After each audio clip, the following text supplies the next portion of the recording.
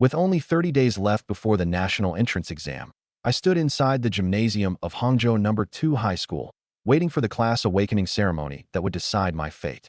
188 years ago, at the dawn of the Peerless Era, the arc of the Peerless descended upon Blue Star and fully merged with reality. Monsters, instances, classes, and equipment stopped being game mechanics and became the laws of the real world. Students of my generation no longer studied the ordinary subjects of the old age. From childhood, we trained in combat techniques and studied monsters and instances. During the final month of senior year, every student had to enter the arc, awaken a talent, and complete a class change. A powerful class meant choices in the entrance exam and in life. A weak life class meant that a person's future would be all but set today. After the principal finished explaining the precautions, mine was the first name she called. I had ranked first in the entire grade for all 3 years. But when I finally stood before the black and white arc, a structure as large as a delivery van, I still could not keep my heart from pounding. Hundreds of pairs of eyes turned toward me at once. Some students applauded.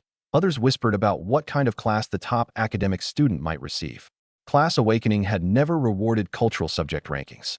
Someone who had always finished at the bottom could draw a legendary class, while someone who earned perfect scores in every simulated battle might end up with an ordinary life class. The school could teach me how to play the hand I was dealt, but it could not decide what cards I received. I straightened the cuffs of my uniform, removed every accessory that might interfere with the teleportation process, and checked my identity bracelet one more time. The less control I had over the outcome, the more important it was not to make mistakes in the details I could control. Yinan, believe in yourself, the principal said, looking directly at me. Once you're inside, stay calm. I thanked her, drew a deep breath, and stepped into the class awakening Arkansas. After a brief sensation of weightlessness, the gymnasium vanished. I landed on a golden platform surrounded by temples floating among the clouds. An ancient voice sounded directly inside my mind.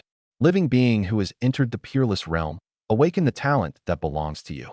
A tremendous power poured into my body. Then the next system notification rooted me to the spot. Congratulations.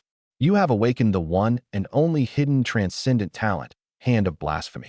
Talents were ranked, from lowest to highest, as C, B, A, S, SS, SSS, Divine, and the hidden transcendent rank that existed only in historical records. Someone with an SS rank talent already had a chance to become one of a city's strongest experts, while a divine talent could support an entire top-tier faction. As for a transcendent talent, I had never heard of anyone on Blue Star who truly possessed one. I immediately opened its description. Hand of Blasphemy.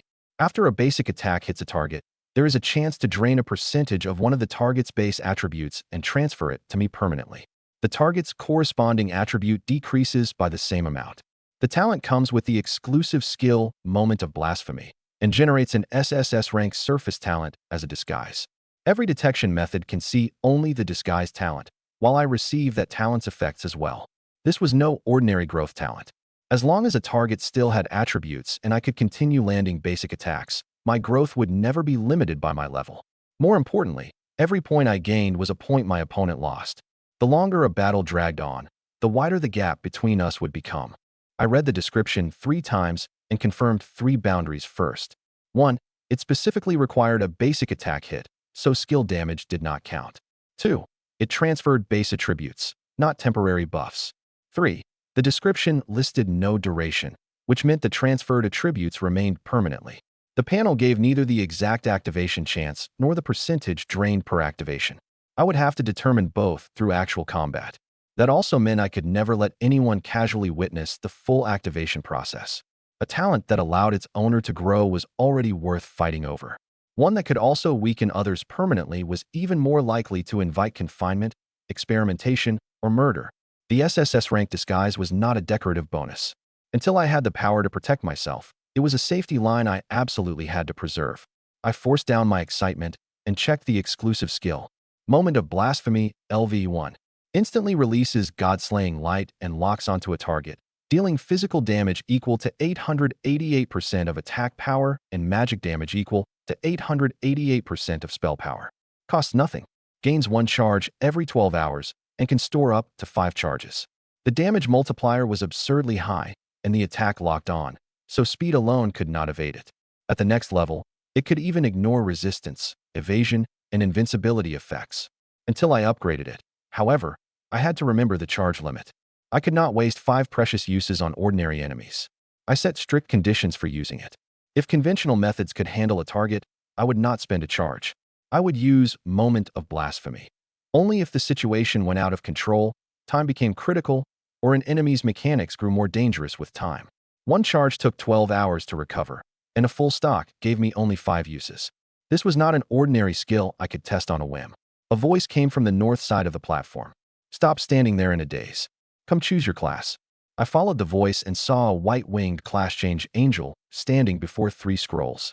The 2 on the sides contained ordinary life classes with limited prospects. The scroll in the center, however, offered the epic combat class, Flame Mage. Classes came in 5 grades: Common, Advanced, Epic, Legendary, and Divine Limit. I did not hesitate. I selected Flame Mage immediately. After the angel raised a hand to confirm my choice, a golden training dummy rose from the center of the platform.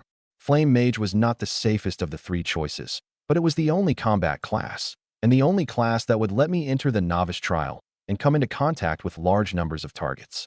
A life class might have offered stability, but it could never unlock the true value of Hand of Blasphemy. My class and talent pointed in exactly the same direction. I had no reason to back down. Every combat class must take the novice trial. You have 30 minutes to familiarize yourself with your skills before the official teleportation. I should have practiced my spells from a distance, but the string of numbers above the training dummies had stopped me. It had more than 100 million health. Health was a base attribute. The dummy could neither fight back nor dodge. It was practically the perfect target for Hand of Blasphemy. I did not attack at once. First, I circled the dummy and examined it. It had none of the usual combat fields such as attack power, mana, or speed. Only a health attribute meant to absorb test damage. It offered only one kind of gain, but the test was safe enough. Even if my talent never activated, I would lose only half an hour. If it did activate, I could verify its most important rule in a place with no witnesses. I tightened my grip on the novice staff the system had given me. Instead of standing at casting range, I walked straight up to the dummy. I raised the novice staff and brought it straight down on the training dummy. The class change angel visibly froze. A mage was supposed to keep his distance and cast spells, yet I was using my staff like a club. She watched me strike the dummy more than a dozen times before finally asking, "Aren't you going to practice Fireball?" I offered no explanation. After my next hit, the notification I had been waiting for finally appeared. Hand of Blasphemy activated. Drained 10 million health from the target. My maximum health shot from 100 to more than 10 million, while the dummy's maximum health dropped by the same amount. The rule had been verified. I immediately picked up the pace. First, I paused for 1 second and checked both sets of numbers. The dummy had started with 100 million health, and the first activation had taken exactly 10 million, 10% of its current attribute. The second activation displayed 9 million, and the third displayed 8.1 million. The rate remained 10%, but each calculation used the target's reduced current base value rather than its original maximum. Under this diminishing formula, a finite number of activations could never reduce the target to exactly 0. The system preserved the final point of health and returned a failure once no further attribute could be transferred. For me, the earliest activations produced the greatest gains, while each later one yielded less. For the target, every activation directly cut another tenth from its survival ceiling. The dummy could not attack and had no other base attributes. Health was the only thing I could take from it, but its health pool was enormous. Even when each activation drained only a percentage of the current amount, my final gain would still be staggering. When the angel saw that I had no intention of casting a spell, she merely reminded me that I would enter the trial automatically after 30 minutes, then spread her wings and left. I sat beside the dummy and swung the staff from the least tiring position I could find. System notifications sounded again and again. The drained amount fell from tens of millions to millions, then hundreds of thousands, while the dummy's health bar grew steadily shorter. At the same time, I recorded the number of hits and the number of activations. The sample remained too small to calculate an exact probability, but the talent clearly did not activate on every strike. In future battles, I would need enough opportunities to land basic attacks. It would not be enough to consider how many attributes a target possessed. I would also have to consider how many low-damage hits it could survive. Over the next half hour, my arm went from sore to numb, and my once neat strikes became erratic. Whenever a system notification sounded, the new number seemed to crush my fatigue beneath it. During the final few dozen seconds, I simply stared at the dummy's remaining attribute and counted down, determined not to waste a single opportunity before the automatic teleportation. As the half-hour approached its end, the dummy had only the 1 point of health that the system forcibly preserved. I struck it again, but the notification said there was nothing left to drain. I opened my panel. My maximum health had become 100,099,099. In other words, I had taken a total of 99,999,999 health from the dummy. My original 100 health had not been overwritten. It had been added to the transferred amount, which was why the final value was not exactly 100 million. That detail also proved that the talent merged the transferred value directly into my base attribute, instead of creating a temporary shield that could be dispelled. I patted the dummy, now covered in dents. Thanks, buddy. The trial difficulties appeared, ranging from easy all the way to the highest option, hero. An ordinary level 1 mage had only around 100 health, while hero difficulty multiplied monster damage several times over. Selecting it was practically suicide, but I now had 100 million health. The survival problem at the heart of the trial was no longer a problem for me. Select hero difficulty. Even when the confirmation button lit up, I ran one final risk assessment. High health did not make me absolutely safe. Instant death, seals, forced failure conditions, and fatal falls could all bypass ordinary damage. However, public information on the novice trial stated that hero difficulty enhanced only damage and bosses. It had no unknown instant death mechanic. Based on the available information, the potential return far outweighed the risk. Before the teleportation began, I used the remaining time to inspect the Flame Mage's core abilities. Ignite was the class passive. After fire damage hit a target, the target would continue taking fire damage equal to 10% of my spell power over the next 10 seconds. Fireball cost 30 mana, took 2 seconds to cast, and dealt single target damage equal to 120% of my spell power. Flame Storm cost 150 mana, took 6 seconds to cast, and dealt area damage equal to 200% of my spell power. Flame Mages excelled at area damage and burst, but they had fragile bodies and poor mana endurance. I had already erased the first weakness with 100 million health. As for mana, once I found a suitable target, I could drain that through basic attacks as well. The 3 abilities had obvious roles. Fireball was for single targets, Flame Storm, 4 groups, and every fire hit applied, Ignite. But the faster my skills killed, the less time I had to steal attributes with basic attacks. Inside the novice instance, I would have to keep switching between clear speed and permanent gains instead of blasting through everything like a conventional mage. The system also generated my surface disguise talent at that moment. Miracle SSS rank. At a certain moment, you will create a miracle. The description contained a single sentence, with no probability, condition, or specific effect. It was vague, but that vagueness made it perfect camouflage for Hand of Blasphemy. From now on, anyone who inspected me would see only miracle. Even if my attributes far exceeded my level, I could blame the anomaly on an SSS rank talent whose effects could not be explained precisely. Besides, the system had explicitly said the talent was more than a disguise. I would receive its real effect too. When it might activate and what it might do remained completely unknown. Disguise complete. All detection results will display the SSS rank talent miracle. The golden platform rapidly receded. A second later, a sea breeze struck my face, and I landed on the shore of an unfamiliar island. The hero difficulty novice trial had officially begun.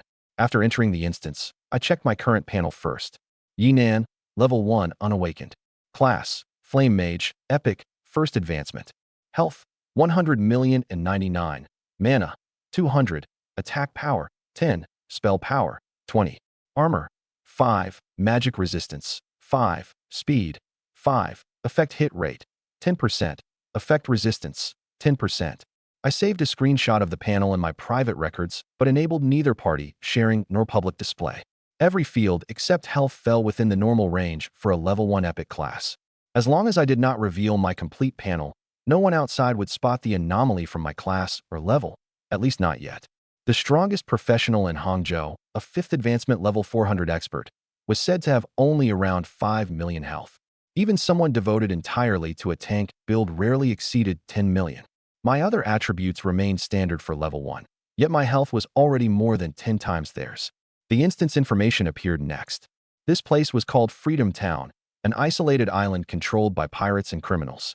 My final objective was to reach the island's center and kill its ruler, the great pirate Shalon. On hero difficulty, ordinary enemies dealt 500% additional damage, bosses dealt 800% additional damage, and challengers received no starting supplies. The mage trial was originally designed to test survival. Challengers had to rely on universal movements such as blink, sprint, and backstep to evade attacks. For anyone else, a single encirclement could mean expulsion from the instance. For me, these monsters were perfect subjects for testing how Hand of Blasphemy drained different attributes. I first followed the coastline and studied the tide, the rocks, and the position of the trees, marking out 3 retreat routes. The sea breeze could mask footsteps, but it would also affect the trajectory of fire spells. Sand made sudden changes of direction difficult, yet preserved enemy tracks. More than 100 million health gave me room for mistakes, but I could not abandon the habit school had drilled into me. Natural greater rifts in the real world offered no resurrection. I could not let my very first instance teach me the bad habit of tanking every mechanic with my health bar. The guide told me to choose either direction and follow the beach. I had walked for less than 5 minutes when 5 knife-wielding pirates surrounded me from the front. Apprentice Pirate, Bronze, Level 1 Health, 40. Hero Difficulty Damage Enhancement, 500%.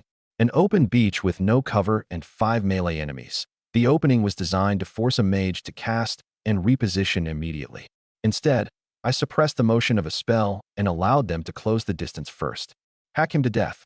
5 blades fell one after another, each dealing 50 damage. I lost a total of 250 health, and the proportion of my health bar barely changed. The world's data laws reduced pain by half, but a blade striking my body still felt real. Once that first barrage confirmed their damage, I felt completely at ease. I also verified another detail. The wounds left only shallow marks on my digitized body. As long as my health did not reach 0, I would not suffer blood loss shock in the traditional sense. The system preserved my basic mobility, but it did not spare me the pain. Even if I could endure the damage, I would still need to prevent repeated pain from disrupting my judgment. Even if they landed a blow every second, they could never exhaust 100 million health before the trial ended. The real thing I needed to control was the damage from my own basic attacks. Each enemy had only 40 health. If I hit too hard, the target would die before I could drain its attributes. I raised my staff and struck the closest pirate, dealing only 3 points of physical damage. All 5 froze for a moment, then burst into laughter. They had clearly never seen a flame mage swinging a staff at point-blank range. None of them noticed that I was watching the system notifications and the changes in their status. The first hit did not activate the talent. Neither did the second. I avoided his vital points and struck the same target with a third blow. Enraged, the pirate raised his knife and prepared to retaliate with a skill. Instead, I smiled. The third blow still dealt only 3 damage. A level 1 staff combined with my 10 attack power was not enough to kill the target prematurely. With 40 health, he could withstand roughly a dozen strikes. These pirates were ideal for estimating the activation rate. I assigned each of the 5 a number in my head and prepared to record every hit and every attribute change so the notifications in a chaotic melee would not mislead me. As long as he could still attack, it meant his attack power, armor, mana, and speed were all available for me to take. Compared with a dummy that possessed nothing but health, these 5 men were complete warehouses of attributes. When the third strike landed, the system finally responded. Hand of Blasphemy activated. Drained 5 mana from the target. My maximum mana rose from 200 to 205. The pirate I had hit had already used / once. He should have had 25 of his original 50 mana remaining, but the drain reduced both his maximum and current mana by 5, leaving him with only 20. He no longer had the 25 points required to cast the skill a second time. He tried twice in succession. When the skill failed to activate both times, his expression changed immediately. I did not rely on his reaction alone. I checked his status bar to confirm it. Those 5 points had not merely been taken from his maximum. His current mana fell at the same time, so starting the fight at full mana did not let him bypass the limitation. If I could reduce an enemy's mana below a skill's threshold in the future, I could shut that critical skill down outright. Tactically, that was far more valuable than merely increasing my own numbers. What happened to my mana? His words alerted the other 4. They stopped laughing and attacked from different directions. Instead of standing still and absorbing every hit, I used the basic footwork I had learned at school to avoid most of their blades, blocking and counterattacking with my staff. My level 1 speed limited my movements, so some attacks still struck me when all 5 closed in. But a few dozen points of damage could cause only pain, not a genuine threat. Every basic attack I landed, on the other hand, had a chance to shift the attribute gap between us. I focused on the target who had already lost mana and controlled both the location and force of every blow. 3 minutes later, his health reached 0. He collapsed and dissolved into experience points. Over those 3 minutes, I landed more than a dozen hits, but the talent activated only a few times. I entered the result into a system note.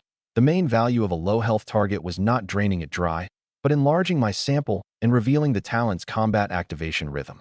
For major gains, I would need targets with higher health, strong regeneration, or some way to reduce my own damage deliberately. Gained 10 EXP. The result also exposed a problem. The enemies had too little health, while my attack power continued to rise with every drain. The later the battle went, the more damage each swing dealt and the fewer opportunities remained for the talent to activate. I adjusted immediately. Instead of attacking the same person over and over, I rotated among the 4 remaining pirates. When one health bar approached the danger line, I left that pirate alone for a while. Anyone who could still use a skill became my priority, since I could try to drain his mana or attack attributes. Another 20 minutes passed before 3 pirates fell one after another.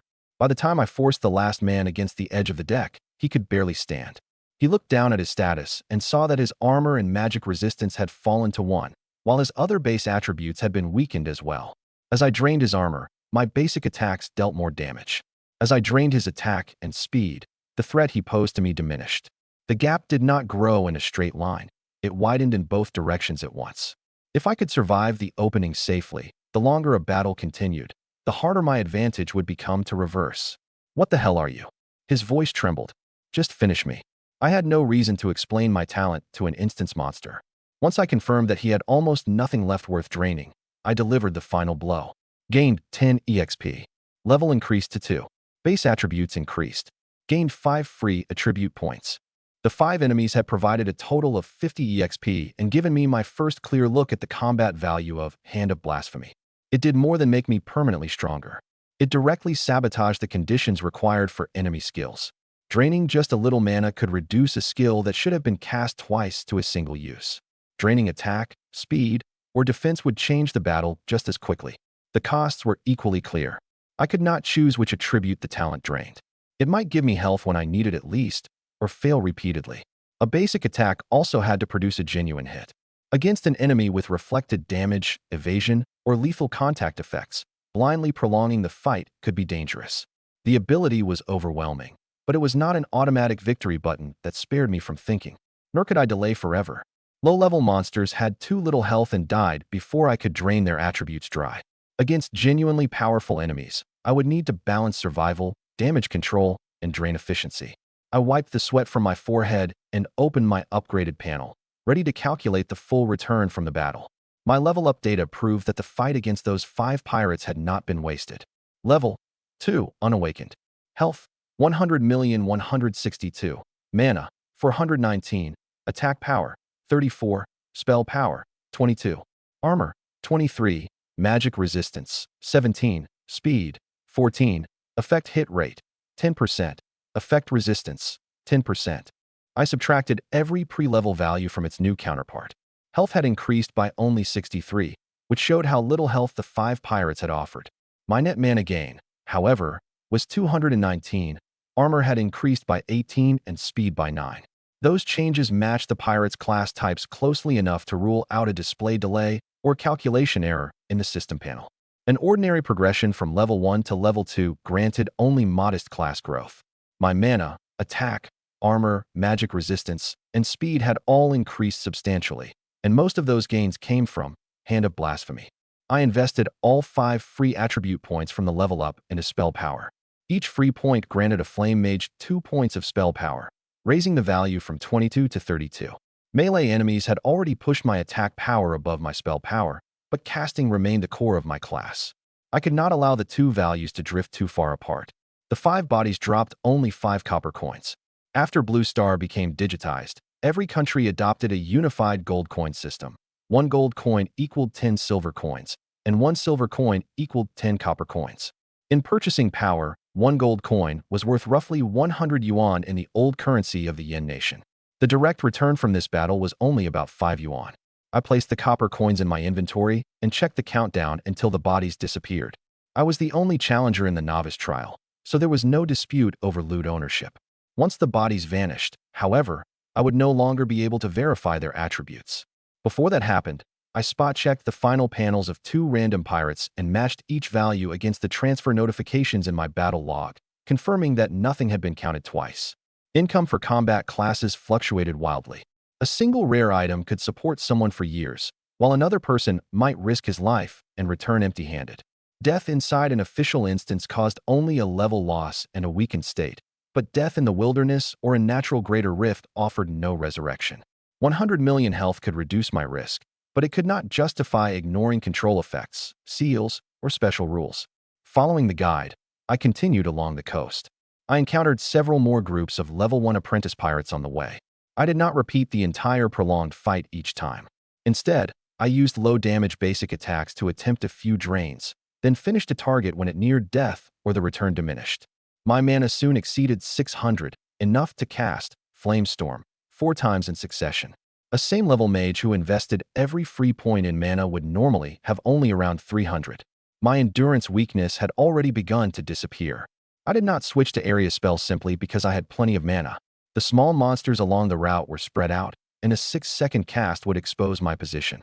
Killing several targets at once would also cost me basic attack opportunities. My sequence remained the same. Inspect health and skills, use low-damage basic attacks to obtain attributes, and end the fight once the returns diminished. The process was slow, but it turned every group of monsters into a reusable data sample. At last, a massive sailing ship appeared on the sea ahead. Stage 1 complete. Reach the pirate ship Freedom. Stage 2. Board the ship and kill First Mate Anderson, a bronze elite. Target is a water mage. Watch the direction of his spells. I climbed onto the deck. The ship was unnaturally quiet. A man in a white sailor's uniform sat with his back to me in a lounge chair, a book still open in his hands. I did not walk directly into the open. Using the mast as cover, I watched for more than 10 seconds. No second life marker appeared on the deck, and no ambush waited at the cabin entrance. The moisture around Anderson was unusually dense, which meant he maintained a water element casting environment even while seated. For an ordinary mage, the safest approach would have been to interrupt him with Fireball before he could react. I, however, needed to let him complete one spell so I could measure the true threat posed by a hero difficulty elite. First Mate Anderson, Bronze Elite, Level 3, Health, 300. Water Control Mage. Second in command of Freedom Town. Hearing my footsteps, Anderson cursed without turning around. Didn't I tell you not to disturb me while I'm reading? What are you studying so intently? I deliberately kept moving closer, searching for a good position from which to land basic attacks at close range. When he turned and realized I was not a crewman, he dropped the book and rose at once. No one like you lives in Freedom Town. Did you come to assassinate the captain? I did not deny it. Anderson faced his palms toward each other and rapidly drew water together before his chest. The system warned that a water spell was taking shape, but I did not retreat. The attributes from the ordinary pirates had already made me much stronger. This level 3 mage possessed far greater spell power and a much larger mana pool. If I could activate Hand of Blasphemy several times before killing him, the return would dwarf everything the smaller monsters had provided. 3 seconds later, a sphere of water formed between his palms. Water Bullet. The water sphere blasted straight toward me. I tightened my grip on the staff and charged into the attack. Anderson's water bullet struck me head-on and burst on impact. Took 182 water damage. Afflicted with the negative status, Soaked. Spell power reduced by 5% for 5 minutes. I checked my panel immediately.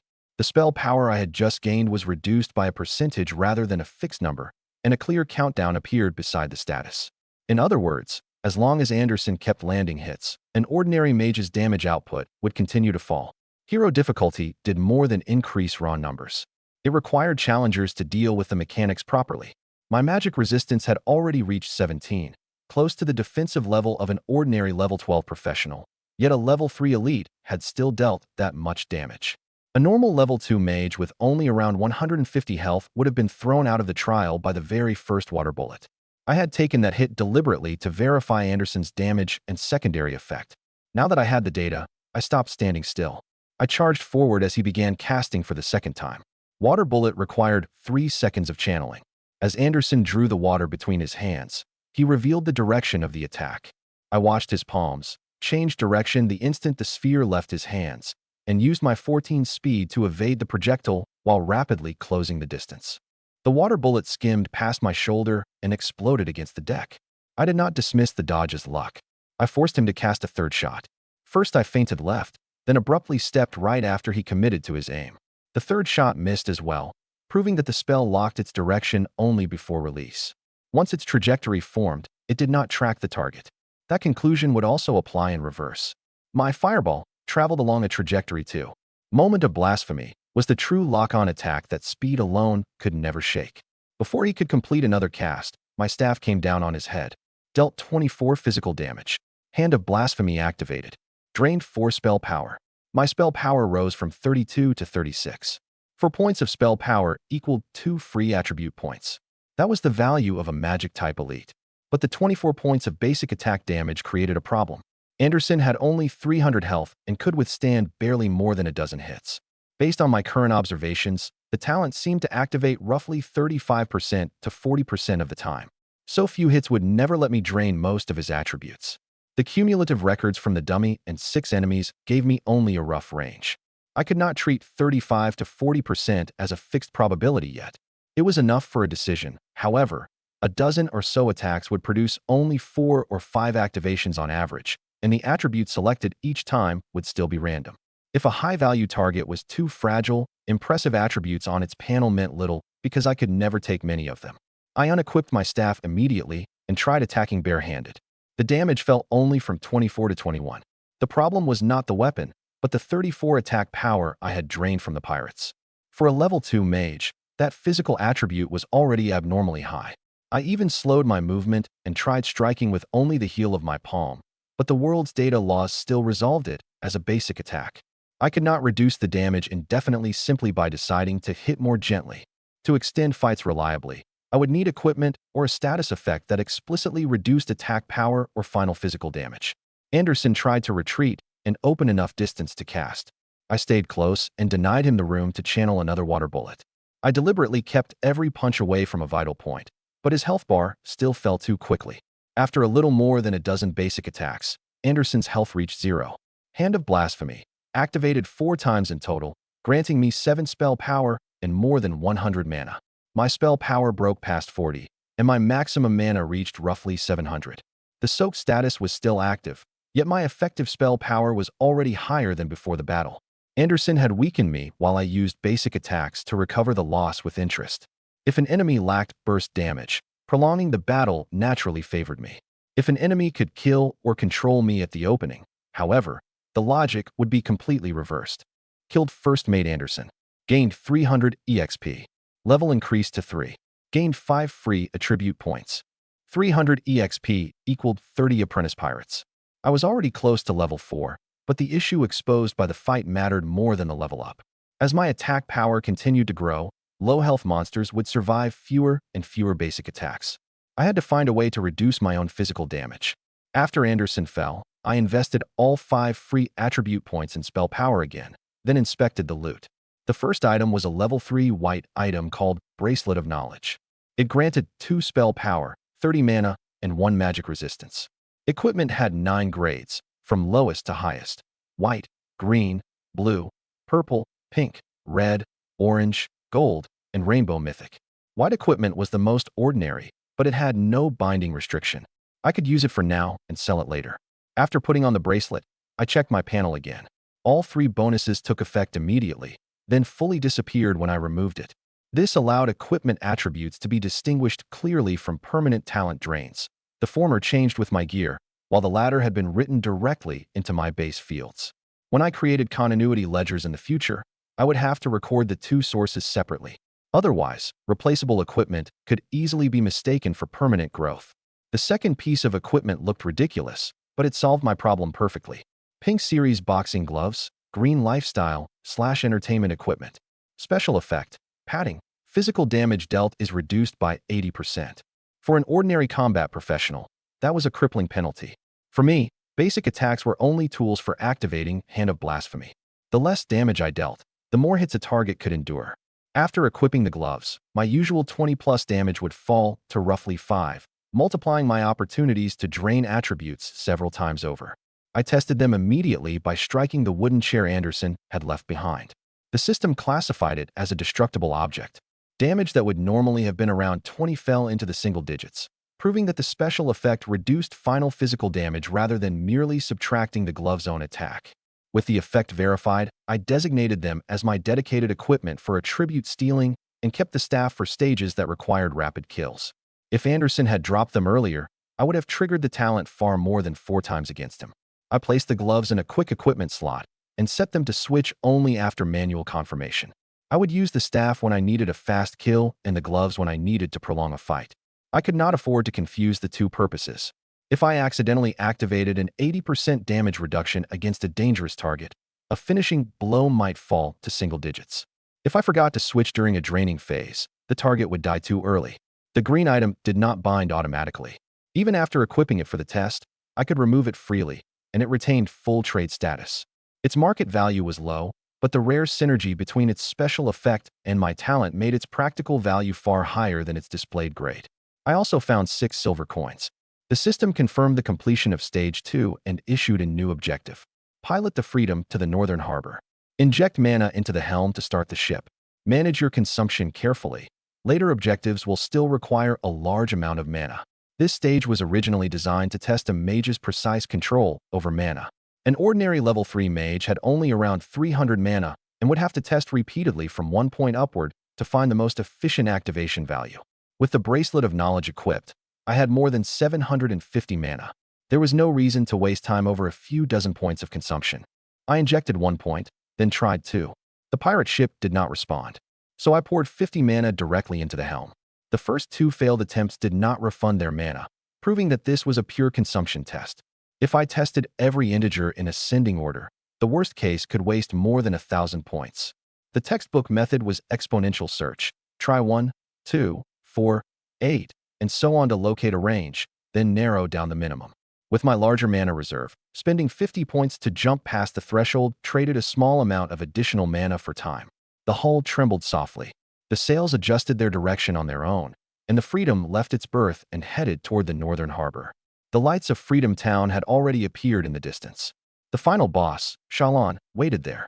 Before meeting her, however, I still had to deal with hundreds, perhaps thousands, of pirates and criminals inside the town. As soon as the Freedom reached the northern harbor, the stage for objective appeared. Use the ship's cannons to attack Freedom Town and eliminate every trash monster. The cannons require a large amount of mana. Targets killed by cannon fire grant no experience or loot. Standing on the deck, I looked down over the town. Campfires and oil lamps illuminated tightly packed buildings. Nearly 1,000 level 2 pirate sailors and fugitive criminals had gathered inside, along with 3 bronze elites, the second mate, third mate, and bosun. I used basic inspection to sample the 2 ordinary enemy types. Pirate sailors had 60 health and specialized in melee combat, while fugitive criminals had 55 health and simpler skills. All 3 elites were also physical fighters, with none of Anderson's ranged control. Unless they possessed forced stuns or damage based on a percentage of my health, their numbers alone would be difficult to convert into a fatal threat. Numbers did create 2 other risks. A crowd could trap me and remove all room to move, while continuous pain could slow my judgment. I therefore set an exit condition. If any sustained control effect appeared, or if my health loss exceeded 100,000 per second, I would retreat to the ship immediately and use the cannons. The system had offered the safest solution, but not the most profitable one.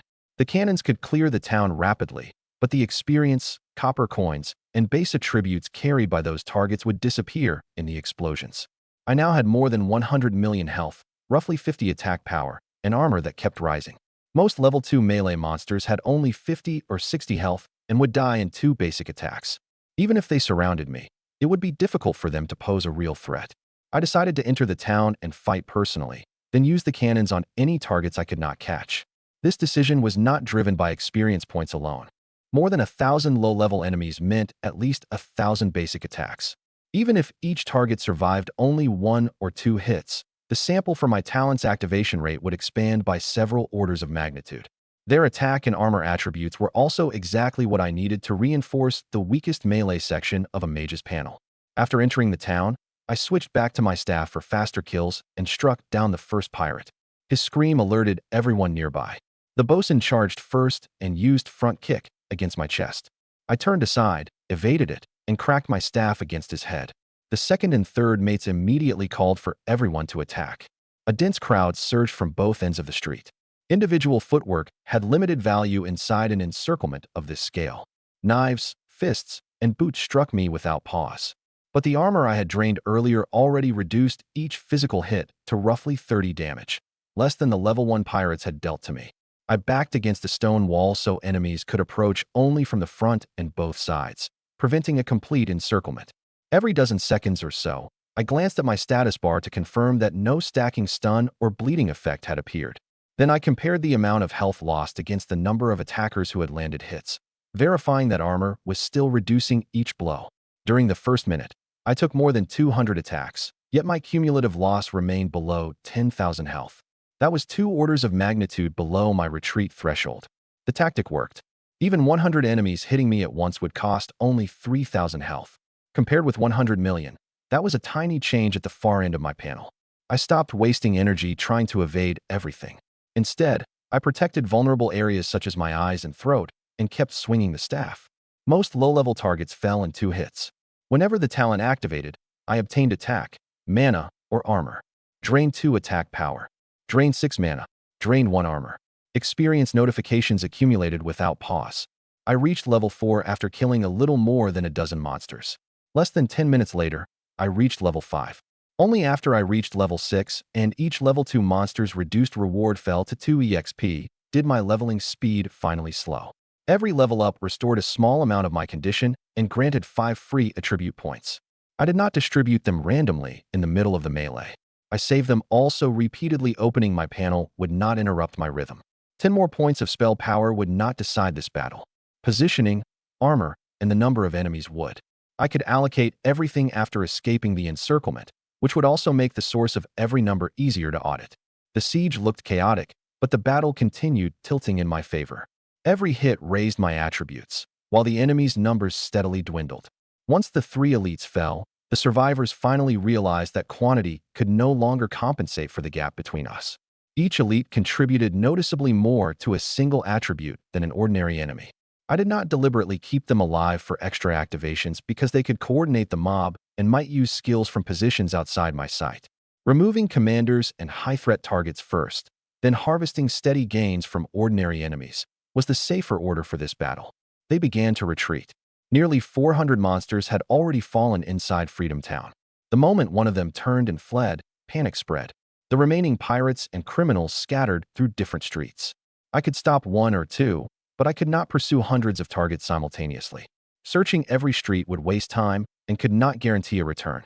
Since they had abandoned the encirclement on their own, I could only use the system's original solution. I returned to the Freedom and injected mana into the cannon system. Each shot cost 25 points. After paying the cost to pilot the ship, an ordinary level 3 mage could have fired only a dozen or so rounds.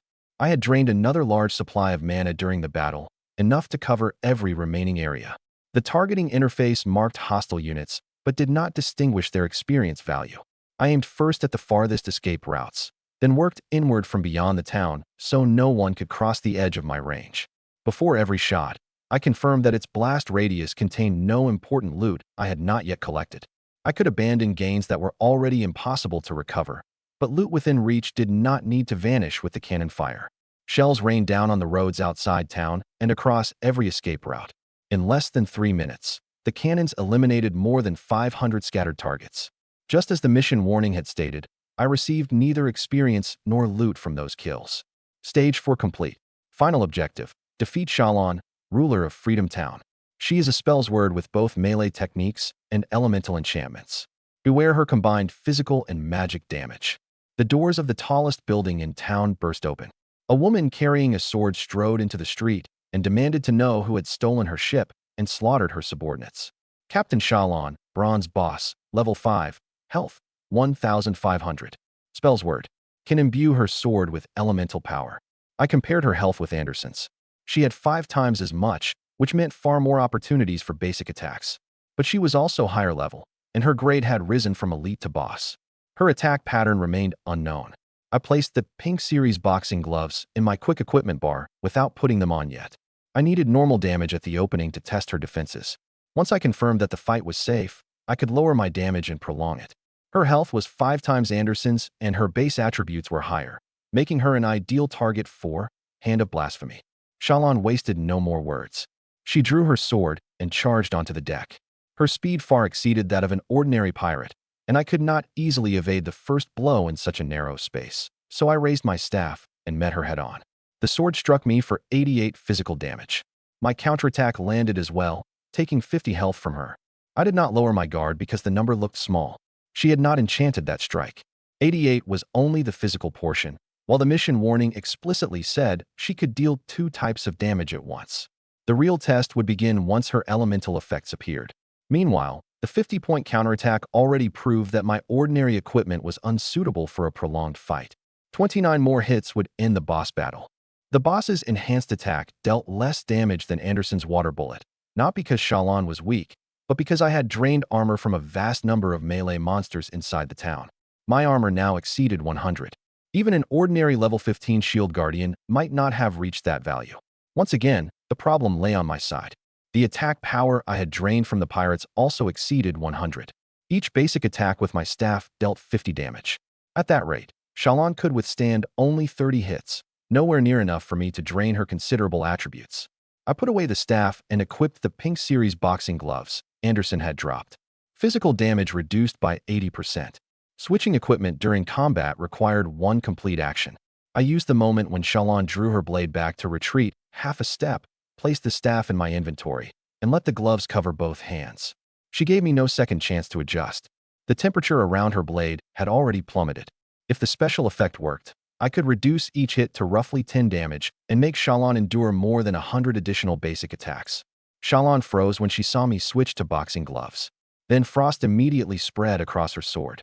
Her first strike dealt 88 physical damage and 206 ice damage at the same time, while applying chilled speed reduced by 10% for 60 seconds. All 3 results matched the mission warning perfectly. Armor reduced only the physical portion, magic resistance handled the ice portion separately, and effect resistance had failed to prevent chilled. Against an ordinary level 6 mage, the first blow's nearly 300 damage would have erased most of his health. The speed reduction would then make every later attack even harder to evade. Immediately afterward, she switched the enchantment to fire.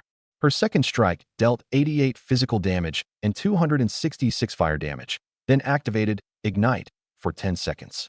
A single attack resolved physical damage, elemental damage, and a negative status simultaneously. That was the true threat posed by a bronze boss. I recorded the difference between the 2 enchantments. Frost dealt less damage but restricted speed.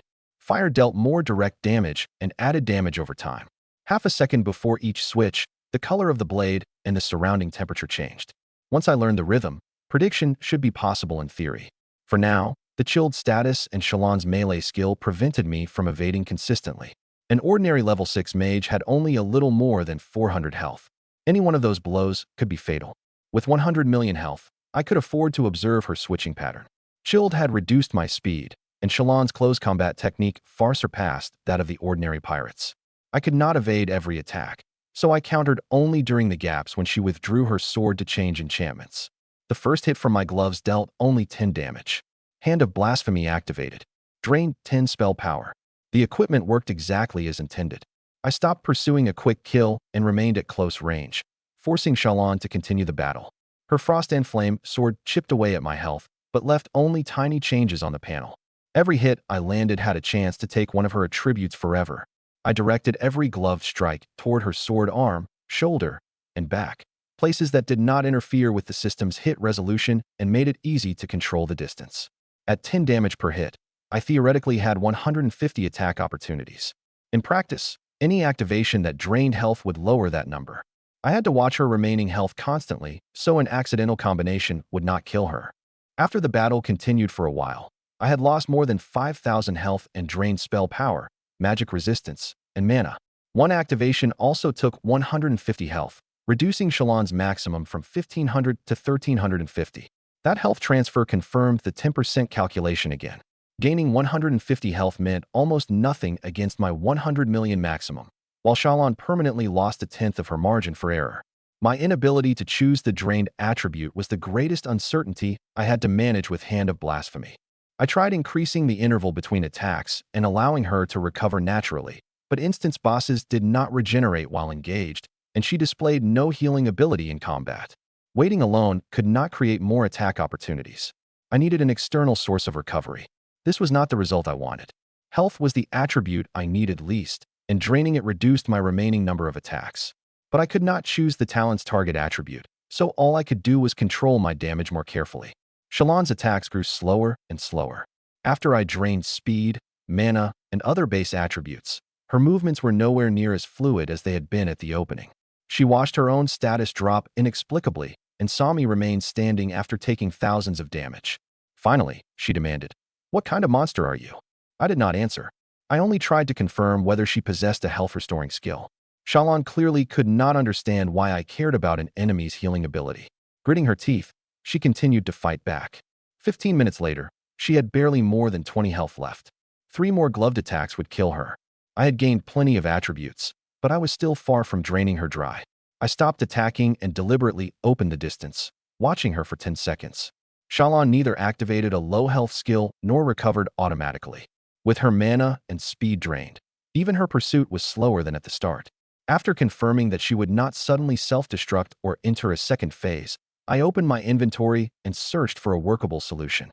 She had no healing skill, but I had received 10 novice health potions after my class change. Each restored 50 health, and nothing in their description said only the challenger could drink them. I took out one bottle and stopped in front of Shallan. Together, the 10 potions could restore 500 health.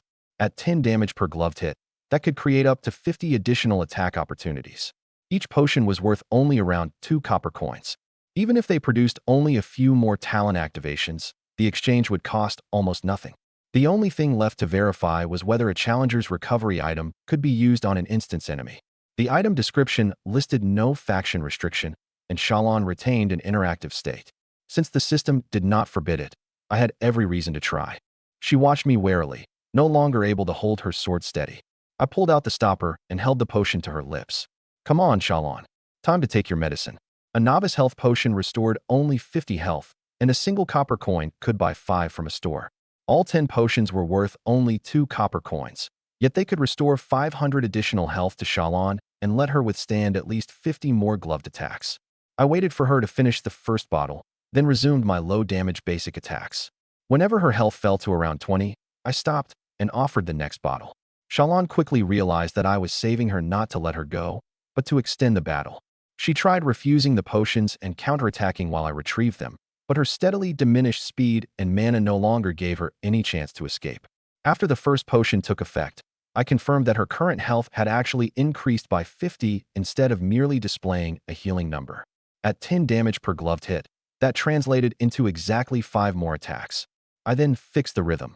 Stop when her health approached 20, step back and observe her status, then use the next bottle to restore her. This prevented an accidental kill and guarded against any unknown mechanic that might activate near death. As I drained more attributes, both the damage of Shallan's sword and the speed of her movements fell. At first, I still needed to shield vital areas with my arms. Later, I could clearly see the wind-up before every enchantment change. The longer the battle continued, the less dangerous it became. Each cycle made it easier to control. Once all 10 potions were empty, I delivered the final blow. When the 50 health from the last bottle had been exhausted, I stopped for another 2 seconds. The 10 healing entries in my system notes added up to exactly 500, with no omissions or overhealing. Only after I confirmed that my inventory contained no recovery items and that most of Shallan's valuable attributes had been drained did I end the battle with one final basic attack. Killed bronze boss Shallan. Gained 3000 EXP. Level increased to 7. Gained 20 free attribute points. The 20 points in the notification were not a bonus from a single level up. The system had summarized the free points accumulated across 4 levels. I had gone from level 3 to 4, 5, 6, and 7, receiving 5 points each time for a total of 20. Only by separating the sources could I make both the level ledger and the attribute ledger balance. Shallan was not the sole source of the experience that carried me from level 3 to 7. Nearly 400 small monsters and 3 elites inside town had also contributed heavily.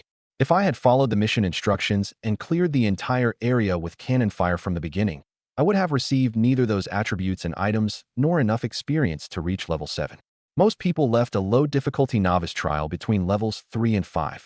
Reaching level 6 was already rare. I would leave at level 7 while wearing a title that increased experience, so my leveling lead would continue. I invested all 20 free attribute points from the 4 level ups into spell power for an increase of 40, then checked my final panel. Before allocating them, I saved a copy of my naked panel, then added the points one at a time. For a flame mage, every free attribute point consistently converted into 2 spell power. 20 points produced 40, with no class growth or equipment bonus mixed in. This conversion would govern all future allocations, so I needed to establish the accounting rule correctly from the first time.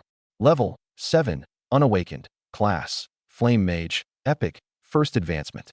Health, 100,002,350.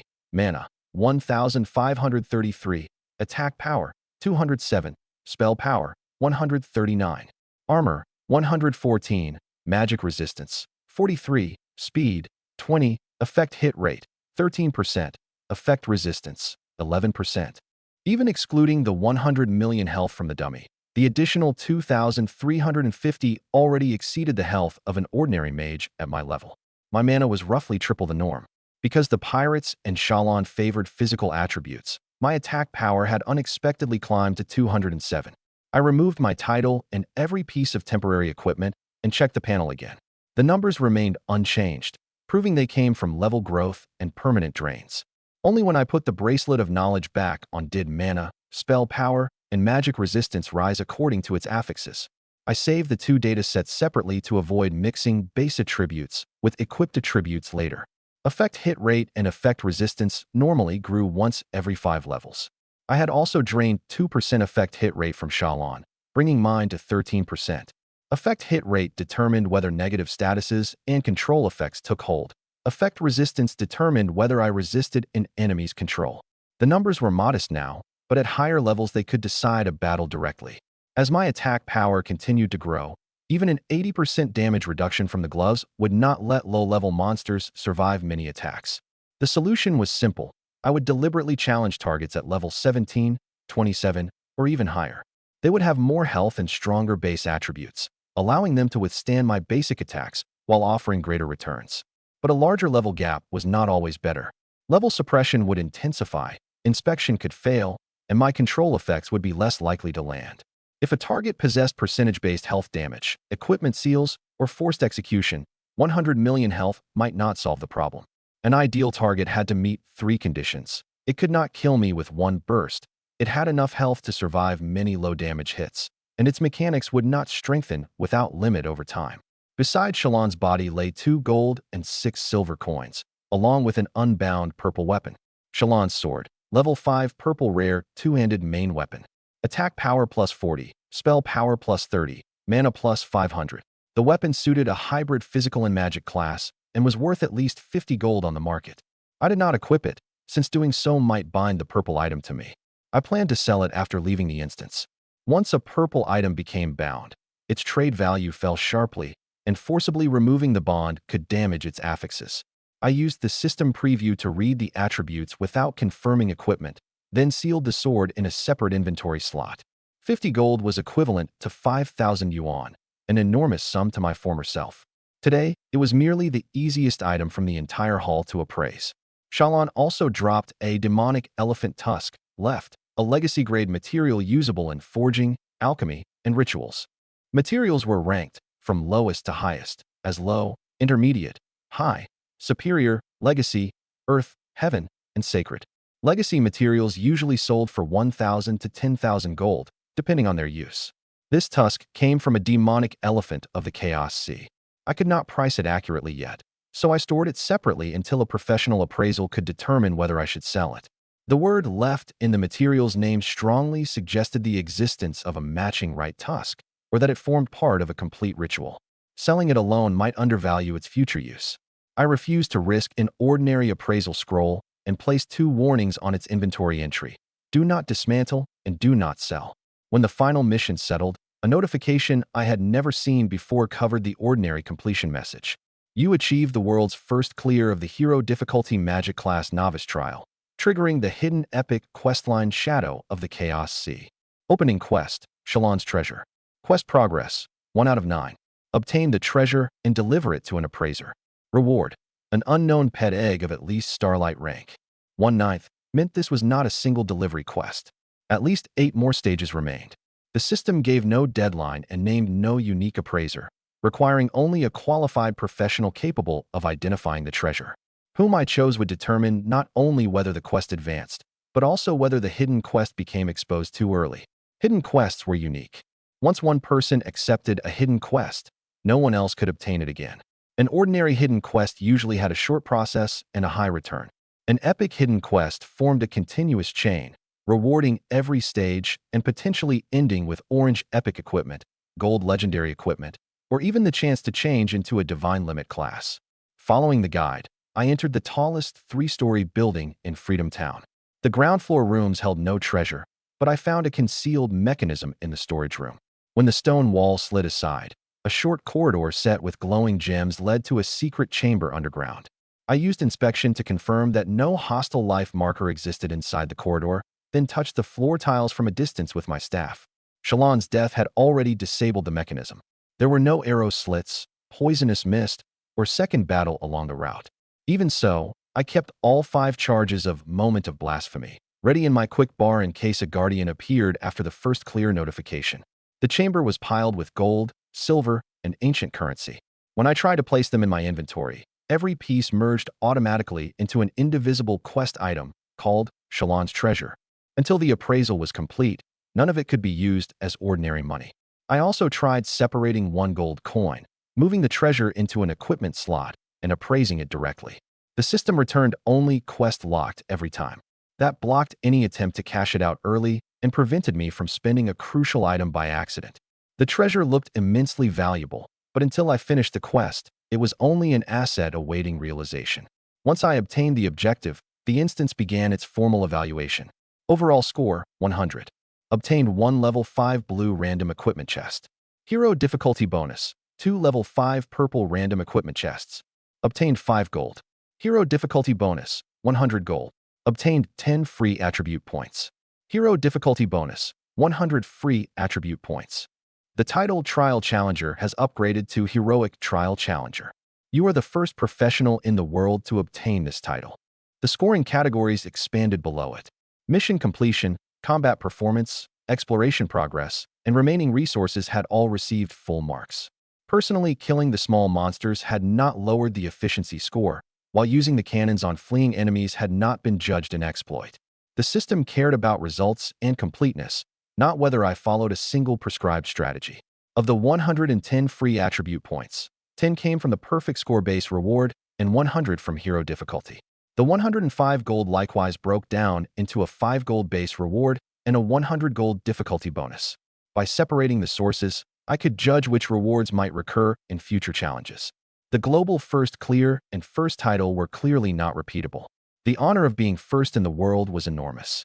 What truly changed my position, however, were the title's attributes, the 110 free points, and an epic questline promising a pet egg of at least Starlight rank. The Novice Trial offered 10 difficulty tiers. Scores of 40, 50, 60, and 80 unlocked an equipment chest, gold, free attribute points, and a title in sequence. The previous public record had reached only King difficulty, where the reward was the pink title, King's Trial Challenger. My first hero clear pushed the title 1 grade higher. Heroic Trial Challenger, red excellent title. Equipable at level 1. Bound to Yinan. Health plus 2000, mana plus 1000, armor plus 100, magic resistance plus 50. Adaptively grants either 200 attack power or 150 spell power. Heroic Presence. Before completing the first awakening, EXP gained is increased by 10%. The title automatically selected the more beneficial spell power. When I equipped it, golden radiance and a starry staff emblem unfolded above my head, followed by the words Heroic Trial Challenger. I could hide a title's appearance while retaining its attributes, so I disabled the effect immediately to avoid attracting unnecessary attention when I left the instance. I checked my panel with the title visible and hidden. Every attribute remained identical, proving that only the visual effect had been disabled. Inspection could still reveal the title's name, but only to someone who actively examined me. In an ordinary crowd, that was far safer than leaving the world's only golden title glowing over my head. I also tested the title's adaptive attribute by switching it once. My current magic build offered the higher return, so the system supplied 150 spell power. If attack power became my primary attribute later, the title could convert to 200 attack power, but it would never grant both at once. My continuity ledger had to record the current selection, not add the two values together. I checked the bound status as well. A red title could not be traded, discarded, or stolen through an ordinary equipment removal effect. A death penalty might temporarily lock the title slot, but ownership would not change. Its global uniqueness therefore belonged to the first person to obtain it, not to a prize that could be resold. Heroic Presence increased experience by 10% only until my first awakening and would deactivate automatically afterward. The best use was not saving a few same-level monster kills, but completing as many high-return, above-level instances as possible before the level 49 cap. That deadline gave me even more reason to fill every day of the next month with training. The Arc of the Peerless used fixed slots for ordinary equipment, including main and offhand weapons, head, chest, legs, hands, feet, waist, shoulders, ring, necklace, bracelet, and title. Normally, only one item could occupy a given slot. The treasure slot was the exception. As long as someone possessed suitable items, there was theoretically no limit to how many treasures could be stacked. That was why treasures sold for far more than ordinary equipment of the same grade. I opened the blue random chest first and received a level 5 cloth item, classical hood, health plus 80, mana plus 40, spell power plus 5, armor plus 5, and magic resistance plus 8. Before I opened it, the system made me confirm that the reward would remain locked at level 5 and would not grow with my character if I delayed. Since hoarding the chest offered no appreciation, I opened it on the spot. The randomized elements were the equipment slot and affixes, not the quality. A blue chest always produced blue equipment, while both hero bonus chests would produce purple equipment, exactly as the settlement description stated. The hood did not occupy my title or weapon slot, nor would equipping it affect the unbound status of my purple items. I made it the only piece of armor I actually wore. From then on, any panel containing those 5 bonuses would be marked equipped state, so the 80 health and other values would not be miscounted as permanent drains. It had 5 base attributes and was a solid piece of transitional blue equipment, worth roughly 15 gold. Blue items generally sold for 3 to 12 gold. Only those with excellent numbers and affixes exceeded 20. The hood had no binding restriction, so I could use it now and sell it later.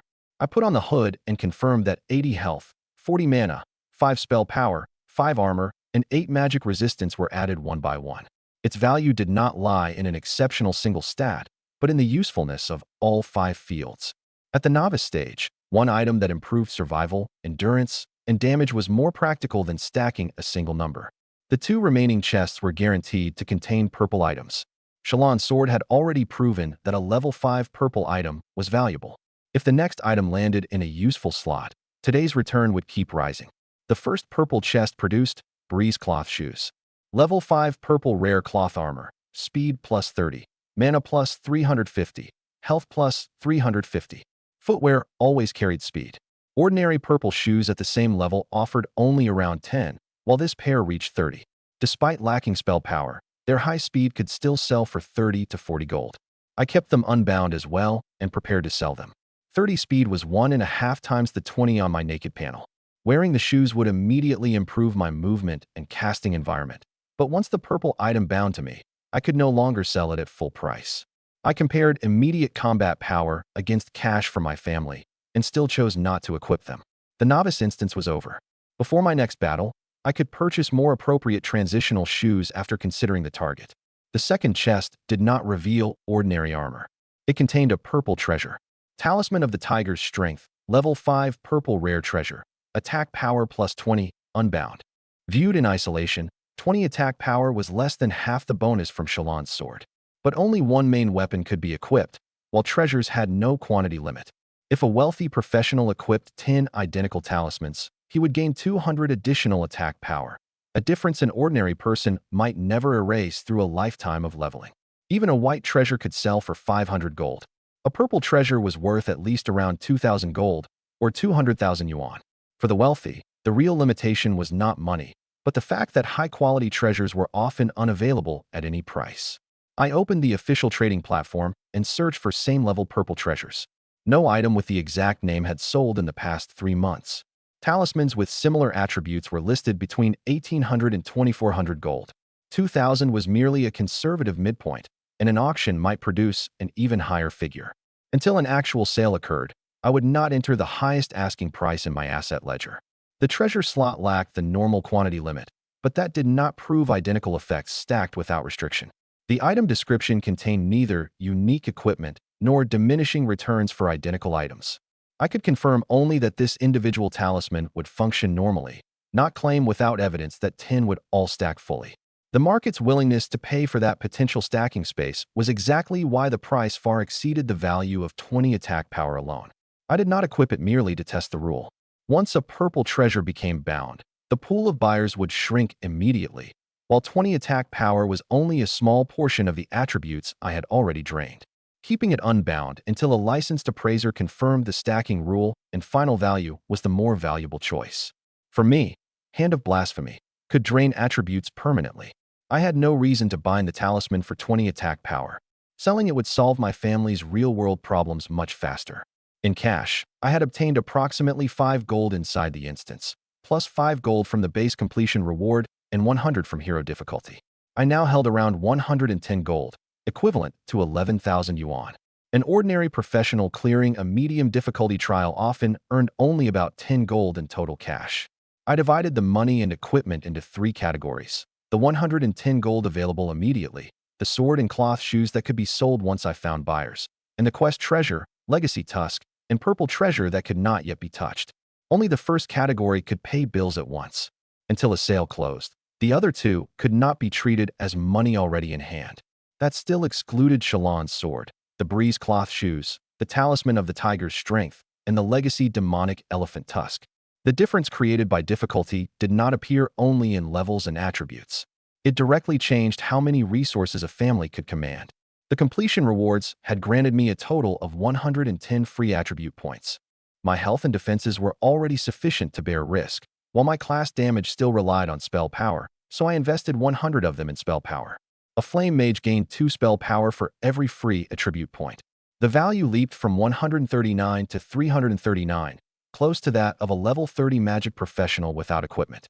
I would allocate the remaining 10 only after considering my post-instance equipment and next objective, so I held them in reserve instead of spending them hastily.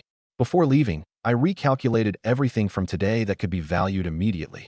Shalon's sword was worth around 50 gold, the breeze cloth shoes around 30, and my cash 110, for a subtotal of at least 190 gold. The talisman of the tiger's strength was worth around 2,000. And even a conservative price for the demonic elephant tusk exceeded 2,000. Their total value was at least 4,000 gold, equivalent to 400,000 yuan. 400,000 yuan could not erase every debt my family owed, but for the first time it was enough to change our situation materially. Those figures were all conservative and excluded any future rewards from the epic questline. In the past, every medical expense forced my family to deliberate again and again. For the first time, I had a genuine choice. Repay the most urgent debts first, or preserve capital to buy equipment and accelerate my growth. Either decision could change the road ahead. When I was 10, my father challenged a greater rift as a level 260+ professional with 5 awakenings and 3 advancements. He survived his severe injuries but lost the ability to fight. From then on, my family lost its primary income and inherited enormous debts from his treatment and the accident. My mother used her life class to cover our expenses while paying for my schooling and enduring pressure from relatives and creditors. I had remained first in my grade for 3 years because I wanted a promising combat class and the ability to share that debt as early as possible. An epic flame mage already promised a good future, but the power that let me crush a hero instance was Hand of Blasphemy, the talent I could never disclose. My father's condition after the accident was unstable. At times, he could not even recognize the people around him.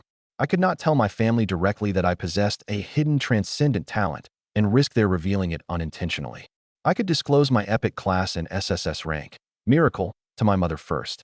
With my father, I would wait until he was lucid and no one else was present before deciding whether to say more. I had also obtained the unique red title and an epic questline. The very first stage promised a pet egg of at least starlight rank. Pet grades began with bronze, silver, gold, platinum, and starlight, followed by king, peerless king, glorious king, legendary king, emperor, and deity. A professional normally needed to be above level 200 even to qualify to capture a starlight pet, and an egg of that grade often sold for more than 100,000 gold. Once I completed the appraisal, I might obtain a companion of that caliber at level 7. I confirmed my inventory and quest status, then chose to leave the instance. After a brief darkness, my body took shape again inside the school gymnasium. The moment the teleportation finished, I checked the time. More than 2 hours had passed inside the instance, and the class awakening ceremony in the gymnasium was still underway. The system had not sent me to a separate exit, which meant every reaction from this point forward would occur in front of my classmates and teachers. Before stepping beyond the arc's boundary, I confirmed once more that the title appearance was disabled, the purple equipment remained unequipped, and the quest notifications were private. The area was filled with students who had just completed their class changes. Some excitedly discussed their new classes. Others had already slipped away. I had hidden the title effect completely. Nothing in my appearance revealed that I had just broken a world record. The school's identity bracelet displayed only my basic registration, Epic Flame Mage, talent pending school verification.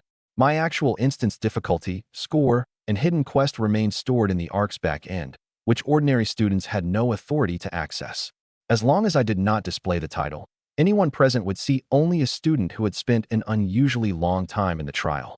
An excited shout came from a classmate nearby. "Did you hear? Su Lingming, one of the 4 campus bells, received an epic class and awakened an SS rank talent." I looked toward the voice. The first disturbance of my life back in the real world had already begun. The moment I stepped out of the arc, I heard several boys from my class talking about Su Lingming. She had consistently ranked among the top 10 students in our grade and was second in our class. Today, she had changed into the epic class, Frost Mage, and awakened the SS rank talent, Icy Bloodline. At any high school, that combination was enough to place her on the priority development list. Icy Bloodline, increased ice damage and the reliability of chilled type effects, matching the Frost Mage's direction perfectly. A class and talent of the same element were rarer than 2 high-ranked but unrelated abilities. She had scored above 90 on adventure difficulty in her very first trial. That result reflected more than her panel. Her combat training was clearly solid as well. The boys soon turned the conversation toward me. After seeing that I had taken 2 hours to return, they concluded that I had received a poor talent and failed inside a high-difficulty instance. Their voices were filled with barely concealed satisfaction. Failure in the novice trial did not cause real death, but it did force an early exit and leave a failure on the record. Most students finished within 30 minutes to an hour. Taking more than 2 hours usually meant the challenger was stuck at one stage or had selected a difficulty far beyond his ability. Without knowing what I had experienced, their inference was not entirely baseless. They had merely stated an inference as fact. Su Lingming did not laugh with them. She walked out of the crowd and asked me directly about my class change result. "I heard you're a Frost Mage?" I confirmed her news first. She nodded, unable to hide her pride. "Epic class, SS rank, Icy Bloodline. I cleared adventure difficulty with a score above 90, and I received Adventure Trial Challenger." The purple title effect unfolded over her head, proving the result was genuine. She then stared at me, plainly more interested in what the rival who had outranked her for 3 years had achieved. "I received an Epic Class 2, Flame Mage." I paused and concealed my true talent. The detection result was the SSS rank, Miracle. I displayed only the surface information the school would inevitably verify later. An SSS rank talent was enough to explain abnormal growth without exposing a mechanic like permanent attribute draining, which would alarm every faction. The description of Miracle was deliberately imprecise. The more anyone pressed for details, the more they would receive nothing but the official words. "At a certain moment, you will create a miracle." Su Lingming's expression turned serious at once. Once she considered the 2-hour instance time together with an SSS rank talent, she naturally guessed that I had selected a high difficulty. "Then did you clear warrior difficulty?" "Hero."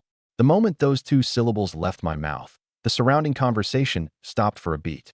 Hero was not merely slightly harder than adventure. It was the maximum trial tier, one the public record had never conquered. Even with an epic class and SSS rank talent, my answer exceeded what they considered a plausible result. The school arc would have a complete record, so I had no reason to conceal the difficulty. Several boys nearby approached as though they had heard a joke. They knew that even prodigies with divine limit classes and divine talents had failed hero difficulty in the past, so they assumed I was bragging.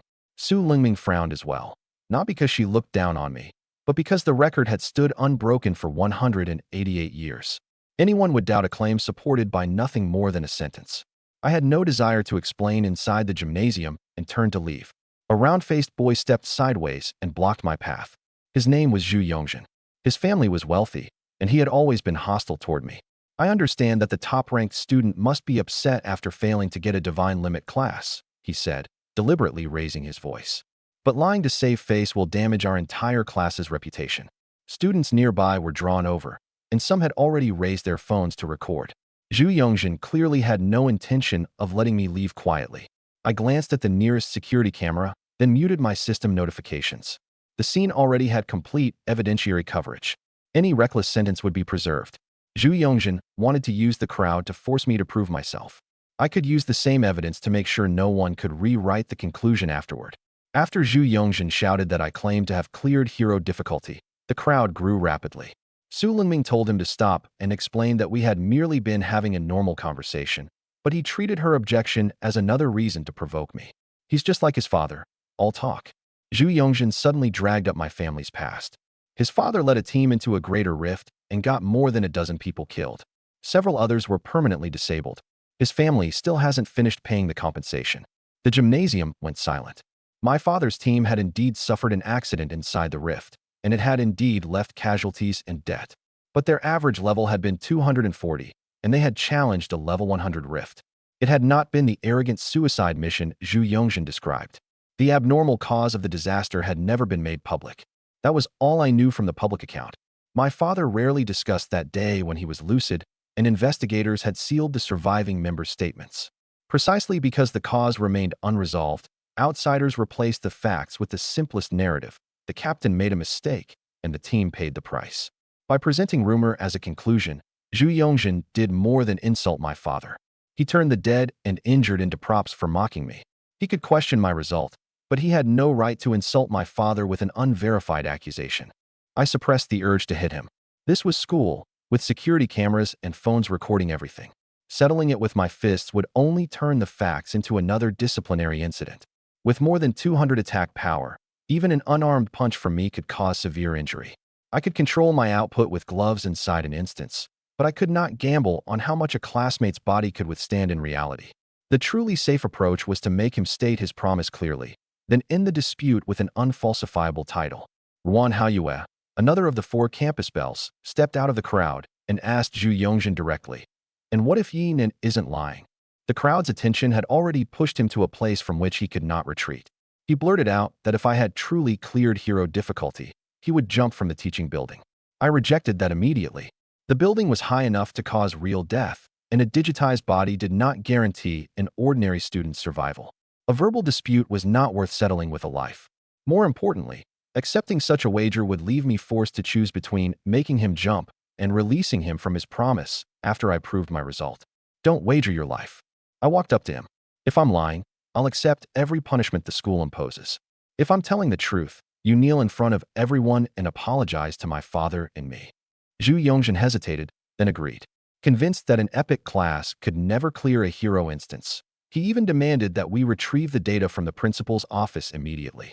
I had the 2 nearest phones record every condition in full. If I had lied, the school would punish me for falsifying a result. If my claim was true, he would kneel publicly and apologize for slandering my father. There would be no vague, "I was only talking," and no dangerous clause about jumping from a building. Only after Zhu Yongjin confirmed the terms again on camera did the wager take effect. Ruan Haoyue also suggested checking the ARC's records. That was the most authoritative proof, but there truly was no need to make everyone run to the administrative building. There's no need for all that trouble. I raised my hand and opened the title menu. The system asked me to confirm a second time that I wished to reveal a hidden title. I displayed neither my character panel, talent, nor equipment. I selected only the visual effect of Heroic Trial Challenger. I would disclose exactly as much information as the proof required, no more. That was the boundary I had set before leaving the instance. There were 2 ways to prove a trial result. The school could retrieve the difficulty, completion time, and score, or the challenger could display the corresponding title awarded only at a score of 80 or above. The moment I disabled concealment, golden light enveloped my body. An exclusive melody sounded through the gymnasium, and a deep blue star field with a staff emblem unfolded above my head before condensing into 5 unmistakable words. Heroic Trial Challenger. An equipped title could not be forged. Even someone unfamiliar with its visual effect could use basic inspection on me and confirm that it was a bound red excellent title. Several teachers used their school-level inspection authority one after another. Every result showed the same information. The title was bound to Yi Nan, originated from the Hero Difficulty Magic Class Novice Trial, and had been obtained today. Student phones could see only the name and grade, while the teacher's verification supplied the origin.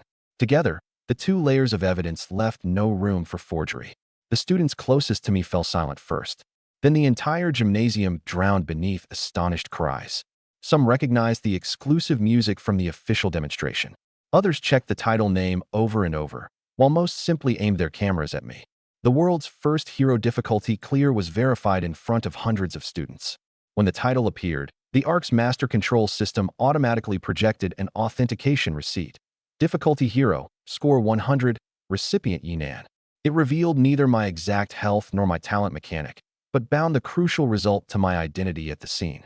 Even someone who claimed a video effect could be faked had no explanation for the signed data simultaneously generated by the master system. I asked the nearest teacher to save the receipt to the school's records, then requested that the surrounding students stop approaching the Arkansas. Other students were still waiting for their class changes. My proof could not occupy the entire ceremony area or allow the crowd to press against the teleportation equipment. I did not leave the effect active for long. Once the golden light had been recorded clearly, I disabled it to stop the crowd from pushing forward. In those few dozen seconds, the video had already been forwarded to several class group chats. Even if one copy were deleted, original recordings from other angles would remain. Su Lingming put away her purple Adventure Trial Challenger title and stared at the golden words over my head in silence. She recovered quickly and asked only one question. What did you do in there? I chose the right tactics and had a little luck. I did not explain the secrets of my 100 million health or attribute draining. That statement was not a lie. Selecting hero difficulty, exploiting the dummy, lowering my basic attack damage, and giving potions to Shalon were all tactics. Awakening, Hand of Blasphemy, was undeniably luck no one else could reproduce. I had simply declined to separate the two parts for her. Wan Haoyue reacted differently. She seemed to have heard part of the news already. After the initial surprise, she immediately confirmed my name and class, then deliberately moved beside Zhu Yongjin and reminded him to fulfill his promise. I later learned from her that the Wan family had information channels at the provincial level. After she completed her class change, her mother had called to say that a student from No. 2 high school had broken the hero trial record and urged her to meet me as soon as possible. That was why she had been willing to step forward. At the time, she did not use her family's influence to pressure anyone. She treated the vague information she had received only as a lead requiring verification. Her suggestion to check the ARC's records also showed that she had not believed me blindly. That approach was more worth remembering than simply joining whichever side the crowd favored. Zhu Yongjin had made no such preparation. He stared at the title as the color gradually drained from his face. Several boys who had stood beside him quietly stepped back, as though they had played no part in the earlier ridicule. I disabled the title effect, and the music stopped. The supervising teachers used the moment to move the crowd behind the safety line so the class change queue could continue. I reset the title to hidden by default and checked my public panel. The school could see my class and miracle, but Hand of Blasphemy, my true health, and the hidden quest remained concealed. The gymnasium became quiet again. There was no need for the principal's office and no room left for argument. Every eye rested on Zhu Yongjin. The surrounding students began demanding that Zhu Yongjin honor the wager. Unable to withstand the pressure, he finally dropped to both knees, then tried to dismiss his slander as a joke between classmates. Yi Nan, we're in the same class. Just take it as me saying the wrong thing. Su Lingming shot back coldly. Why didn't you remember that you were classmates when you exposed someone else's wounds in public? I did not care whether he knelt, and I did not want the conflict to become a public humiliation performed for the crowd. I demanded only one thing. Apologize to my father. Zhu Yongjin looked up as if he had misheard me. You can question me, but you insulted him with unverified claims. Apologize. Now. He glanced at the students who were still recording, finally lowered his head, and admitted that he should not have twisted the Greater Rift accident into a story about my father's bragging getting people killed. Then he said he was sorry several times. I made him state both the target and the falsehood completely. A vague, I was wrong was not enough. Zhu Yongjin finally admitted that he possessed none of the accident investigation materials and did not know what had actually happened inside the rift. His claim that my father had killed his teammates was merely a rumor he had heard. That clarification entered the video together with his apology, which would at least prevent the same rumor from spreading further through him. I did not demand that he keep bowing his head to the floor. My father's reputation would not be restored by humiliating a classmate. The public recordings had preserved both the slander and the apology. If the school pursued the matter, it could act on the evidence. Nor did I announce that I forgave him on the spot. Whether I accepted the apology was my choice. Whether the school found that he had violated discipline belonged to a separate procedure.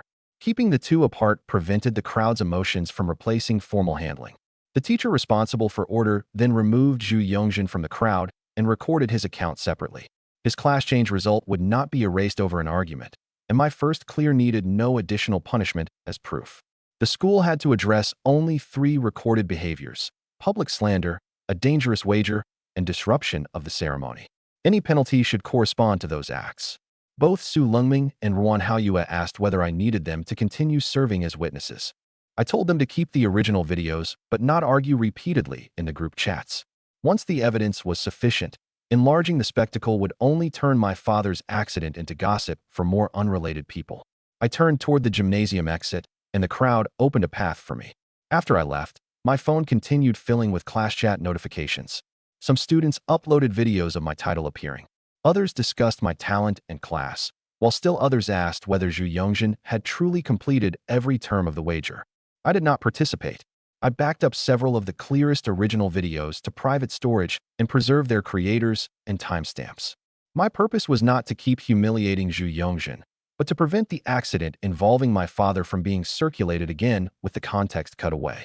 Once the evidence was preserved, there was no need to repeat the argument endlessly. The most important thing today was not embarrassing Zhu Yongjin. I needed to process my loot, confirm a secure appraisal channel for the hidden quest, and take the news home. As I stepped out of the gymnasium, I received another friend request from Ruan Haoyue. The note contained only one sentence. She knew a reliable high-level appraiser. The note addressed exactly the problem I needed to solve. Shalon's treasure required appraisal, and the legacy demonic elephant tusk needed a professional valuation. An ordinary shop might lack the ability and might also expose the unique quest to people who should never know about it. I did not send her any item details yet. I accepted the request and replied, "We'll speak in person later." The message made me pause.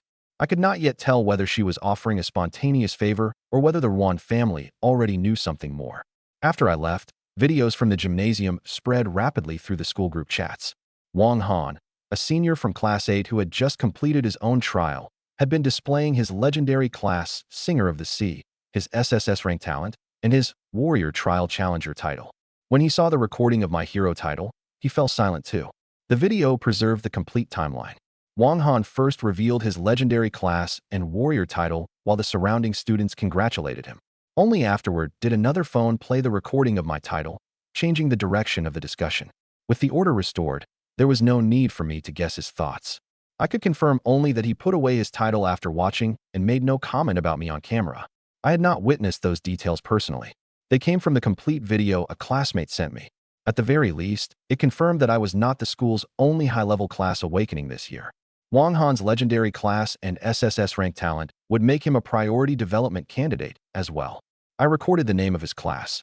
Singer of the Sea, combined water element support and offense, and might counter my flame mage on an elemental level. During the entrance exam or the allocation of school resources, we could become competitors or be assigned to the same team. A single silent video could not predict our relationship. As for the school's reaction, Principal Hao Yuemei told me about it personally later. The previous year, Number 2 High School had produced no legendary classes and an underwhelming number of epic classes, harming both its ranking in Hangzhou and its provincial resources. Once this year's class awakenings began, the principal and several vice principals remained at the ARC's master control display. The school later showed me that day's master logs. After each student completed the class change, the class, public talent, and trial result entered the internal system and synchronized with the provincial platform. Hidden talents could not be read, but Miracle, Flame Mage, and my perfect score on hero difficulty had all left official timestamped records. The logs also showed that Wang Han's legendary class triggered the school's high-priority alert first, while my result triggered a provincial alert directly because it was a world first. Both students were excellent, but each belonged to a different resource process. If the school celebrated only one, it would neglect the other development track. That was why Principal Hao later ordered separate files to be created for us. The materials I saw recorded none of the teacher's private thoughts. They documented only who opened which record at what time, to whom it was reported, and what receipt came back. For judging facts, That kind of operation log was more reliable than a later recollection. Wang Han's Singer of the Sea record was flagged first, proving that number 2 high school had finally produced a legendary class. Before the school could publish the news, Principal Hao received a call from an acquaintance in the provincial department. The caller opened with, "Your school has produced an extraordinary student." Principal Hao initially assumed he meant Wang Han. Only when the provincial platform announced hero difficulty, a perfect score, and the completion time did she match the record to my student ID. The world first clear triggered the higher level alert before the school completed its manual review, so the provincial department's call actually arrived before the school announcement. The provincial aggregation system detected the world first clear faster than the school's internal review. That call was not about Wang Han, but about me, the student who had just hidden his title and walked out of the school alone. My phone rang at the same moment. Standing just inside the school gate, I did not answer immediately. First, I confirmed that the number belonged to the school's landline, then enabled recording and opened a note so I could preserve any reward, review, or confidentiality requirement accurately. The hero first clear was already public. Every step from now on would involve the school, my family, and outside factions. Verbal promises needed precise records. Caller ID. Principal's office, Hangzhou number 2 high school. I answered the call from the principal's office. Principal Hao Yueme first verified my identity, then read out a set of data accessible only through the school's ARC master control system. Yinan. Hero difficulty. Clear time, 2 hours, 7 minutes, 33 seconds. Overall score, 100. I switched away from speakerphone and moved to a relatively quiet spot beside the school gate. The time, difficulty, and score matched my settlement screen exactly, and the caller could provide both my student ID and class change time.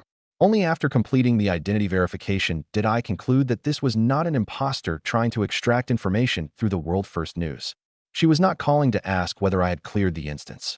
She was informing me that the record had passed several levels of verification. The Zhejiang Provincial Department of Education detected the world first before the school, reported it to the Provincial General Department, which immediately forwarded it to the Central Department. My name, class, and instance result would soon enter the official archives. That reporting chain meant the record no longer belonged solely to the school. Even if number 2 high school's internal system temporarily failed, the provincial and central archives could cross-verify the result. By the same token, the school had no authority to withdraw or modify my score in private. From this moment, the protection and exposure created by the world first took effect together. Where are you now? Principal Hao spoke quickly. The school will apply for preferential resources on your behalf, and the city, province, and central department will each present independent plans. Do not handle invitations of unknown origin by yourself, and do not reveal the exact mechanics of your talent to outsiders. I told her I was still near the school gate, had signed with no organization, and had sent no panel screenshots to the media. Principal Hao instructed me to save screenshots of any unfamiliar number, agency contract, or high-value equipment offer so the school and education department could verify them together. The advice did not restrict my ability to trade, but it could stop someone with a false identity from intercepting my resources just as news of the first clear broke. That warning suited me perfectly. The public archive could see only the SSS rank, miracle. If I casually demonstrated 100 million health and the attribute draining process, even the best disguise would invite an investigation. Principal Hao also explained that the first clear might enter textbooks in China and abroad. Higher authorities were discussing sending me to the capital for selection trials involving several special rifts connected to the nation's fortunes. For now, that was only a possibility. Until official notice arrived, the school would make no decision for me. I asked her to separate possible from confirmed in every later notice. Textbooks, the capital, and rifts tied to the nation's fortunes sounded spectacular, but none had formal documentation yet. If a plan still under discussion was presented as settled, and the process later changed, outsiders would interpret an ordinary adjustment as my losing eligibility. I agreed to return to school for a meeting later and made it clear that I needed to eat and contact my family first. She did not pressure me, asking only that I keep my phone available. Before ending the call, Principal Hao volunteered one detail. At first, she had assumed the provincial department was calling about Wang Han's legendary class. Only after the caller said, "World first on hero difficulty," did she sort the system records by difficulty and find mine. That also proved the concealment of my title worked. The school's master control could read my formal result, but it did not broadcast the student on the highest difficulty to everyone in real time. Principal Hao had to search by condition after the provincial department's call. If even the school could not see hand of blasphemy directly, ordinary inspection could never penetrate the disguise.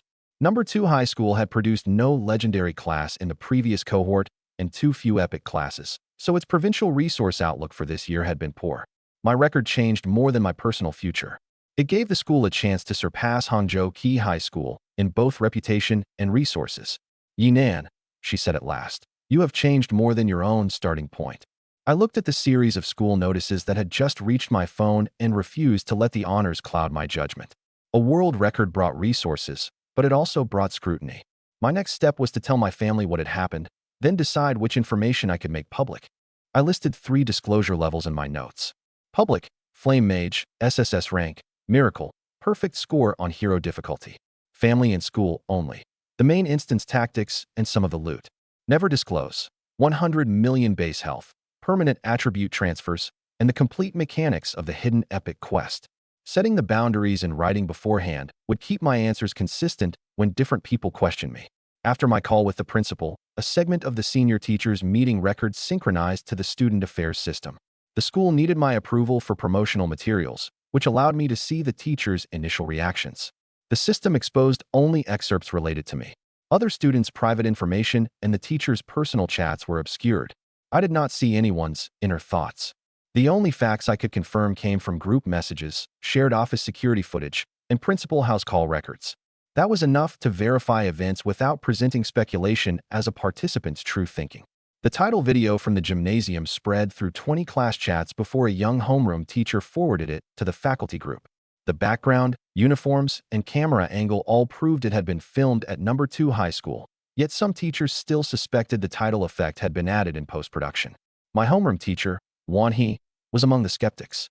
She acknowledged my excellent grades over 3 years, but believed hero difficulty was beyond the reach of an epic class and SSS rank talent. Divine Limit class holders had failed in the past, so she concluded that the video might be a student prank. Statistically, her doubt was not absurd. The metadata from different camera angles had not yet been verified, and no one had ever truly obtained the title. Any teacher should confirm the evidence before reporting it. The only problem was her absolute statement that it was definitely impossible, instead of leaving room for the result of verification. Other teachers pointed out that more than a dozen classes had uploaded original recordings from different angles. They could not all be fabricated at once. Before the argument ended, the phone on Teacher Wan's desk rang. School technicians later compared the video timestamps against gymnasium security footage and the ARC exit log. The multi-camera files were independent, with continuous light, shadow, and sound. A single coordinated post-production was indeed impossible. Even before formal data arrived, that evidence had reduced the likelihood of a prank to almost nothing. The record retained only her voice when she answered. Principal Hao, hello? What? It's already been verified. She shot to her feet, and the office fell silent. Principal Hao confirmed by phone that the ARC master control data was genuine and ordered Teacher Luan to begin preparing a home visit, rewards, and celebration activities immediately. After ending the call, Teacher Luan publicly withdrew her earlier doubt and asked the other teachers not to continue spreading unverified opinions. She then announced that I had indeed cleared hero difficulty with a perfect score and achieved both the first clear in the Yen Nation and the first clear in the world. She did not delete her earlier messages. Instead, she added a time-stamped correction beneath the original record. To me, that was more reliable than pretending afterward that she had never doubted me. A judgment could be wrong, but after verification, it had to be corrected explicitly. As a result, the promotional materials included only her evaluation after confirmation and did not edit the office debate into a manufactured conflict. The technical team linked the videos from different angles, the ARC logs, and the provincial receipt into a single file. Anyone citing the first clear later could return to the original record instead of relying on whichever short video had the most reposts. The teachers also standardized their language to verified world first, adding no unsupported theories about my talent. On the approval page, I added one restriction. Footage of Zhu Yongjin kneeling could not be used in school recruitment publicity. That video proved the history of the dispute, but it was not part of the first clear achievement. The school accepted the limitation and ended the official promotional clip at the title verification. Only then did the argument in the faculty office truly end. I checked facts accurate on the material approval page, but rejected an exaggerated headline describing me as always destined to make history. Ranking first for 3 years proved only that my study and training had been consistent. It did not prove that I had known what talent I would awaken. Verifiable facts carried far more weight than empty myth-making. Once the record was confirmed, the school moved rapidly into execution. Principal Hao told Wan He that if she handled all follow-up work for the first clear student properly, she would first be promoted to grade coordinator, then take charge of grade-wide planning after a 1-month adjustment period. For the school, that was both a reward and an explicit responsibility. Someone had to coordinate my family, resource applications, and internal arrangements from beginning to end. I asked the school to add 2 items to the coordination checklist.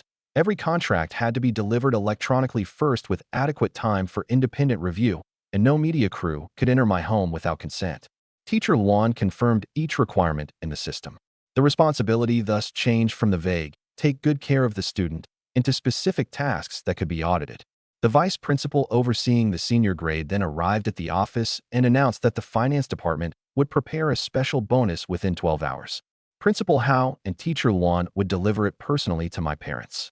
He did not disclose the amount in the group chat because the school still needed guidance on higher-level appropriations. Until the amount was determined, I did not say that the school was bringing money as if it had already arrived. The special funds might include an immediate school-level reward, a municipal application, and a provincial appropriation, each with a different approval time. My family could use only the portion that entered the account after the procedures were complete.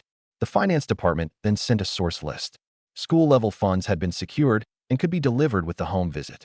City and provincial rewards remained under review. Equipment, training ground access, and potion support were resources, not cash. Separating the 4 categories prevented the same reward from being counted twice in both press releases and my asset ledger.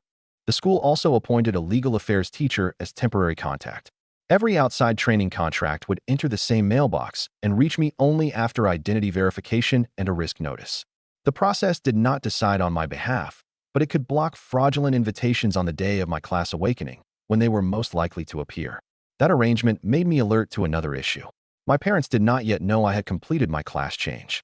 If school officials appeared with a bonus without warning, they could frighten them. I messaged my mother, saying only that I had done well today and school representatives might visit the house, so she should not worry.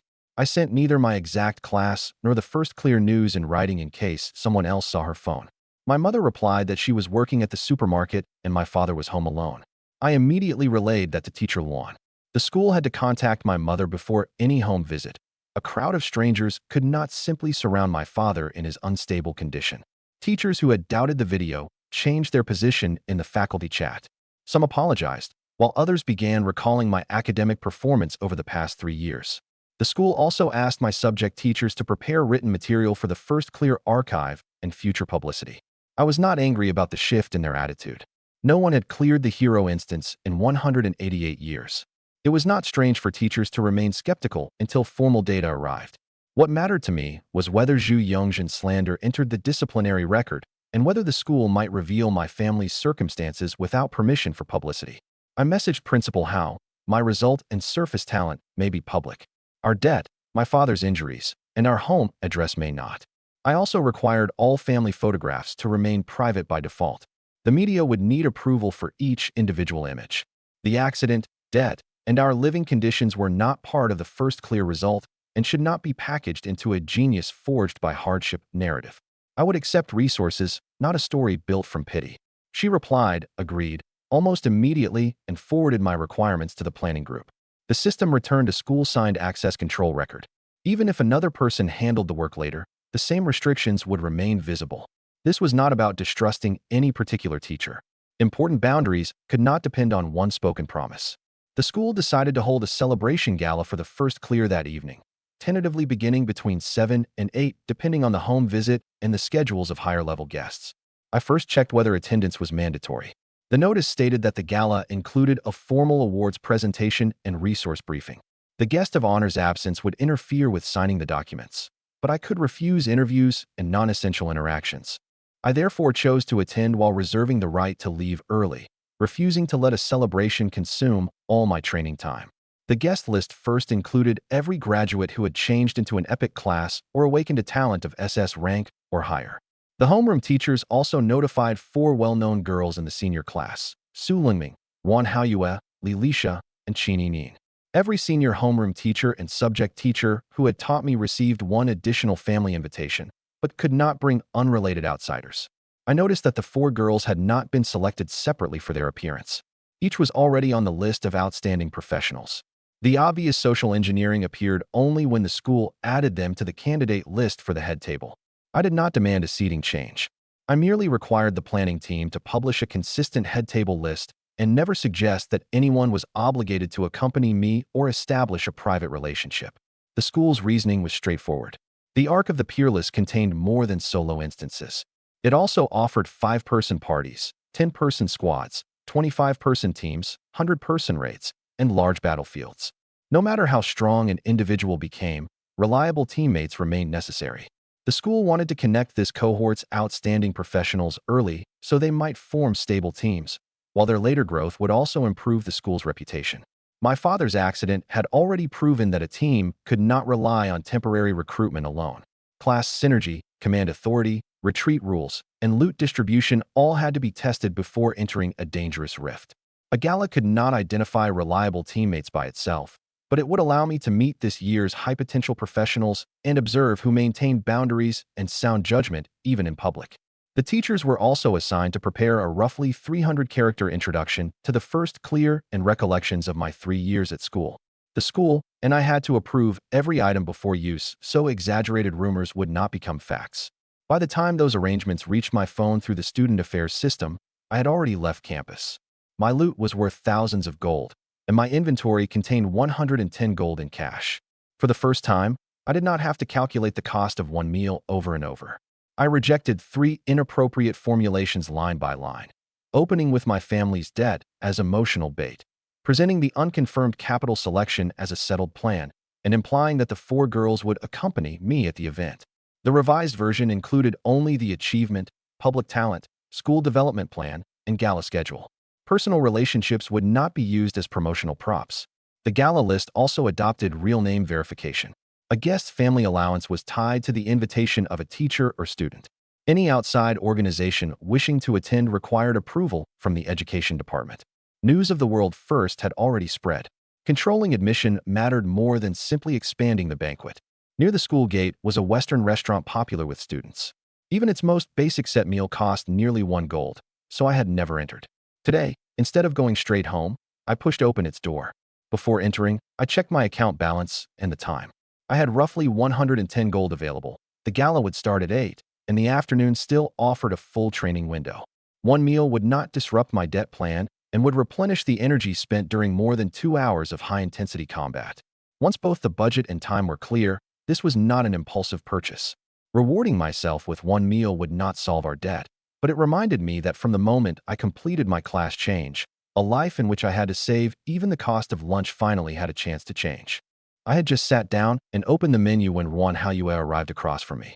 She had changed out of the athletic clothing she wore for the class awakening and had clearly freshened up somewhere nearby. Without any small talk, she asked, "I spoke up for you just now. How are you going to thank me?"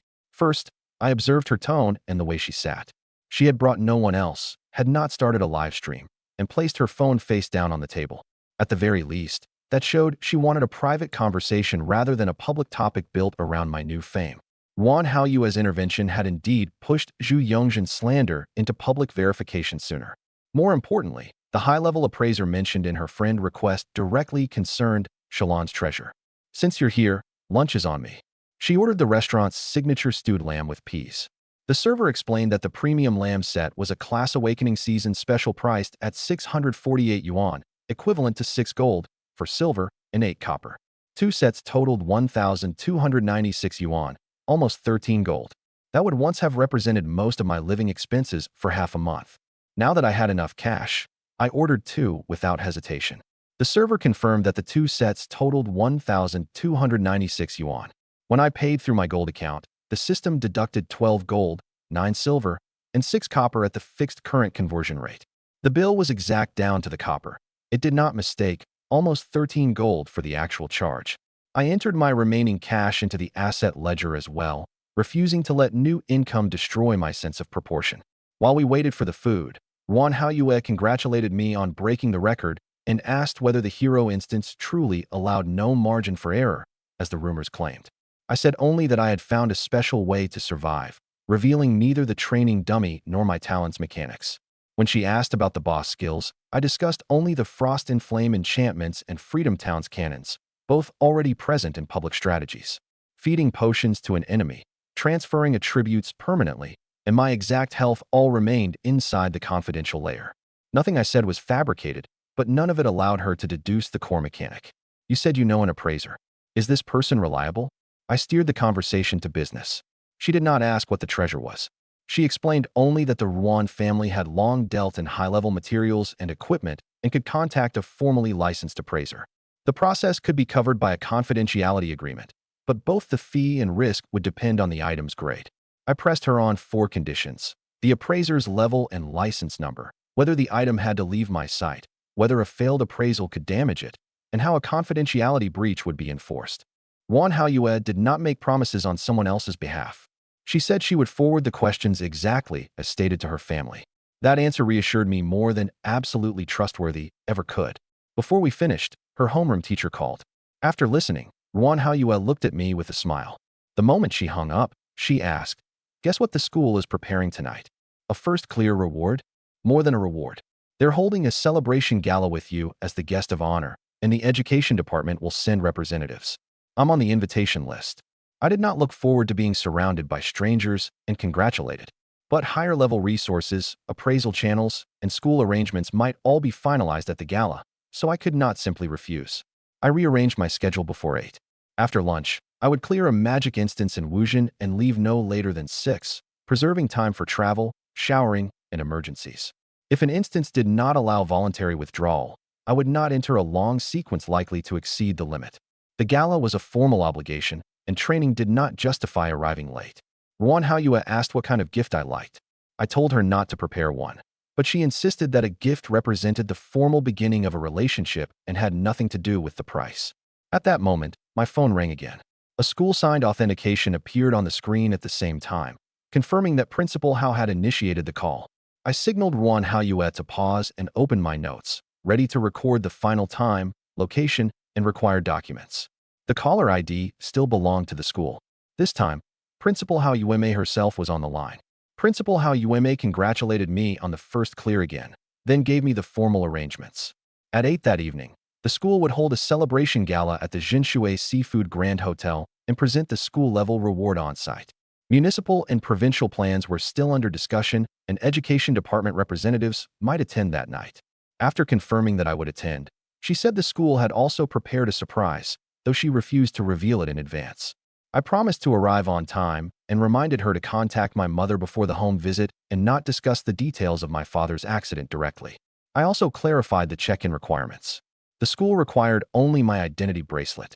Bonus and resource agreements would be provided at the event, and I would not have to upload a bank password or inventory screenshot in advance. Principal Hao agreed to send the final schedule before 7. Any newly added activity would require my consent first. The call ended as the dishes began arriving. The lamb, steak, and other food were more refined than anything I had eaten before. Even though the final payment of 13 gold still felt instinctively expensive, I did not regret it. Strictly speaking, the bill had been 12 gold, 9 silver, and 6 copper. 13 gold was only a convenient spoken approximation. I kept the electronic receipt, not because I wanted to obsess over one meal, but to remind myself that owning assets valued at several thousand gold did not mean I possessed several thousand gold I could spend freely. My actual cash remained only a little over 100 gold. Manhwaedit invited me to visit an amusement park that afternoon, but I declined politely. Only 30 days remained before the entrance exam. My health and defenses far exceeded my level, while my spell power still needed improvement. Spending the afternoon resting was far less useful than finding magic-type monsters and continuing to drain attributes. I took the light rail toward Wuzhen, northeast of Hangzhou. A level 35 magic instance called Peach Willow Garden was located there. Its monsters relied mainly on magic attacks, making it ideal for supplementing my spell power and mana. Before departing, I downloaded the public strategy from the official instance database. It did not contain the complete hero difficulty mechanics, but it listed 3 useful facts. Most monsters used nature magic, the boss possessed healing abilities, and challengers could choose their route freely. High magic attributes, healing, and no forced continuous progression all matched my draining requirements. I also set a hard deadline to leave the instance at 6. The gala began at 8, and traveling back from Wuzhen, sorting my equipment, and reaching the hotel would require at least an hour and a half.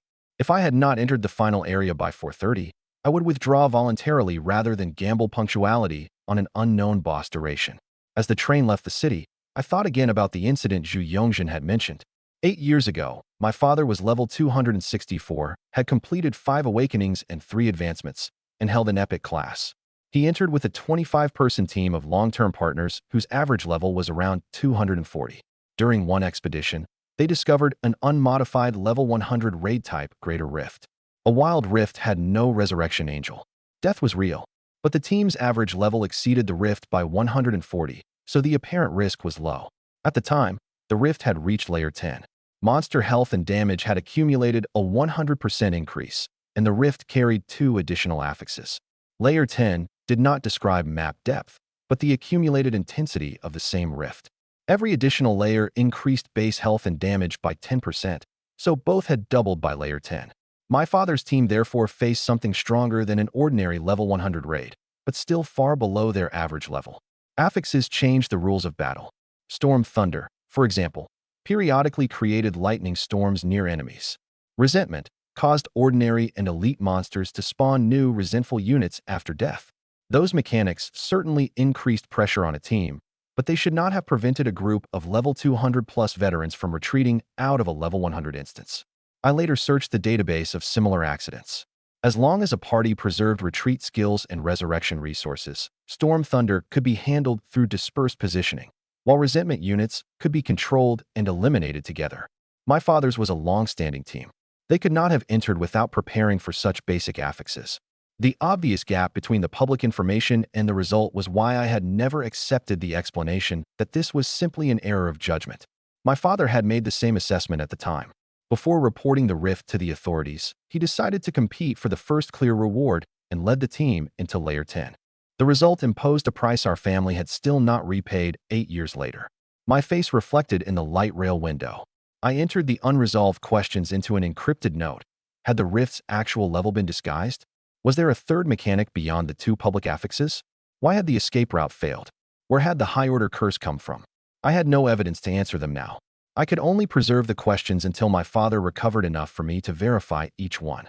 My father's team had been nearly annihilated inside that rift.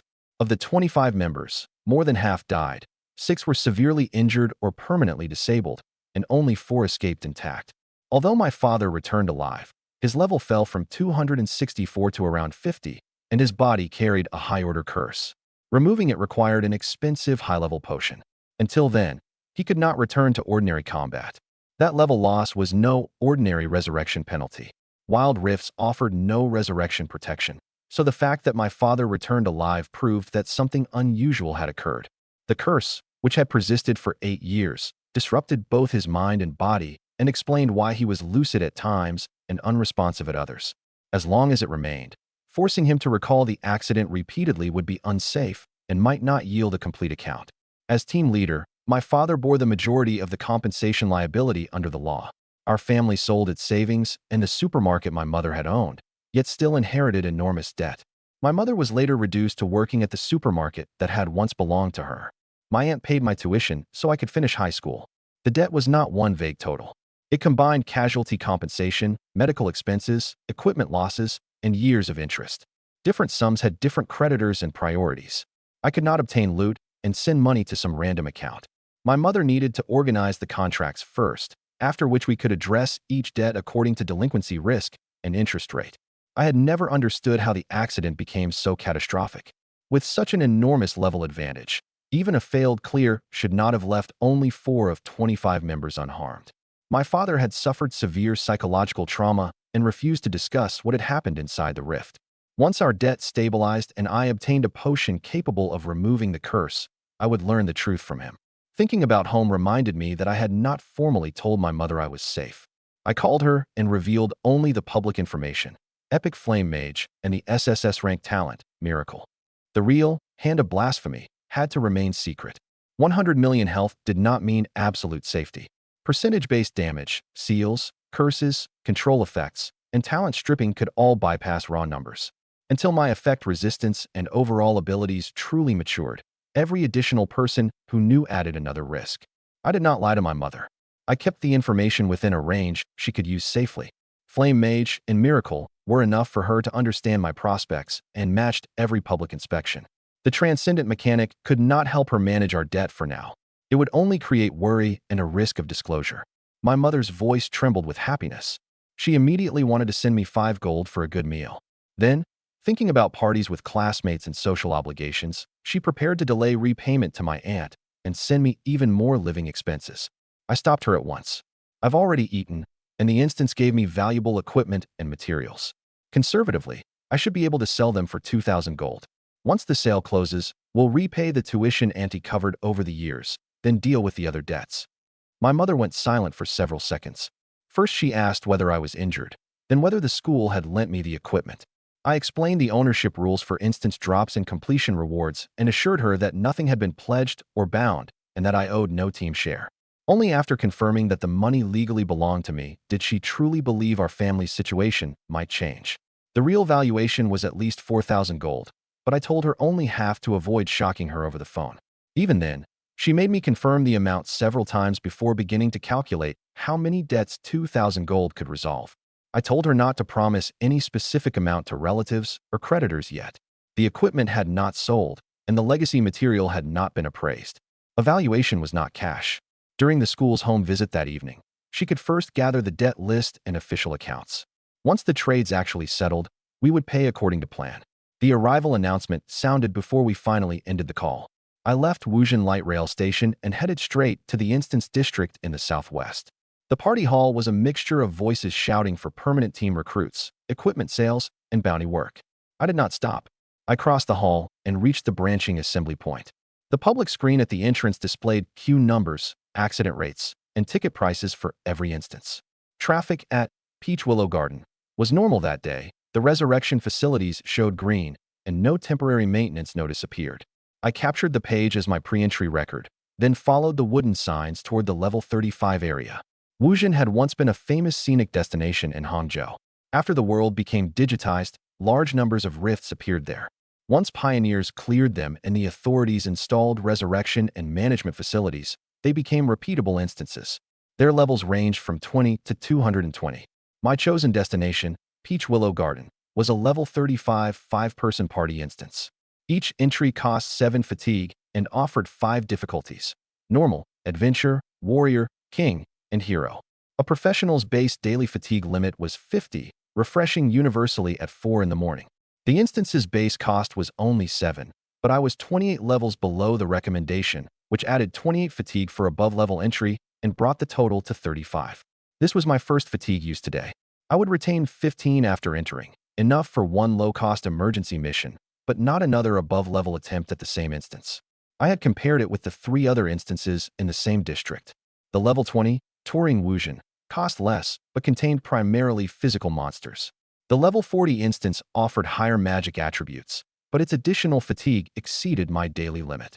Peach Willow Garden sat exactly within my accessible range and possessed a healing boss. It was not the instance closest to the entrance, but the one best matched to my current growth objective.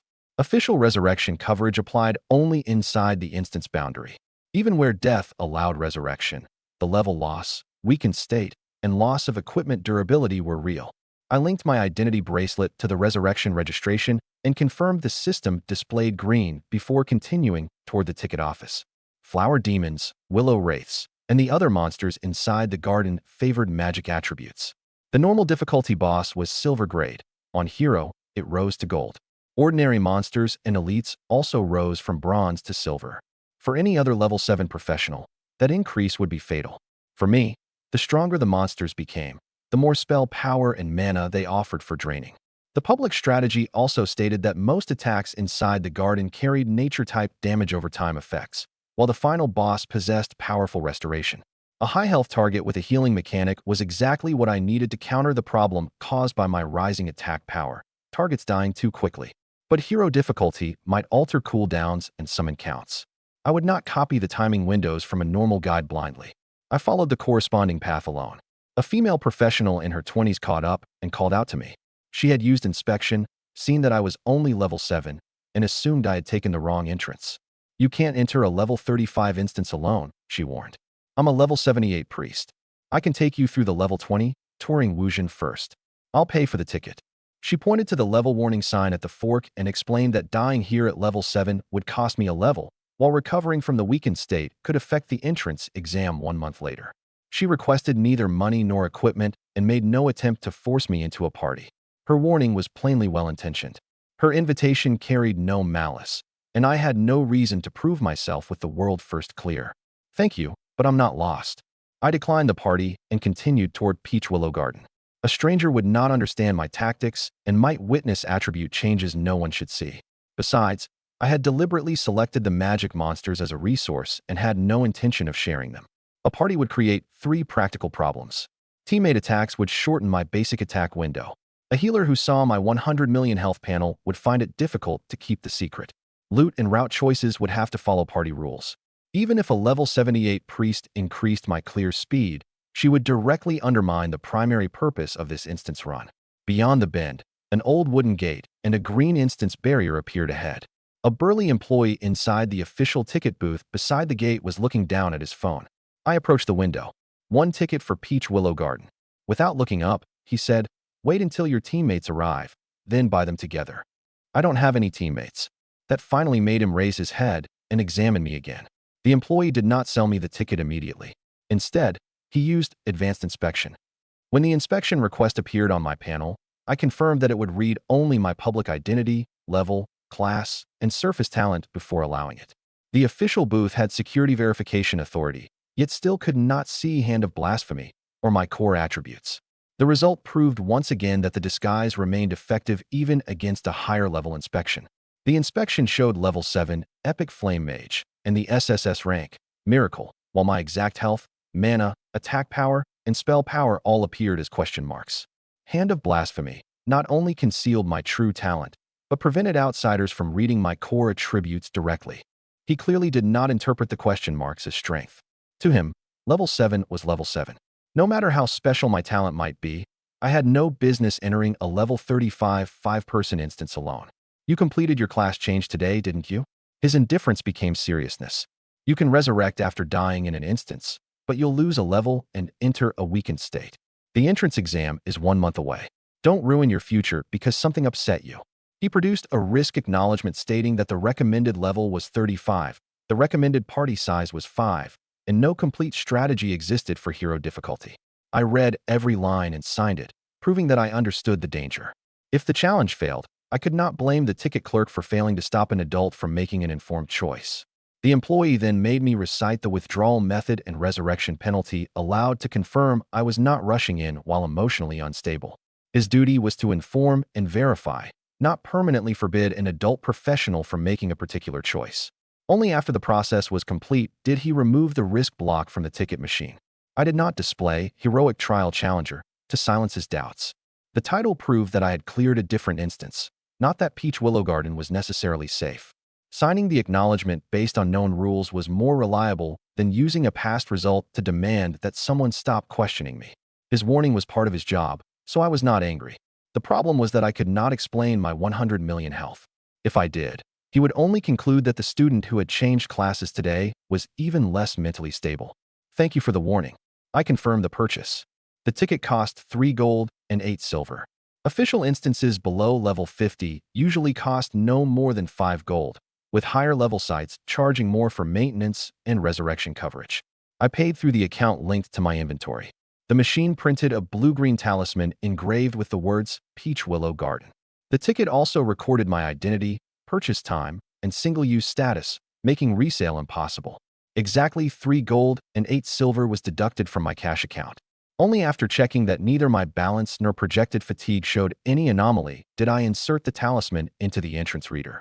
With the payment complete, the employee could only hand me the ticket. Under the rules, an adult professional who paid the fee had the right to select an instance. Staff could not refuse a sale based on level alone. I stored the talisman and approached the green barrier. Behind me came his final warning. If you can't handle it, withdraw immediately. Don't try to act tough. The entry gate read the ticket first, then checked fatigue and resurrection registration. Its screen displayed ticket valid, projected fatigue deduction, 35, and resurrection facilities online, in sequence before opening the barrier. Any failed check would block entry.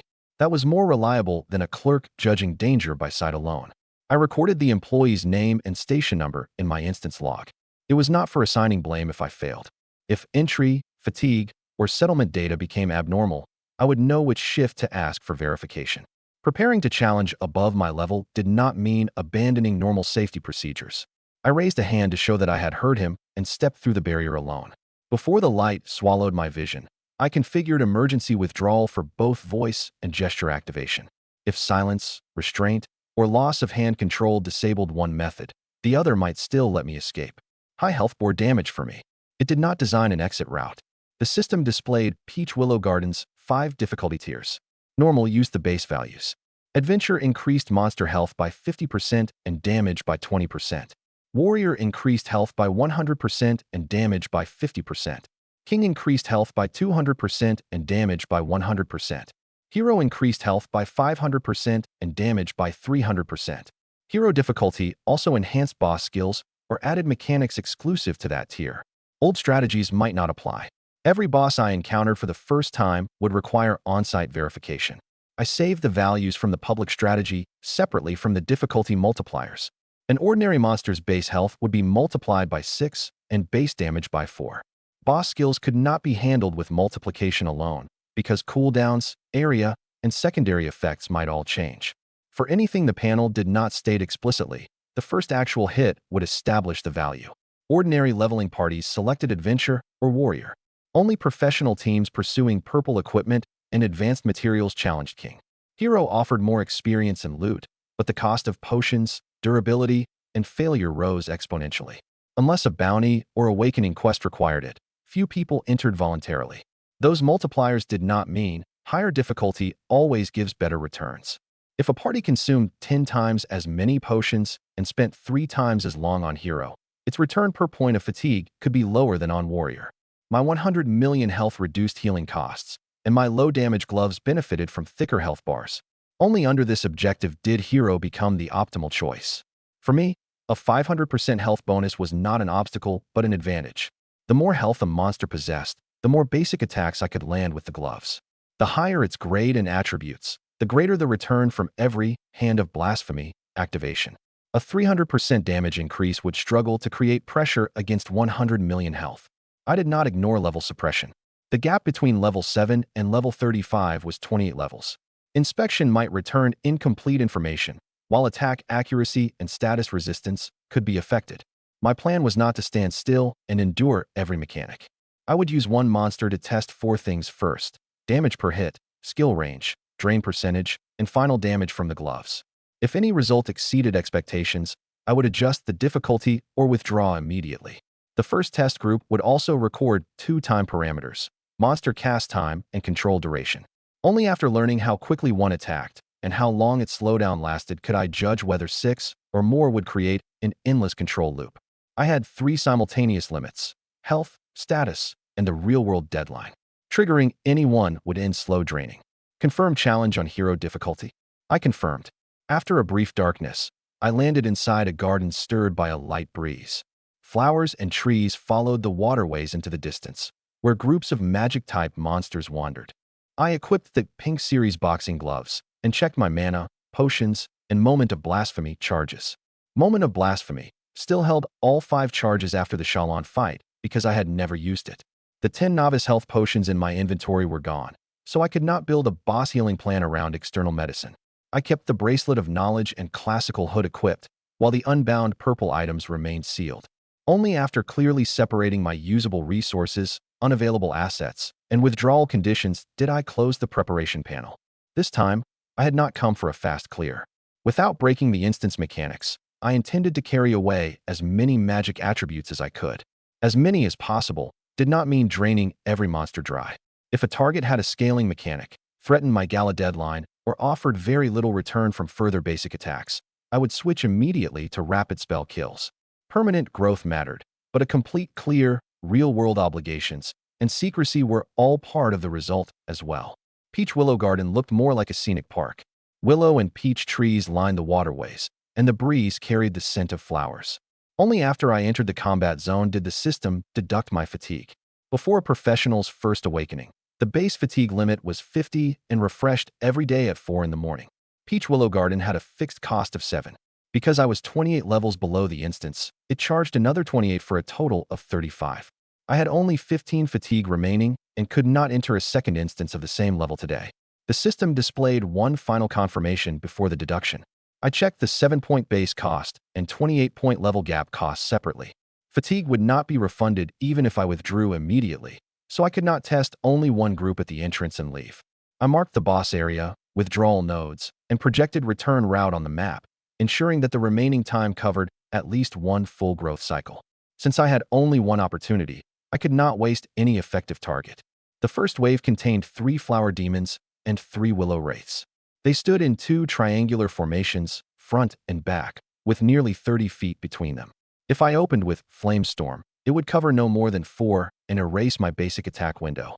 If I approached them one by one, 6 ranged spells would finish channeling on the way. I chose to endure the first barrage head-on and measure the hero difficulty damage before deciding whether their aggro needed to be separated. Flower Demon, level 35 Silver Ordinary Monster, health, 4,000. Willow Wraith, level 35 Silver Ordinary Monster, health, 4,200. Hero difficulty's 500% health increase raised them from roughly 800 to over 4,000. All 6 were ranged magic monsters. None approached. They began casting in place at the same time. The Flower Demon ability, Flying Leaves and Petals, cost 40 mana, channeled for 3 seconds, and dealt nature damage equal to 150% of spell power. The Willow Wraiths, Willow Immortal Arrow, also cost 40 mana and channeled for 3 seconds. It dealt damage equal to 120% of spell power and had a base 50% effect hit rate to apply, Entangled, reducing speed by 20% for 8 seconds. I watched the wind-ups of the leaves and willow arrows separately. Both skills had the same cast time, but different projectile speeds. The flying leaves were faster and dealt more damage. The willow arrows were slightly slower and carried the control effect.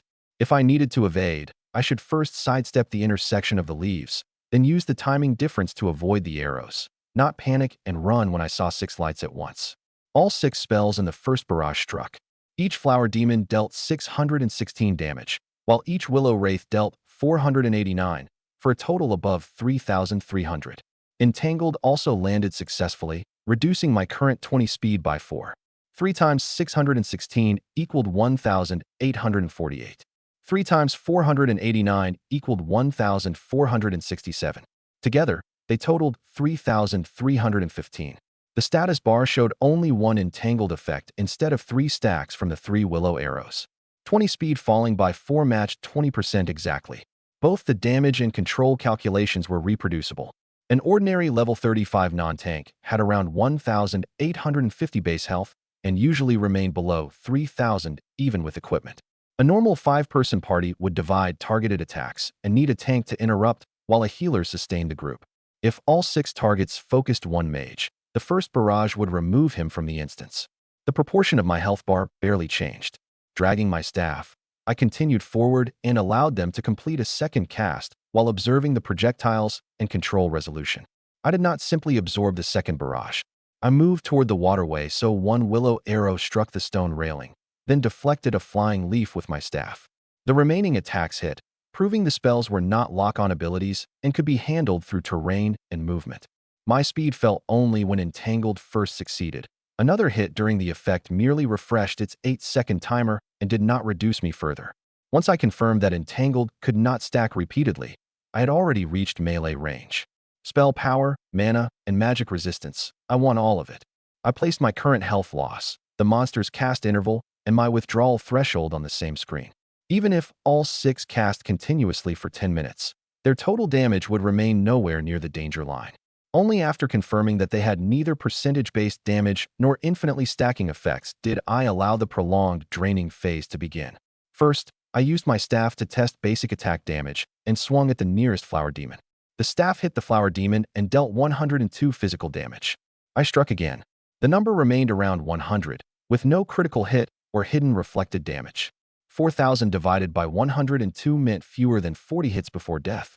If the talent activated at the rough probability I had observed, I would receive only a dozen or so attribute transfers, randomly divided among several fields. I had only a little more than 200 attack power, yet I dealt triple-digit damage to a level 35 silver monster. That meant the Flower Demon's armor was extremely low. Roughly 40 hits would kill her, still too few to drain a large amount of attributes reliably. I equipped the Pink Series boxing gloves. Padding reduced my physical damage by 80%, bringing each hit down to 20. For 1,000 health, could endure roughly 200 attacks. That was the ideal draining window. 102 multiplied by 20% equaled 20.4 in theory, and the system resolved the integer as 20. The equipment effect applied to final physical damage after armor calculations, matching the test I performed after Anderson. Health draining would still reduce the 200 hit ceiling, but I now had 5 times as many opportunities as I did with the staff. The Flower Demon tried to open the distance and cast again. I seized her arm and held her within melee range, interrupting the channel with repeated short punches. The other 5 monsters poured spells into me, but around 3,000 damage every 3 seconds produced almost no pain against 100 million maximum health. I did not pin her completely to the ground. Instead, I moved around the low trees beside the pond so the other monsters' projectiles would spread as much as possible. Whenever my current target began a 3-second channel, I struck as the cast neared completion, interrupting the spell without accelerating the damage pointlessly. During the remaining time, I maintained a steady rhythm and gave the talent as many activation checks as possible. After the world became digitized, pain intensity depended on the proportion of maximum health taken by a single hit. Pain rose noticeably only when damage exceeded 10% of maximum health. At 33%, 50%, and 80%, it could respectively cause severe pain, disrupt combat, and remove the ability to act. Each of their attacks dealt less than 1/10,000th of my maximum health. It told me that a hit had landed but could not stop my movement. That did not mean the damage did not exist. My health fell by the actual number every time, and equipment durability declined slowly. If I stood here for days, they could theoretically wear me down. The pain threshold meant only that pain would not disable me in the short term. It was not damage immunity. System notifications began appearing in succession. Drained 100 mana. Drained 18 spell power. Drained 6 magic resistance. Drained another 90 mana. I captured every notification beside the Flower Demon's panel. The first mana drain was 100, the second 90, and the third would round from the remaining 810, forming a diminishing sequence. Every attribute maintained its own current value. Draining mana did not alter the 10% base for the next spell power drain. Those numbers also confirmed the talent's base rate. Each activation took 10% of the target's current value in the selected base attribute. The Flower Demon began with 1,000 mana. After losing 100, she had 900, so the next activation could drain only 90.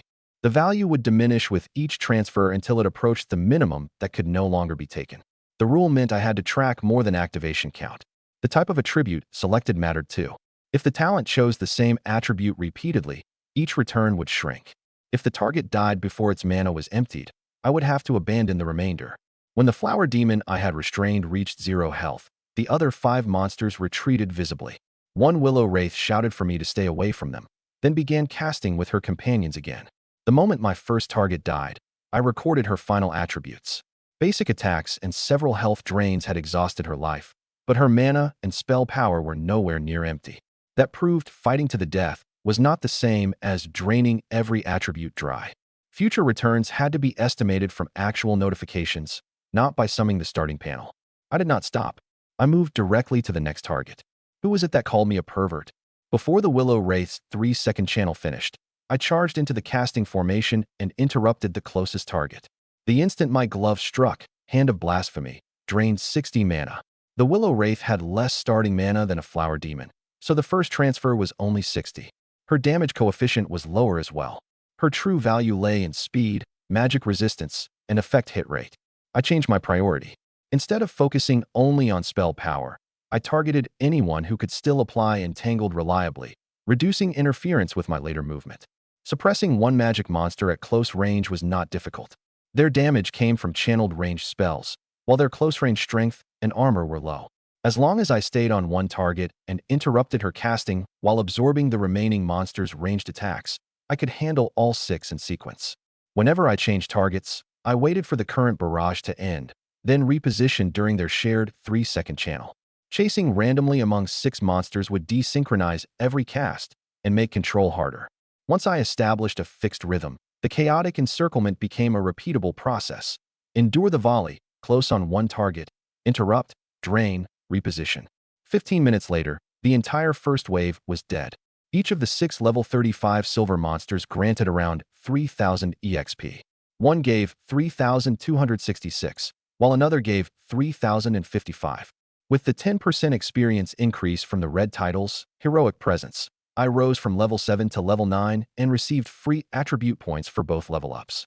The exact experience values differed, proving that monster type, the remaining level gap, and kill order all affected settlement. When the first target died, my level was lowest and the above level bonus highest. After I leveled, the gap narrowed and later rewards declined. Heroic Presence added 10% to each individual settlement instead of paying it all at instance completion. The 2 level ups granted 10 free attribute points. I still did not spend them. I preserved the raw panel first so I could calculate the permanent drains from this cycle. Once I finished an entire area, I would record level growth, free point allocation, and talent gains separately. Experience from killing far above my level dwarfed rewards from same level monsters. That was why wealthy families hired high-level professionals to power level their children. But power leveling had strict limits. Beyond an instance's base fatigue, each level between the challenger and the instance cost 1 additional fatigue. Even with protection, a level 1 professional could not pay the 199 additional fatigue required to enter a level 200 instance. A high-level carry entering a low-level instance likewise spent enormous fatigue.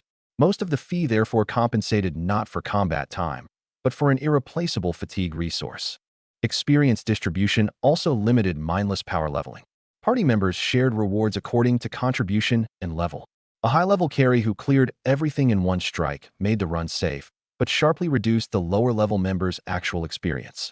I was taking all the damage and making every kill alone, so I received the entire settlement.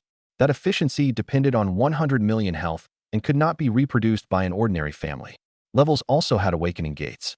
At level 49, a professional's experience locked until the first awakening allowed progression beyond 50. Additional experience did not accumulate while locked. I inspected the experience bonus on Heroic Trial Challenger and confirmed again that it would remain active until my first awakening. Solo kills far above my level, no party split, and another 10% bonus meant this instance would take me far beyond level 9. Peach Willow Garden was a free exploration instance with no mandatory monster route. I opened the map, recorded the areas I had crossed, and continued toward denser groups. I used different colors for cleared areas, unexplored areas, and suspected boss zones, leaving harmless mana markers at every fork. The greatest danger in free exploration was not an unbeatable enemy, but circling repeatedly to search for missed monsters until I failed the 6 o'clock deadline. A route record made the return time predictable. Every flower demon and willow wraith I encountered next, whether alone or in a group, fell to the same tactics. First, I endured one barrage to check for a new mechanic. Then I used the staff to test armor before switching to the gloves to reduce damage and extend the draining time. Once the repeated mechanics proved stable, I stopped absorbing every attack from every group deliberately. I closed directly on 1 or 2 targets and interrupted them. Only against 3 or more did I use terrain to split the projectile paths. That preserved my draining window while reducing pointless equipment wear. After each group, I spent 10 seconds checking health, mana, time, and map position. As my level and attack power rose, the damage from each gloved hit increased, gradually reducing how many attacks one target could endure. Even so, the mana and spell power offered by the magic monsters far exceeded the gains from Freedom Town's pirates. My level climbed steadily to 15. Then I found 20 flower demons spawning together beside a pond. From level 7 to 15, the level gap narrowed from 28 to 20, so the experience from each target fell progressively. I had killed enough monsters to keep leveling continuously.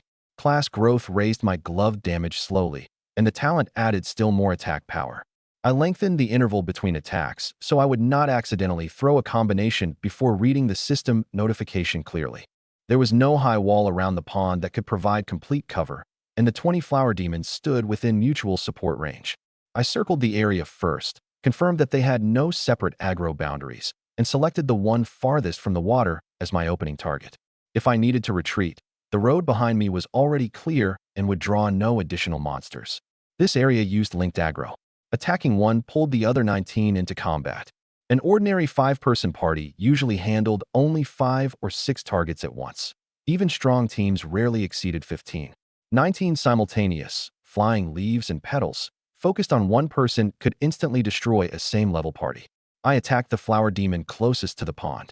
The other 19 began casting exactly as expected. The first barrage dealt more than 11,000 total damage. I remained at close range and prioritized interrupting my current target. The second barrage again dealt over 11,000, while the change in my health bar remained almost invisible. The 20 attacks did not land at precisely the same instant.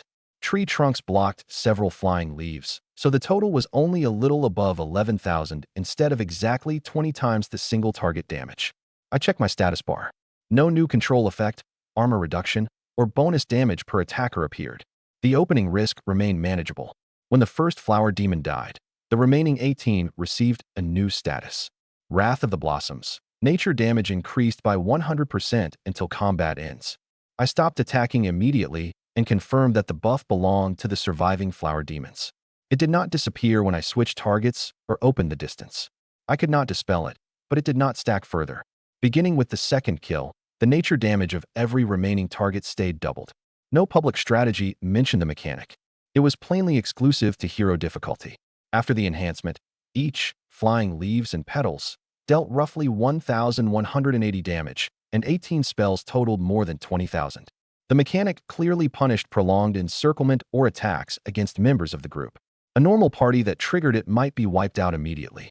Comparing it with my 616 sample from the first wave, I found that each doubled hit was slightly below the simple result of 1,232 because my level and magic resistance had changed. The discrepancy came from the additional magic resistance I had drained in earlier battles, not from a failure of the buff. My growing defenses were tangibly offsetting the hero mechanic. I still did not rush to clear the group. 20,000 damage could not threaten me, and Wrath of the Blossoms increased neither armor nor health. As long as I controlled each target in order and prevented all flower demons from leaving combat at once, I could drain the remaining attributes one by one. I kept the kill interval at a steady rhythm. Every time one fell, I retreated several yards toward the cleared area, forcing the remaining projectiles to approach from a narrower angle. The fewer ranged enemies remained, the easier my positioning became. Meanwhile, every talent activation could increase my spell power or magic resistance. The most dangerous moment was the barrage immediately after the first death. Once I endured that, the battle could only keep improving. The fight beside the pond lasted a long time. Each death removed another ranged spell from the barrage, while my spell power, mana, and magic resistance continued growing. I did not use an area spell to finish the second half. Flame Storm had already become strong enough to clear a section, but an instant kill would sacrifice the basic attack value of more than a dozen targets. I remained within the 6 o'clock deadline, so permanent growth took priority over shaving a few minutes from the clear. By the time the final flower demon disappeared, I had reached level 16. I withdrew to a safe area beside the pond and waited for combat status to end, then archived the loot and attribute record from this group separately. 20 monsters did not grant 20 times the return because health drains and rising attack power reduced later attack windows. Even so, the increase in spell power, mana, and magic resistance surpassed every previous combination of small monsters. I continued clearing the garden according to my map. 1 hour later, most ordinary monsters were dead, and I had reached level 20. The loot included white, green, blue, and purple equipment, as well as large amounts of low and intermediate grade materials. I did not appraise every item yet. I sorted everything into my inventory. I created automatic categories by quality. White and green equipment awaited bulk sale. Blue equipment required individual affix inspection. Purple equipment was locked to prevent accidental binding. Materials were grouped by alchemical, forging, and unknown uses. During combat, I recorded only quantities and did not stand in uncleared territory researching every price. The progression from level 16 to 20 granted another 20 free attribute points. Together with the 10 I had preserved earlier, this instance had produced 30 unallocated points. I still did not invest them in spell power. The gold boss ahead gave me the perfect opportunity to measure her abilities against my naked panel and calculate the true gains I had taken from the smaller monsters. Deep in the map stood an open-air garden, with a pavilion, ornamental rocks, and a pond surrounding a central clearing. After I removed the nearby monsters, a woman in a white robe remained seated within it. Half her long hair was pale green and the other half pure white. She looked nearly human, but inspection classified her explicitly as a plant spirit. Princess White Orchid, level 35 gold boss, health, 90,000. Nature magic boss with single target attacks and restoration abilities. Interrupt her healing skill. I observed 2 complete skill cycles from outside the garden. Princess White Orchid did not patrol actively or heal other units outside combat, but the petals around the pavilion remained suspended in the air, suggesting an activation mechanic within the area. The map exit still lay behind me, and the boss zone had not sealed. I preserved one final opportunity to withdraw. Hero difficulty had raised her from silver to gold. Her 90,000 health far exceeded that of an ordinary monster. According to the public strategy, Princess White Orchid had only 2 active skills and 1 passive. Yet her powerful healing prevented same-level parties from lowering her health for long. Even level 50 or -60 professionals challenging King difficulty had to coordinate interrupts and burst damage. The strategy said her normal version, heal, could be interrupted.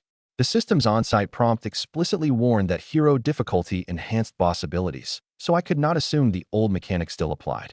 I divided the first cycle into 2 stages. Observe her damage skill without attacking. Then, after her health changed, determine whether the heal had a channel, cooldown, and interrupt window. For any other party, healing was a mechanic that had to be stopped. To me, it meant the target could restore health loss to basic attacks and make the battle last longer. As long as the heal did not restore the maximum health permanently drained by Hand of Blasphemy, I could exploit her repeated recovery and land far more hits than an ordinary boss allowed. Here, I had to distinguish current health from base maximum health. My gloves reduced current health, which ordinary healing could usually restore. My talent drained the base attribute, lowering the maximum at the same time. If Sweet Fragrance restored only the former, it could extend the window for ordinary damage but could not prevent her health attribute from being emptied. Only the first health drain would verify the result. I switched back to the staff to test the gold boss's armor and opening skill. Moment of Blasphemy still held 5 charges, and emergency withdrawal remained available. I set 2 stop conditions for the fight.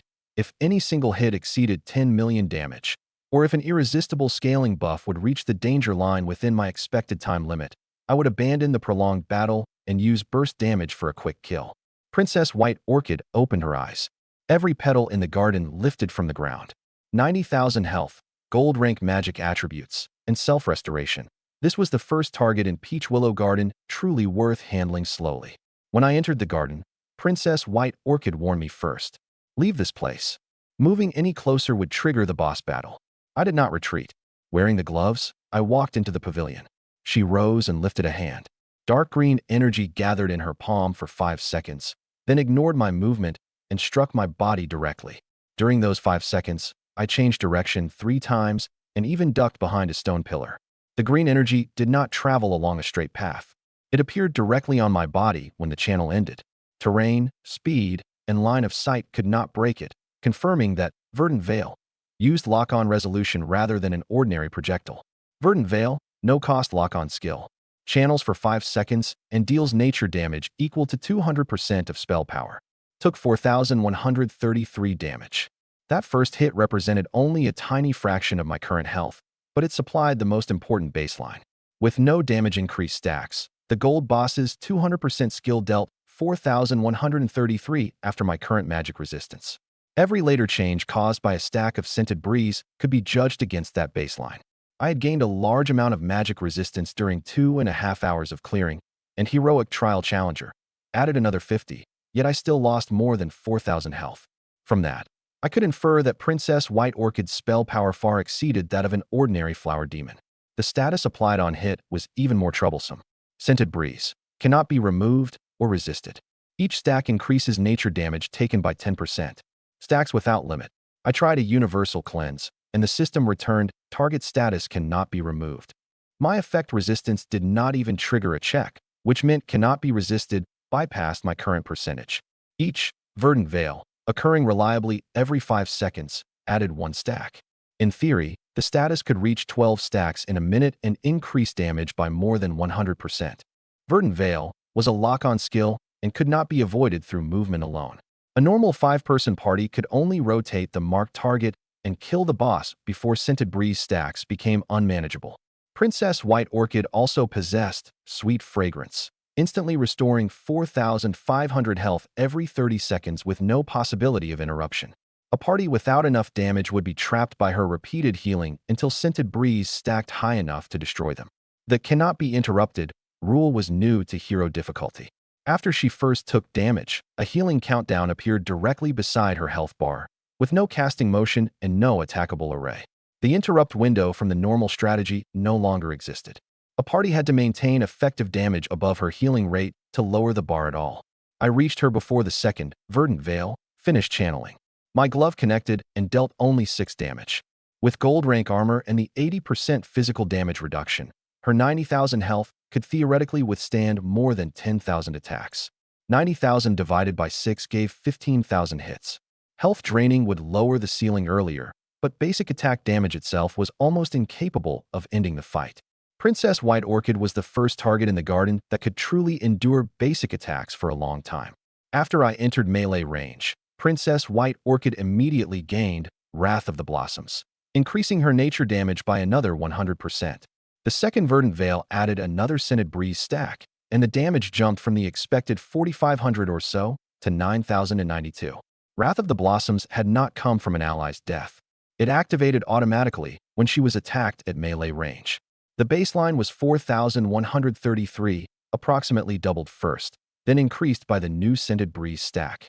The result of 9,092 matched the panel trend. The boss mechanics turned closing in to interrupt into a punishment, which was why ordinary parties could not remain in melee range. That increase could instantly kill a normal challenger. To me, it remained a controllable expense. I did not try to evade a lock-on skill. I maintained continuous basic attacks and waited for Hand of Blasphemy to activate. I placed the 5-second Verdant Veil cycle and the healing countdown on the same timeline. As long as I maintained low damage hits, Sweet Fragrance would keep refilling the current health deficit caused by basic attacks. The real variables to monitor were the growth rate of Scented Breeze and the change in her base spell power. 6 damage, 6 more, then another 6.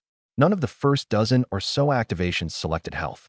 Princess White Orchid's health bar showed only a narrow gap before the first, Sweet Fragrance, filled it completely. The healing number was 4,500, but it restored only what had been lost and created no shield from the unused amount. It could offset glove damage indefinitely, but still did not answer whether it could restore base maximum health. Princess White Orchid's health bar hardly moved, but her attributes soon began to change. After a series of hits, I first drained 6 speed and 1% effect hit rate. Pale green light then covered Princess White Orchid, restoring her health to the full 90,000. 6 speed meant her base speed had been roughly 60 at that moment. The 1% of effect hit rate came from a base field around 10%. The talent transferred percentage-based attributes proportionally as well, permanently increasing my effect hit rate. The system added hero difficulties change. The cooldown of Sweet Fragrance was shortened from 30 seconds to 15. I marked 30 seconds as the normal value and entered 15 in the hero difficulty column so the two would not be confused again. Every healing calculation in this battle would use 15 seconds. That also explained why she remained near full health under continuous attack. For an ordinary party, recovering 4,500 health every 15 seconds doubled the required damage threshold.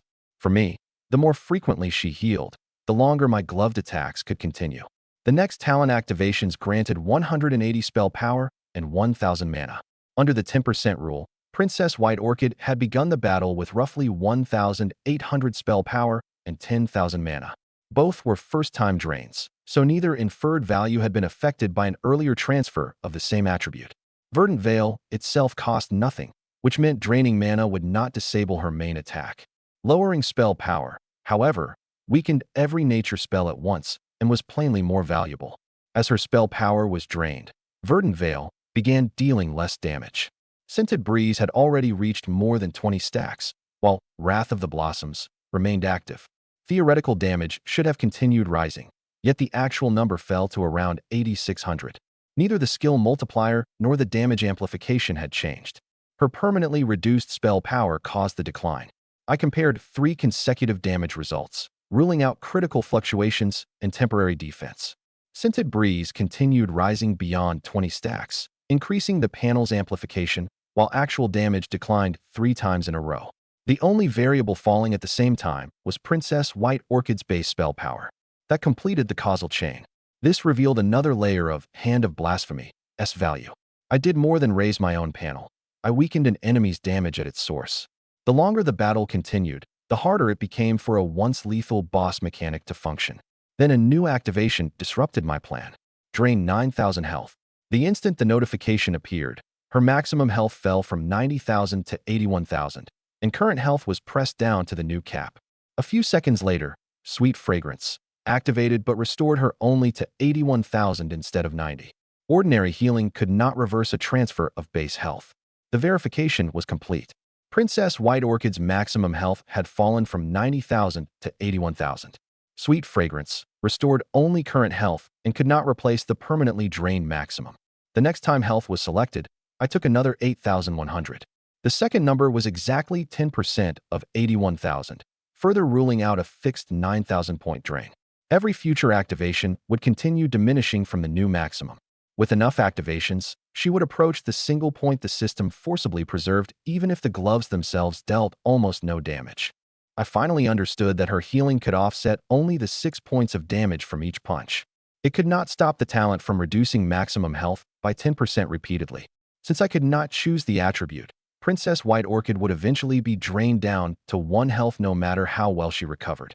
For the next half hour, I maintained low damage attacks as carefully as possible, yet the talent selected health several times in succession. My spell power and magic resistance still grew, but her maximum health fell even faster. Slowing my punches could not change which attribute was selected. It would only consume more real-world time. With the gala deadline in mind, I did not stop for pointless healing cycles and maintained a steady stream of hits. After every health drain, I recorded the new maximum. For Sweet Fragrance, I entered only the amount actually restored and never counted wasted healing. Late in the fight, Princess White Orchid's verdant veil could no longer maintain its opening damage.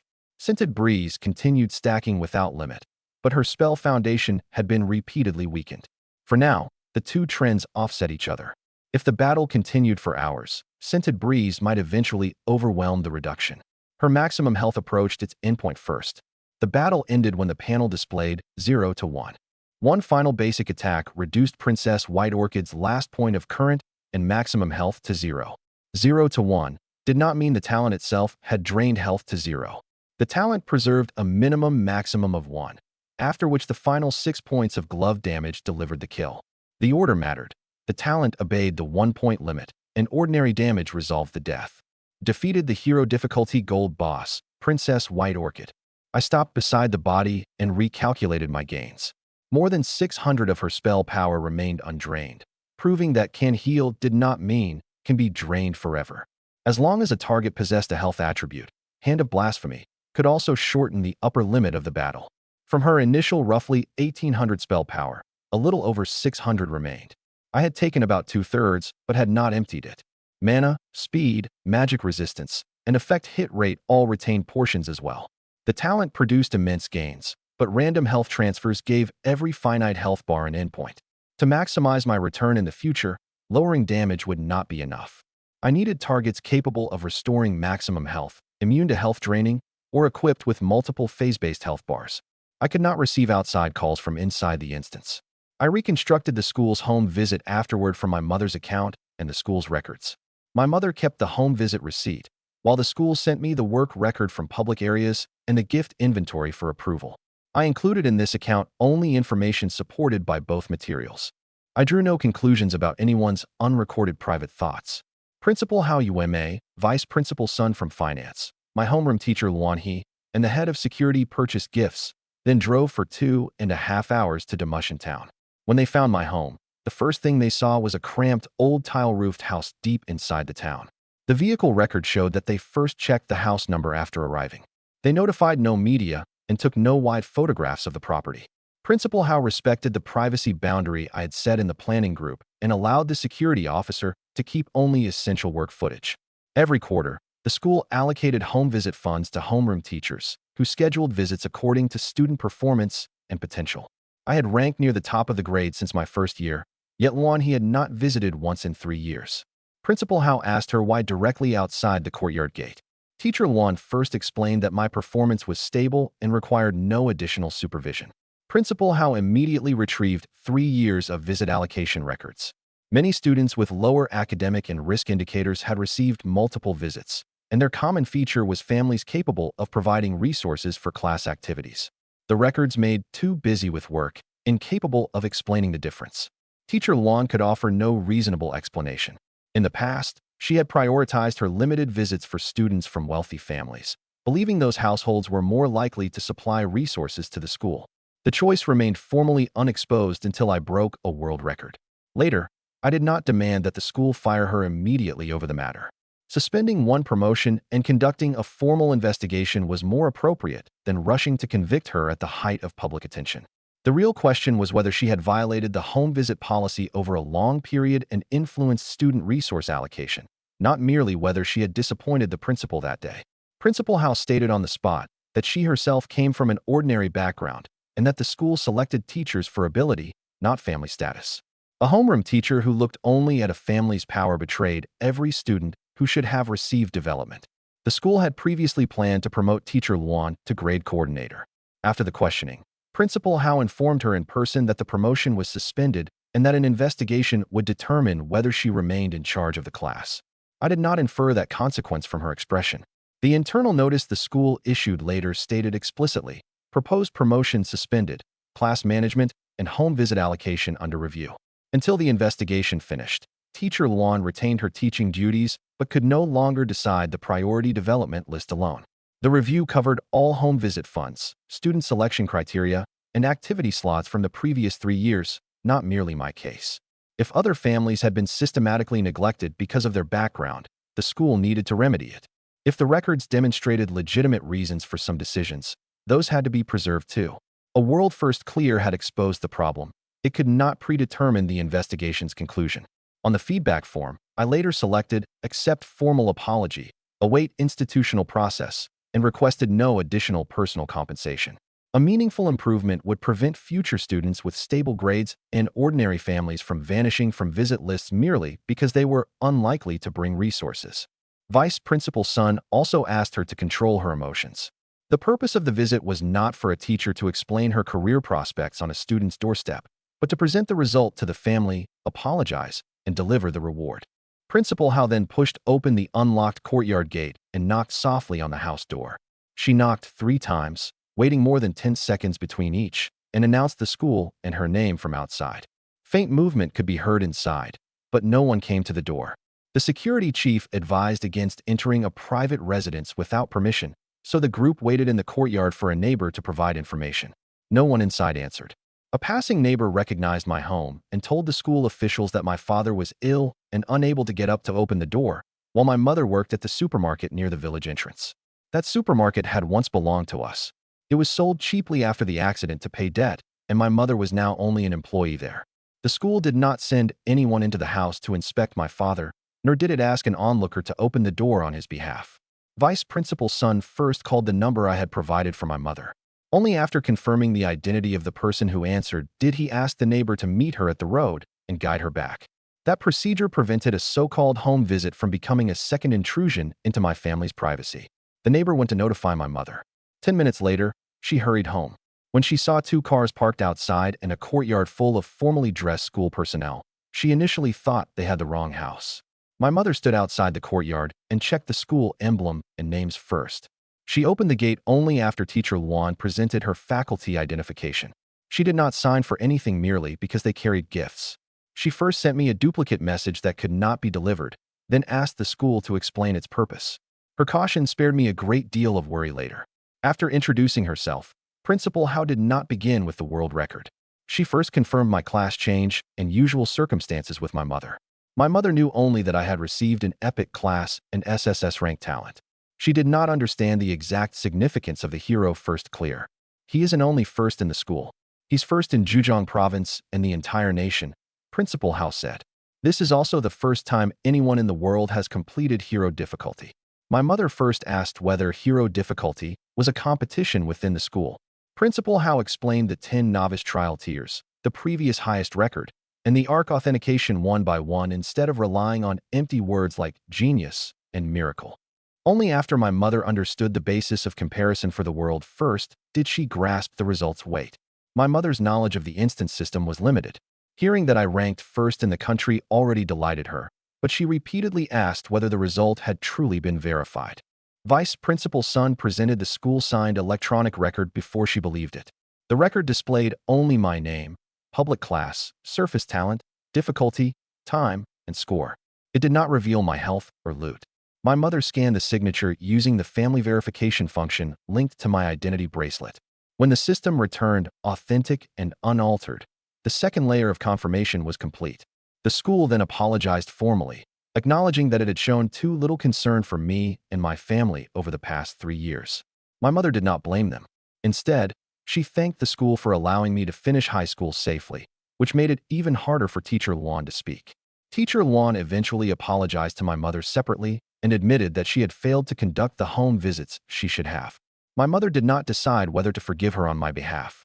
She said only that we would discuss it after I returned. That preserved my choice without turning the scene into a public accountability hearing. 2 staff members began carrying the gifts inside. The cars contained nutritional supplements, household supplies, and valuable items prepared by the school. Their repeated trips drew the attention of townspeople nearby. Every item appeared on the receipt with its name, quantity, and source. No cash was hidden in the gift boxes, and no one asked my mother for a bank card password. The formal bonus would be distributed at the gala or through the banking process. Only fully approved assistants and household supplies were being carried into the home now. When a neighbor asked why they had come, Vice Principal's son answered publicly, "Yinan achieved an exceptional class change result today.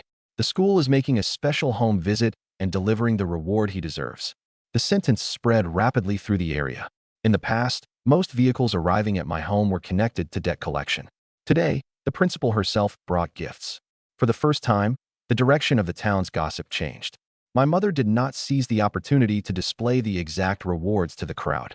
She put away the receipt and closed the courtyard gate once the school personnel had entered. Reputation had changed too quickly. At such a moment, our address, assets, and my father's condition had to be kept from becoming public conversation for the whole town. The home visit cars and gifts led many townspeople to talk about the Yi family again. Some were genuinely happy for us, while others still mocked my father's Greater Rift accident. My mother did not argue. She closed the courtyard gate and continued listening to the school's explanation of the rewards. Among the onlookers was Uncle Tang, a childhood friend of my father. After my family's accident, he had provided 1,000 gold in emergency help and continued helping me from time to time until his family took away his financial authority. That sum was only a small portion of the enormous compensation, but we had never forgotten it. At general purchasing power, 1,000 gold equaled roughly 100,000 yuan. For an ordinary family, it was hardly a small favor. It could not change the compensation total, but it preserved basic treatment and living expenses during our most difficult period. The 2 families had less contact later, but I never erased what he had done. Uncle Tang's daughter, Tang Jinjin, had known me since childhood. When our families were closest, the adults often joked that we would become one family someday. After the Yi family accident, Aunt Tang gradually ended contact. Tang Jinjin entered Hangzhou Key High School, and we had not truly spoken in years.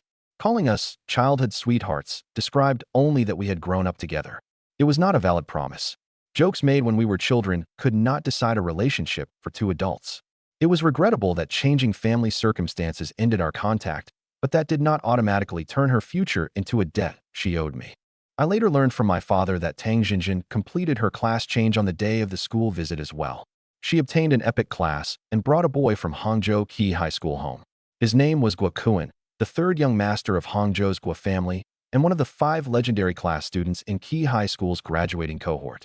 My father did not know this by spying through a wall on the Tang family's private affairs. Uncle Tang came to our gate that day and volunteered the identities of his daughter and their guest.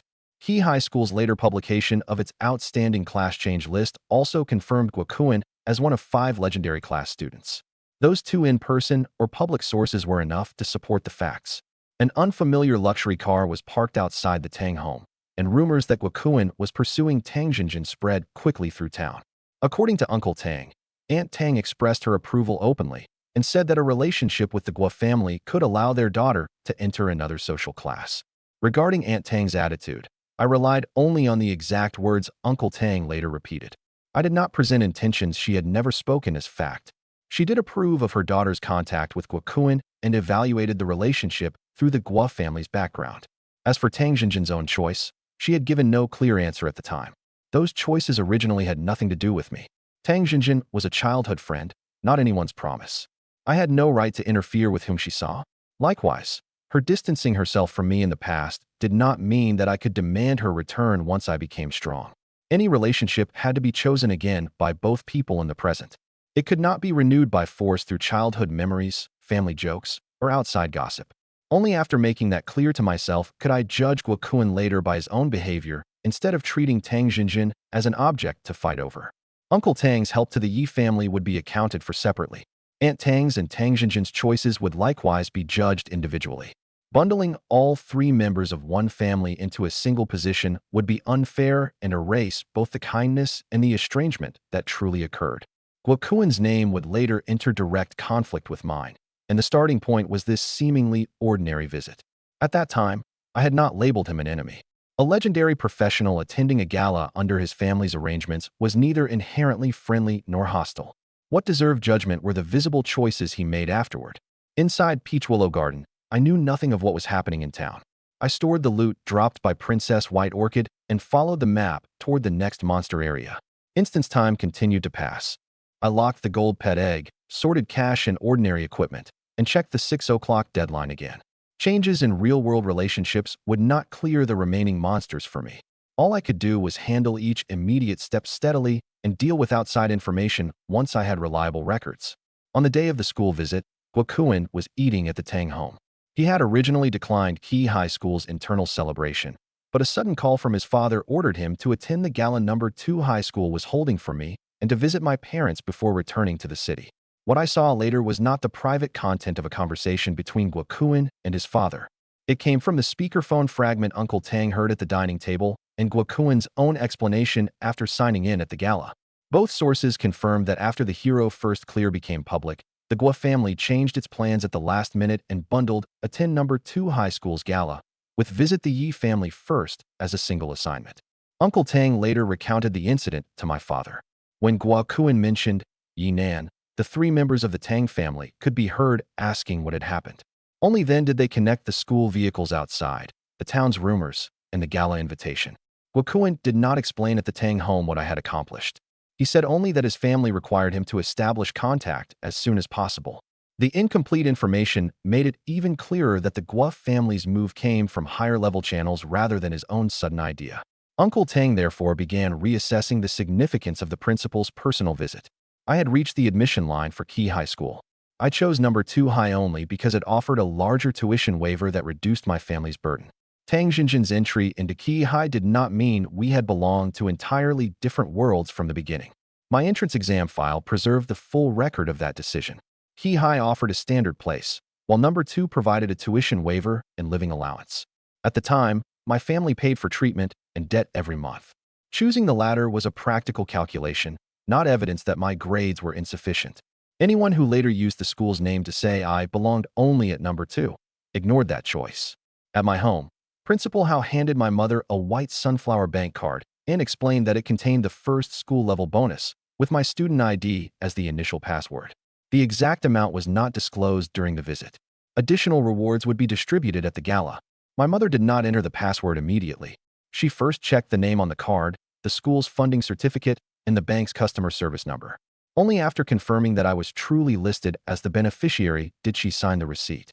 The school described it only as the first approved reward and did not mix pending municipal or provincial funds into the same number. My mother still did not understand what hero difficulty meant. Principal Hao had to express it in the most direct way possible. Your son achieved the first clear in the nation and the first clear in the world. He earned the title of number 1 in the world. That sentence was more intuitive than the complicated instance rules. When my mother reviewed the record again, she no longer focused only on the words epic class, but on the fields for difficulty, perfect score, and first clear. She also asked Vice Principal Sun whether the world number 1 designation would disappear if someone cleared the instance later. He explained that a later challenger could set a faster time, but could never take away the historical record of being first. My mother held the verification record and studied it for a long time before accepting the bank card and gifts. For the first time, Teacher Luan also admitted formally that over the past 3 years I had relied primarily on myself and received far too little additional assistance from the school and my homeroom teacher. My mother did not seize the opportunity to demand compensation or sign any promotional authorization for me. She confirmed only the gala time, my safety, and ownership of the bonus, leaving every other matter until I could handle it personally. For a parent who had just received overwhelming news, her restraint protected many of my boundaries. After the visit ended, my mother sat beside my father's bed and repeated the world-first news to him. Most of the time, his eyes remained unfocused and he gave no normal response. As she prepared to leave, however, she heard him repeat one faint sentence. My mother recorded the latter half on her phone and noted the time in that day's home visit record. In the audio, my father did not say my name or demonstrate a normal understanding of the first clear. After hearing "number one in the world," he stared at a corner of the wall as if answering another person who did not exist. God is watching me. My mother preserved the sentence. My father had occasionally muttered similar things since his injury, but no one knew what God had to do with that level 100 rift. I placed the audio in the Rift Accident Archive without treating it as a conclusion. A high-order curse could cause hallucinations, and God might be a meaningless repetition. Yet its appearance on the same day I obtained Hand of Blasphemy was still worth preserving. When evidence was insufficient, the safest approach was to record, not interpret. Princess White Orchid first dropped 8 gold and 6 silver, already covering the 3 gold 8 silver ticket. A solo challenge required no division of money or experience and prevented teammates from observing my talent at close range. My net cash gain was temporarily 4 gold and 8 silver, but that did not deduct equipment wear, transportation, food, or the opportunity cost of 35 fatigue. I did not exaggerate. The ticket paid for itself, into the entire run cost nothing. I could say only that cash revenue had exceeded the entry fee. My father's team wipe accident made me instinctively reluctant to serve as a leader, but I would not declare that I would never join a party. Future multiplayer instances and rifts tied to national fortune might not permit solo entry. At least for now, I had the ability to handle this instance alone and no need to bear allocation and secrecy risks for ordinary returns. The ordinary equipment included a white headscarf, greenwood staff, solidwood armor, and fragrant necklace. Green items could be sold to dismantlers. The blue lifestyle item, white headscarf, had an attractive appearance and was valued above 4 gold. There was also one purple lifestyle item with no combat attributes that could be sold as a cosmetic. I checked each item's binding and durability before selecting a sales channel. White and green items suited bulk disposal. The blue cosmetic depended on buyer preference. The purple lifestyle item could not be appraised like ordinary combat affixes. Until a sale occurred, I recorded only conservative floor prices and never treated the highest platform listing as an asset. The true core drop appeared last. White orchid pet egg, gold rank, unbound. Hatching requirements: intermediate or better incubator, 10 large green crystals, 3 large blue crystals. Hatching time, 24 hours. Automatically binds when incubation begins. The system defined begin incubation as an irreversible point. Once I placed the egg in an incubator and confirmed the materials, it would bind to me. Even cancellation during the 24 hours could not restore its unbound trait status. I therefore performed no trial incubation merely to view the infant pet. A white orchid pet was a miniature princess white orchid with nature magic and healing abilities, effectively adding a support member to a team. Recently, even silver rank eggs from normal difficulty had sold for 3,700 gold and frequently remained in short supply. The 3,700 figure came from the latest completed sale I found, not a merchant's advertised price. The transaction record also showed that the buyer paid separately for the incubator and crystals, meaning the egg price excluded startup costs. No same-name gold rank sample existed, so I could estimate only from growth ceiling, rarity, and the market for adjacent pets. I had challenged hero difficulty, raising Princess White Orchid to gold rank. The egg's growth and skill ceilings were therefore 1 grade higher as well. A conservative estimate was roughly 5,000 gold. 5,000 gold remained a conservative estimate, not a system appraisal.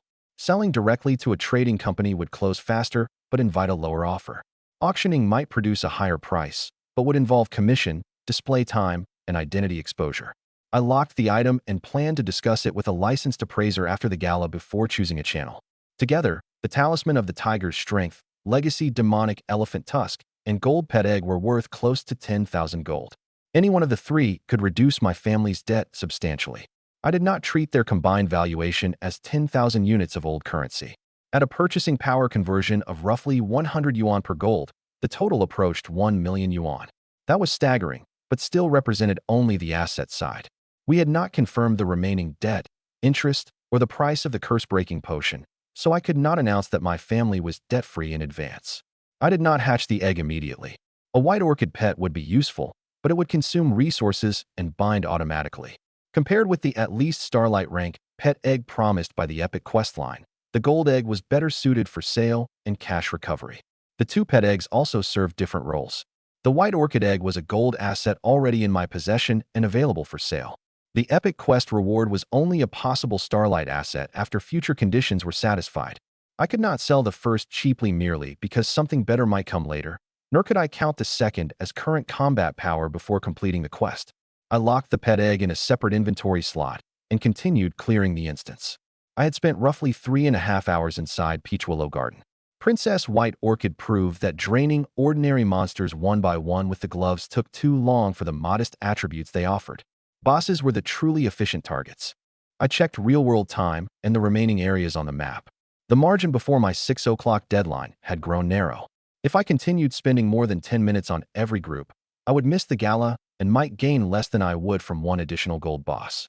My tactical objective had to switch from drain every monster to secure bosses and completion progress. I changed tactics. Instead of reducing my damage against the remaining monsters individually, I ran through the map and pulled every Flower Demon and Willow Wraith into combat. They cast continuously behind me while I controlled the distance and kept the group concentrated.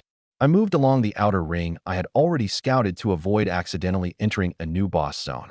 At every fork, I looked back and confirmed that the farthest monster had not reset.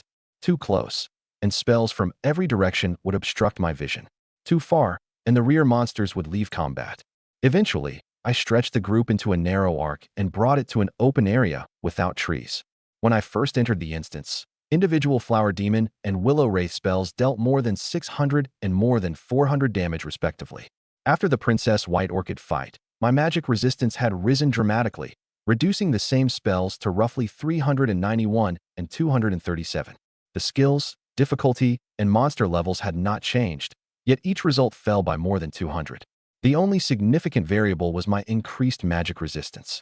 That comparison provided a more intuitive verification than the panel. The magic resistance drained from Princess White Orchid already influenced actual combat, instead of merely producing an attractive number. Once I gathered the remaining monsters in the clearing, I stopped, turned around, and began channeling Flame Storm.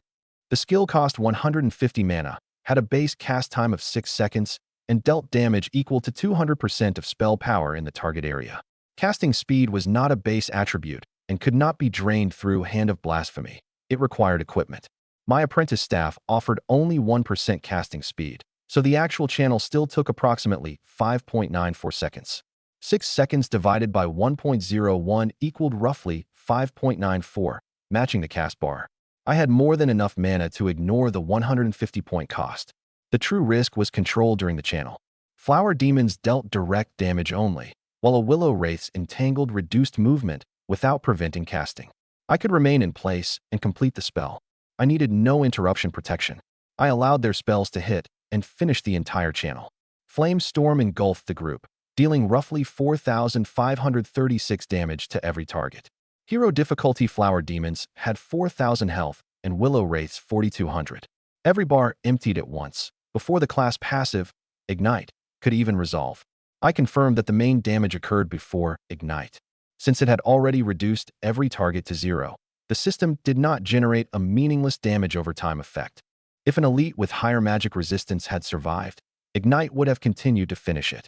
One area spell cleared the entire group and proved that I had grown from enduring a 6-monster barrage to one-shotting every ordinary monster in the same instance. Experience poured in continuously, raising me to level 29. When numerous notifications appeared at once, I did not estimate my level from the animation. I waited until the settlement queue ended, then checked the experience bar. After level 20, the above-level gap narrowed and each target's reward continued to fall. There were enough monsters to push me to 29 regardless. I recorded the free attribute points from leveling separately from talent drains. Before entering the instance, I had 339 spell power, and the adaptive title added 150. Clearing ordinary monsters and fighting Princess White Orchid yielded roughly another 1200 spell power from the boss. After including the free points from leveling, my current total exceeded 2400. That, above 2400, was my current combat panel with the title equipped, not my naked base value.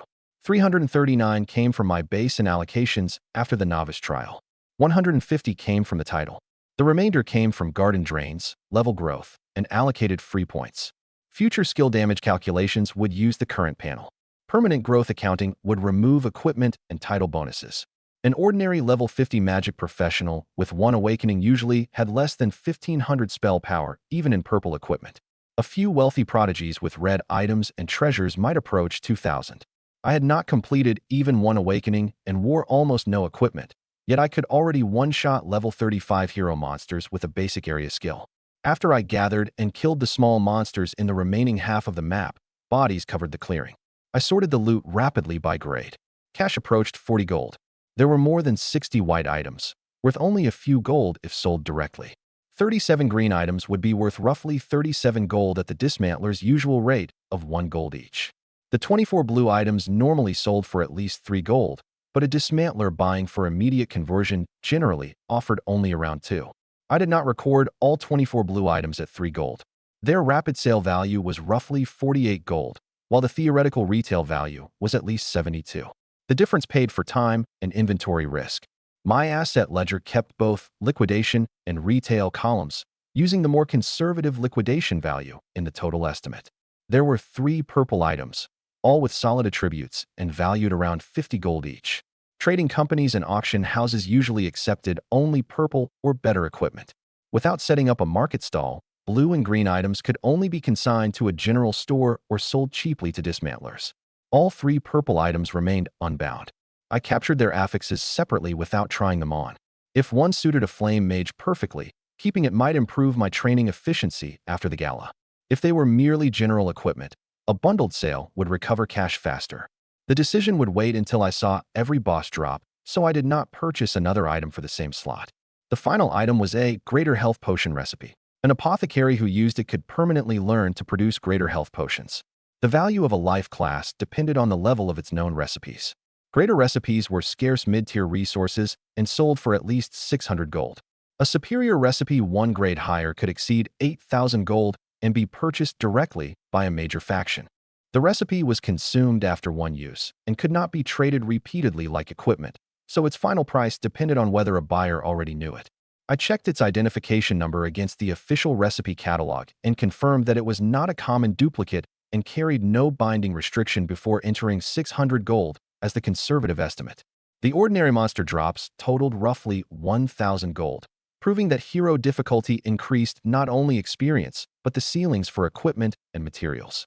That 1,000 included cash, equipment at liquidation value, and the recipe estimate.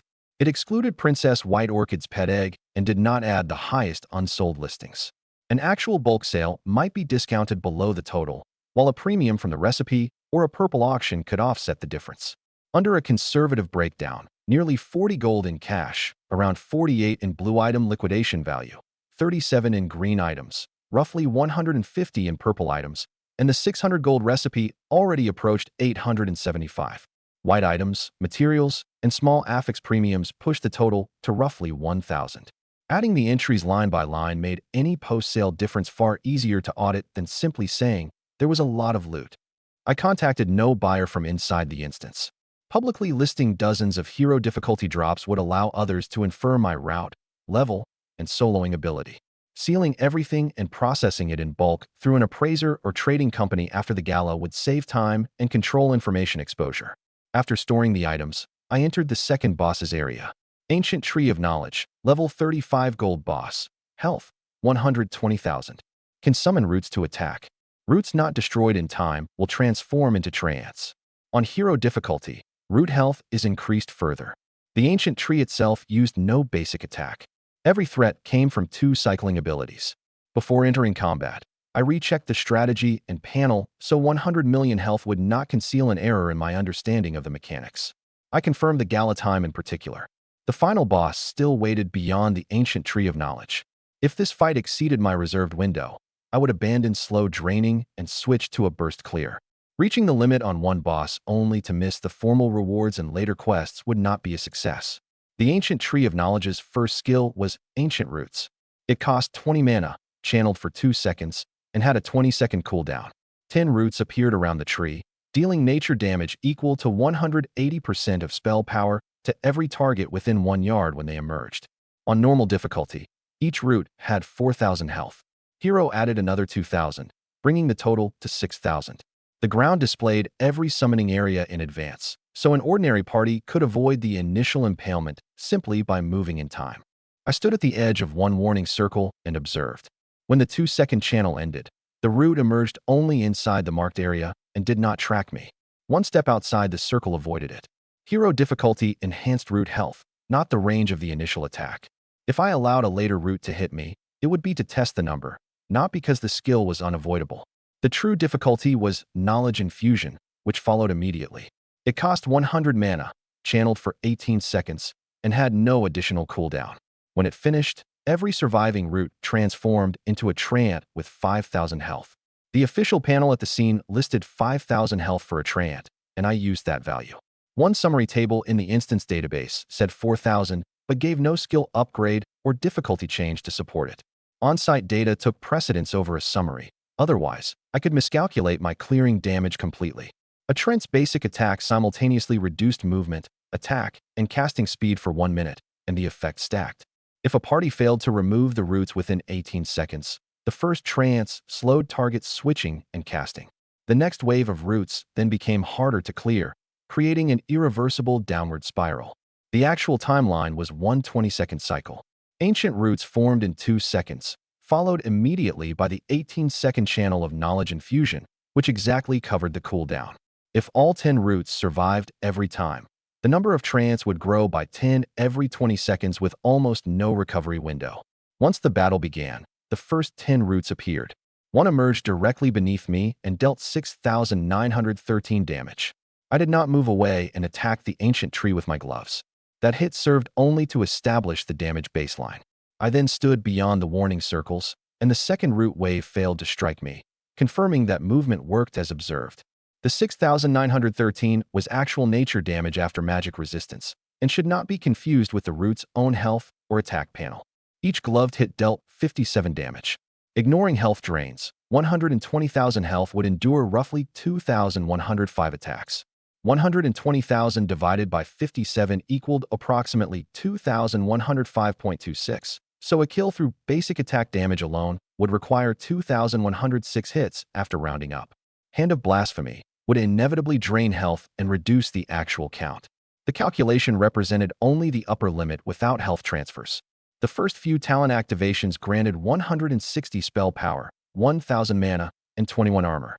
Under the 10% rule, the ancient tree of knowledge had started with roughly 1,600 spell power and 10,000 mana. 21 armor corresponded to an initial value around 210 and matched the fact that my gloved attack still dealt 57. Although the ancient tree was a magic boss, its physical defense was substantial. Meanwhile, its mana was close to Princess White Orchid's, showing that it could maintain both cycling abilities for a long time. I could not expect the mechanics to stop naturally because it ran out. 18 seconds later, all 10 untouched roots transformed into treants. The nearest dealt 778 damage with a basic attack, and the other 9 rapidly surrounded me. The first slow stack was barely noticeable. After multiple stacks, my movement speed and punching rate began falling. I had deliberately allowed the first wave to transform so I could verify the most dangerous outcome. Each treant's first hit created an independent slow stack. When all 10 struck almost together, all 3 speed fields showed a visible reduction. New hits continued stacking the effect and refreshed the corresponding duration instead of 10 treants sharing one status. When the 20-second cooldown ended, a second wave of ancient roots appeared. With my movement speed already reduced, escaping the marked areas was visibly slower. 18 seconds later, the field held 20 treants. I left the roots alive during the second cycle too, confirming that the count truly increased by 10. 20 attackers refreshed the slow stacks more frequently, creating obvious gaps in my once steady punching rhythm. A third test would yield little additional information while accelerating the risk. The evidence was sufficient. They could not kill me, but they were reducing the activation efficiency of Hand of Blasphemy. If I allowed them to continue, every cycle would add 10 more until my attack speed became unacceptably slow.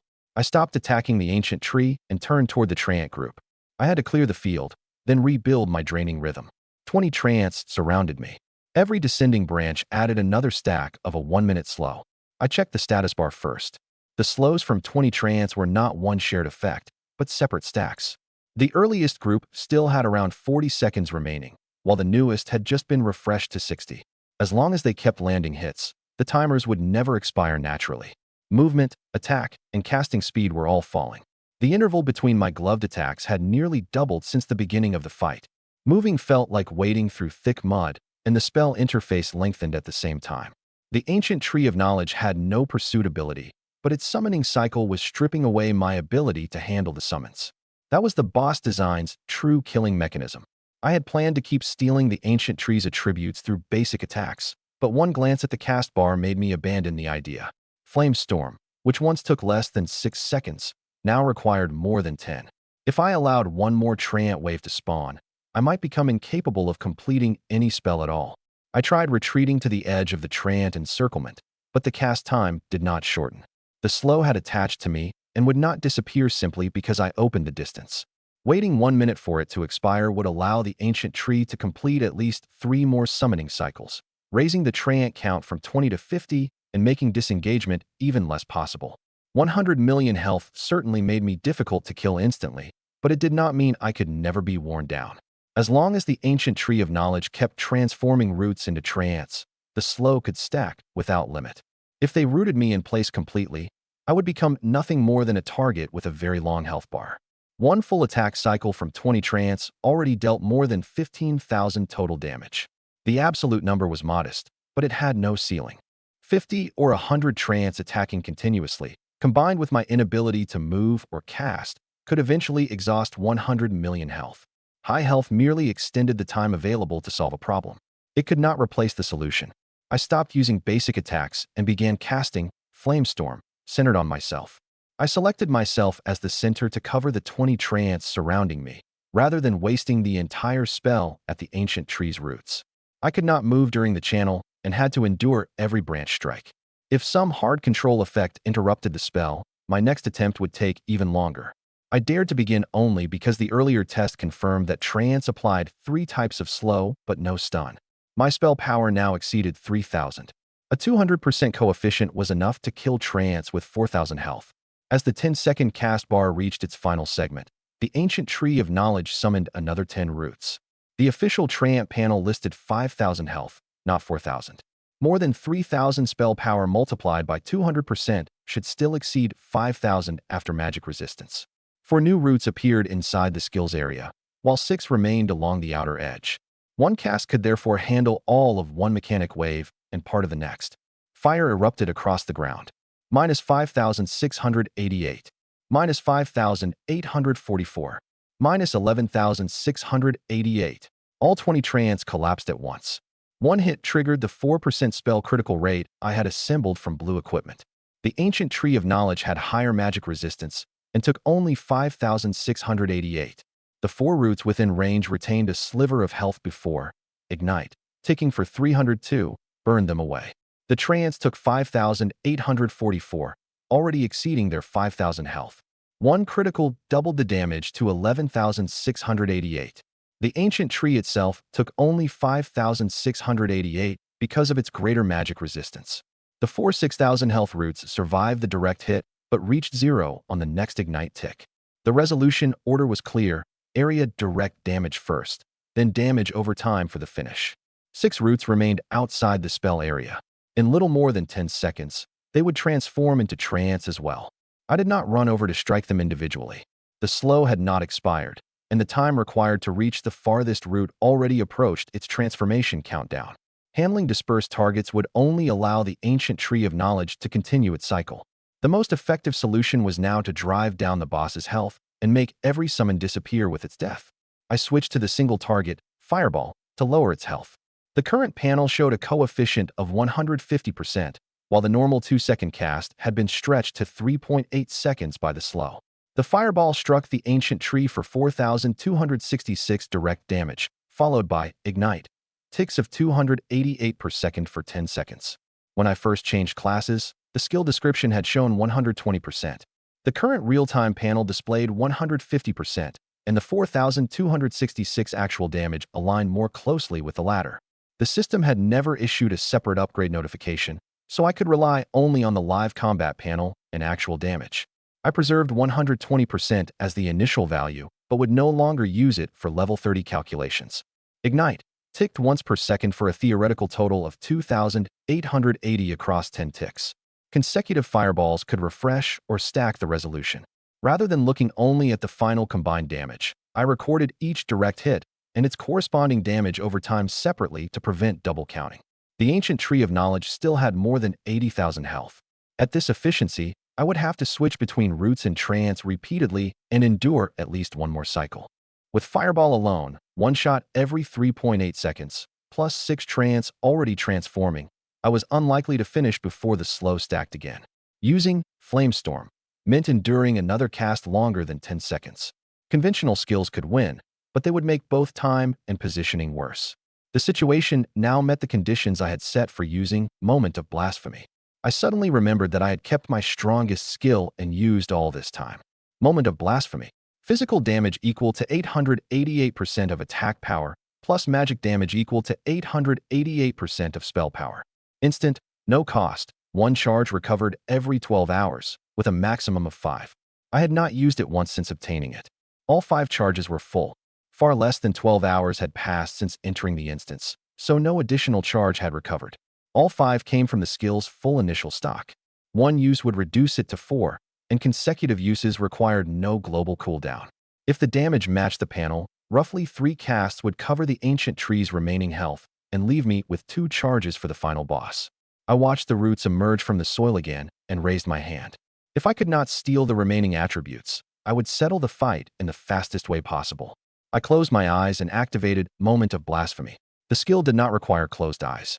I used that instant only to shut out the visual clutter and confirm that the lock-on target remained the ancient tree of knowledge rather than a transforming root. Only after the system frame turned from white to red and the charge count fell from 5 to 4 did I release the first beam. Rainbow light peeled away from my body, compressed into a ray before my palm, and locked onto the ancient tree of knowledge instantly. There was no cast bar and no projectile it could evade. The instant the beam appeared, 2 damage numbers rose above the canopy.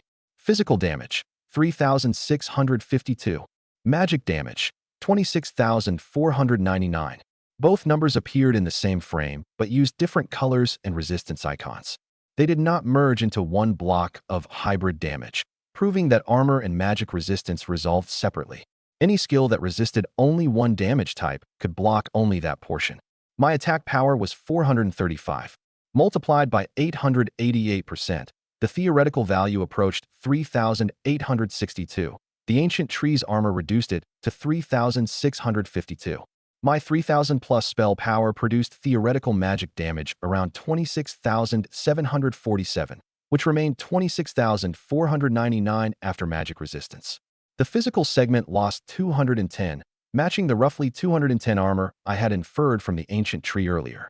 The magic segment lost only a little over 200, showing that its magic resistance was not high enough to offset an 888% multiplier.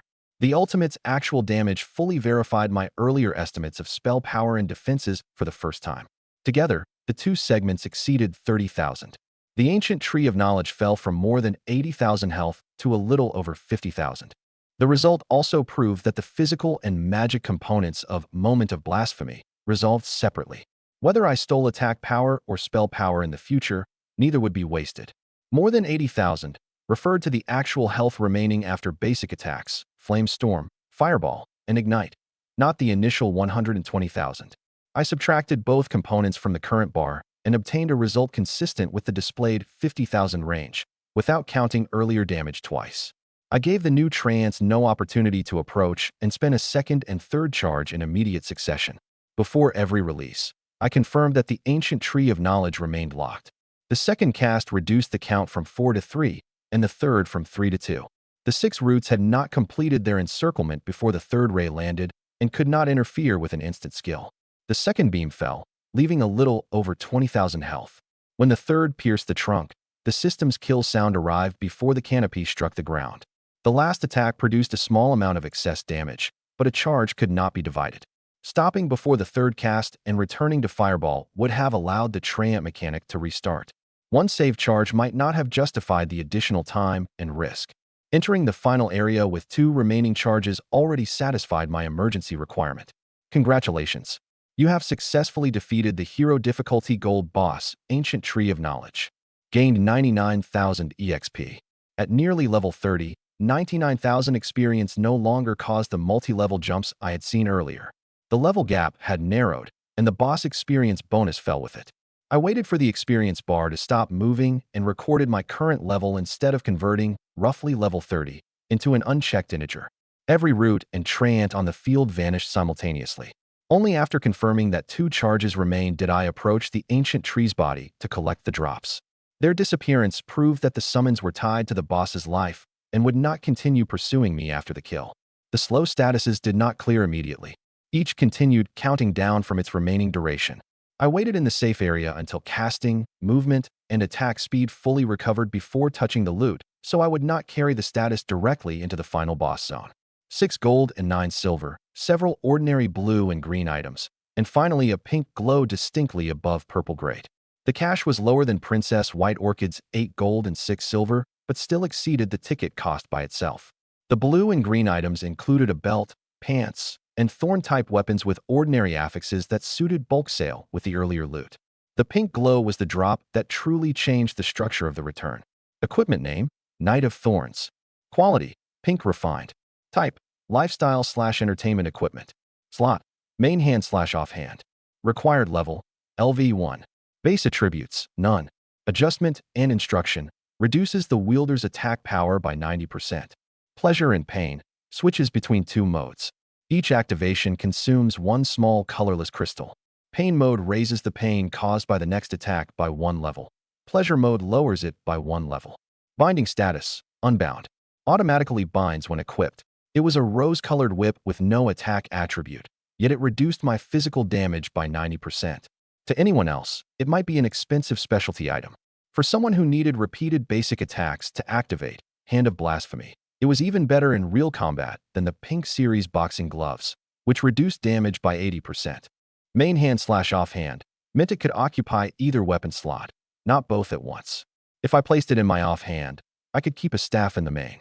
If I needed the lowest possible basic attack damage, I should avoid a main hand weapon that added attack. With no base attributes, it would not interfere with my talent gain accounting. Pain mode did not alter health damage, only the intensity perceived by the target. Increased pain might interfere with an enemy's actions, but it carried ethical and loss of control risks. Reduced pain might be useful in training or coordinated medical care. Both effects consumed small colorless crystals. I would activate neither without a clear need and consent. Special pink equipment at the same level often sold for thousands of gold. Selling it could relieve my family's debt immediately. Keeping it would allow me to steal more attributes from high-value targets in the future. I made a simple comparison between 2 options. Selling at 4,000 gold gave 1 payment. Keeping it allowed every high-health target to provide more basic attack opportunities that could become permanent attributes. After only a few future gold bosses, the long-term return might exceed the sale price, and I might never find another item like it. I hesitated for only a few seconds before choosing to equip it. The confirmation box stated explicitly, automatically binds after equipping, cannot be traded as unbound. I did not activate it by accident or test its appearance before reading the terms. Once I chose to keep it, 4,000 gold left my saleable assets and became personal combat equipment. The ledger had to change accordingly. The equipment bound automatically, eliminating the option to reverse the decision. I flicked the long whip, confirmed that the attack reduction had taken effect, then followed the garden path toward the final boss, the Lily Queen. First, I tested a basic attack against a destructible dead branch. Compared with the Pink Series boxing gloves, damage from the same base was halved again, consistent with an increase from 80% to 90% reduction. I then disabled pain mode, locked crystal consumption permission, and set the whip as my default draining weapon. On the road to the Lily Queen's courtyard, I locked both modes of Knight of Thorns, in the off position, retaining only the 90% attack power reduction. The equipment menu showed that the whip was bound to me, had 100 durability, and could switch between the main and offhand slots. I left the apprentice staff in my main hand quick bar and switched to it whenever I needed to cast. For basic attacks, the whip became the active weapon. I kept the two states separate, so one mistaken switch would not confuse my calculations for spell bonuses or damage reduction. The pain adjustment consumed one small colorless crystal on every activation. There was neither a need nor an ethical reason to test it casually. What I wanted was a safer, low-damage weapon. Reduce my basic attack enough that it would not kill the target too early. Then use Hand of Blasphemy to strip away its base attributes little by little. I disabled automatic consumption in the system permissions.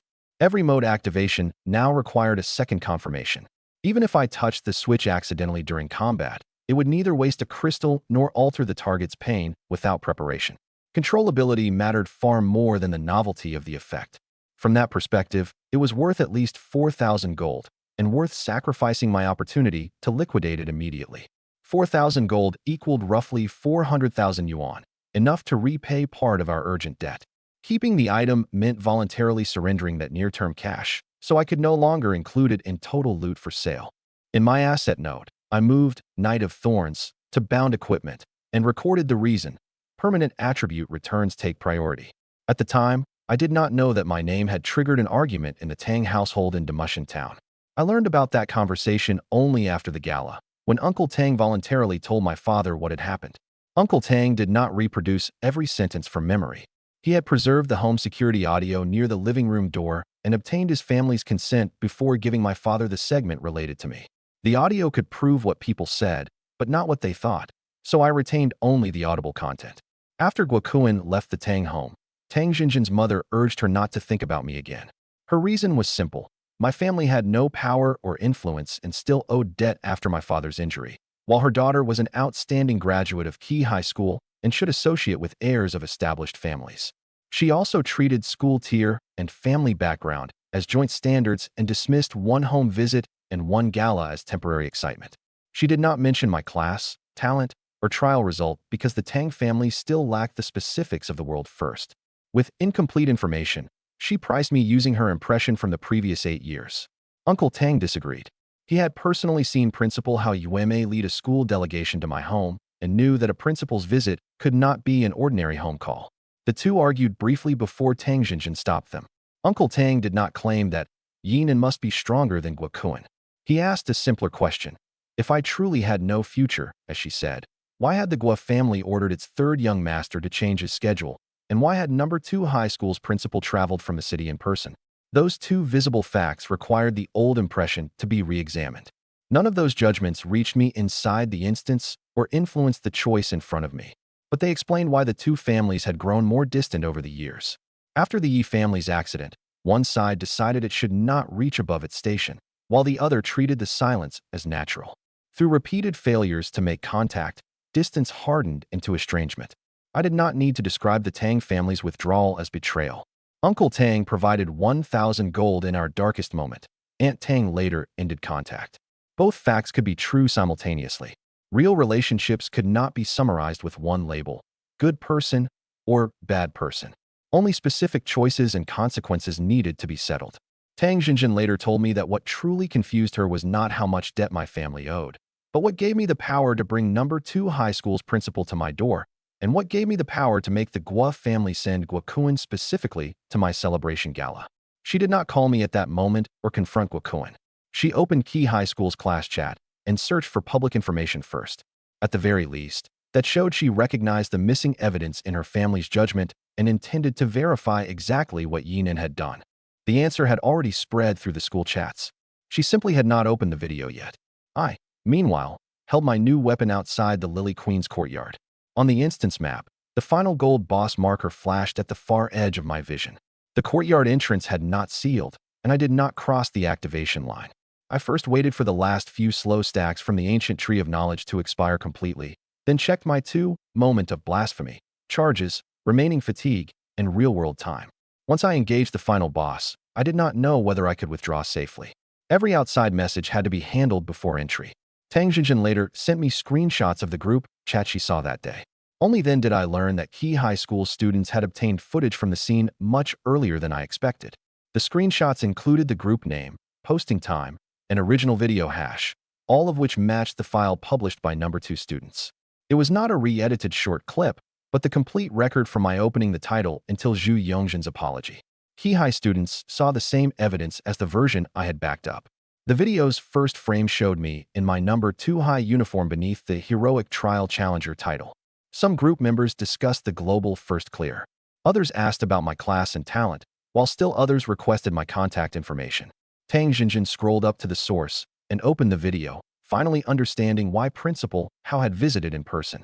The group chat mixed exaggerations, jokes, and personal opinions, none of which I treated as fact. Only 3 items had real value. The title could be cross-checked from multiple angles. The poster provided the ARC's world first announcement, and several key high teachers later notified students that official representatives would attend number 2 high school celebration that evening. I had cleared the hero difficulty novice trial with a perfect score. That conclusion depended on no one's affection or hostility toward me. The difficulty, score, and time, 2 hours, 7 minutes, and 33 seconds, were preserved in the system and the school's archive. Heroic Trial Challenger was bound to me personally. Once the evidence became public, every judgment based on family circumstances and school name had to face reality again. It was not my family background, nor anyone speaking for me. The sudden change in attitude from the school, the Guo family, and outsiders all came from one publicly verifiable achievement. That did not mean every approach deserved acceptance. Some people valued my growth potential, some wanted prestige, and some were merely curious. The world first qualified me to be seen, but did not filter anyone's motives. I still had to judge every contract, action, and boundary individually. At the same time, Guo Kuan returned to the supermarket where my mother worked. She told me about the visit in person later. The supermarket checkout system preserved his purchase time and item list. Guo Kuan first bought some of the store's more expensive drinks, fruit, and gift boxes, left, then carried them unchanged back to the counter several minutes later. Vehicle footage showed that he had driven toward my home once. The timing perfectly matched the neighbor's account that he knocked, but received no answer. He first purchased drinks and fruit, then carried them to the counter and introduced himself as my classmate who had stopped by after the class awakening. My mother had never seen him, but the word classmate lowered her guard. Guo Kuan spoke with her for nearly half an hour, asking about my father and me, then insisted on leaving the gifts in the store. My mother revealed neither my loot, bank account, nor exact talent. She answered only questions about publicly visible family circumstances. When Guo Kuan asked whether I would attend the school event that evening, she said I would decide for myself. He offered to arrange a car for the family, which she declined politely. He obtained little useful information in that half hour. His manner was courteous, but the details did not withstand examination. I did not attend Key High School, and I had never mentioned his name to my mother. The contradiction became more direct when he said we were in the same class, but could not name my homeroom teacher or describe number 2 High's class awakening order that day. My mother did not confront him because she did not want a conflict with a stranger at her workplace. She recorded each anomaly and waited for me to verify it after returning. After my mother described the visitor's clothing, vehicle, and manner of speech, I confirmed that he was Guo Kuan, the 3rd young master of the Guo family. Together with Uncle Tang's information, the sequence showed that he had first visited the Tang home, then changed course to visit my family after receiving instructions from his own. Key High School's published list provided his photo and legendary class information, while the vehicle registration pointed to the Guo family. There was no confusion with someone of the same name.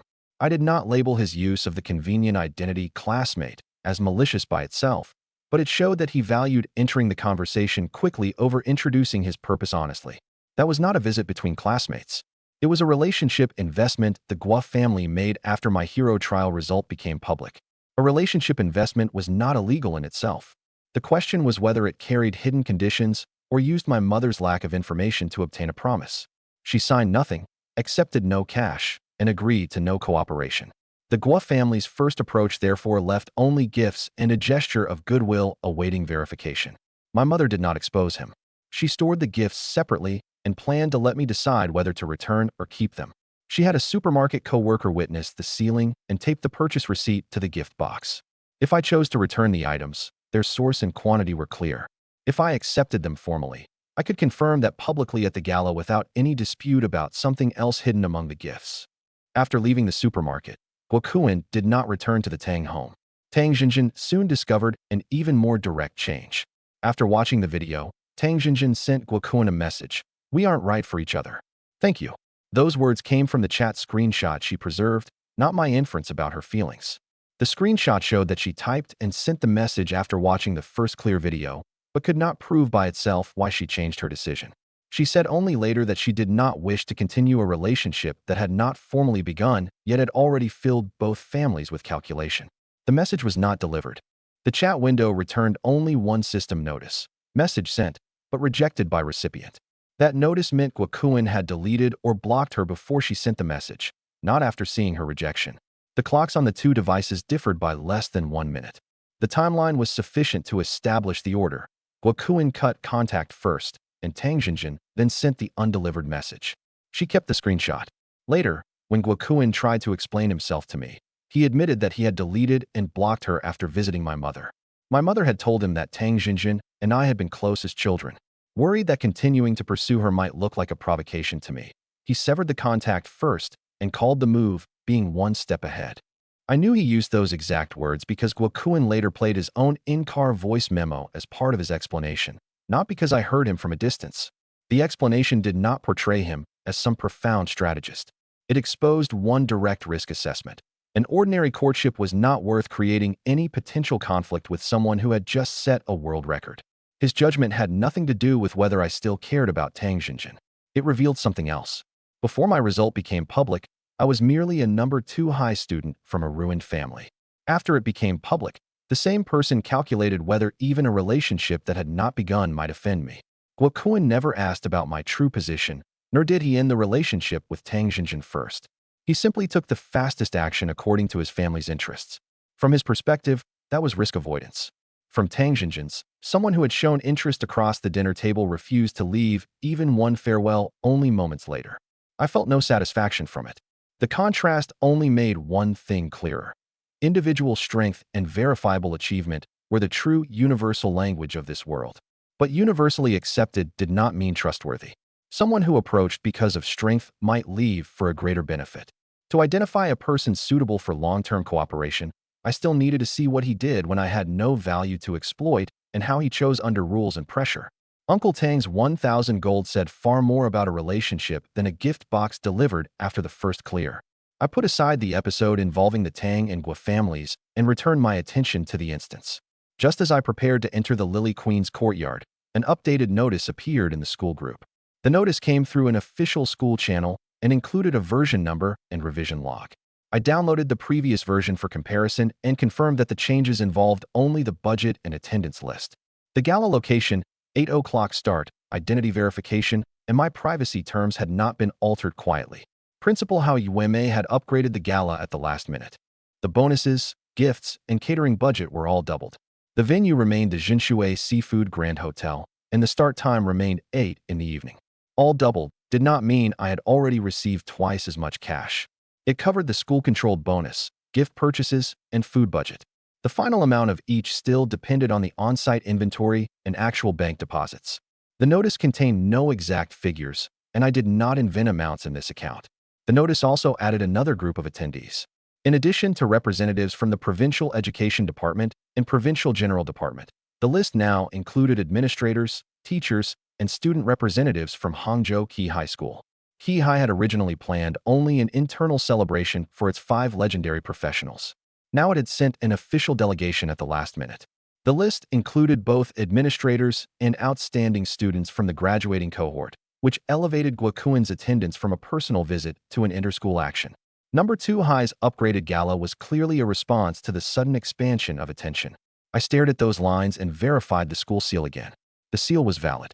The notice had been published only minutes before I entered the final courtyard. Beneath it was a short note from Principal Hao.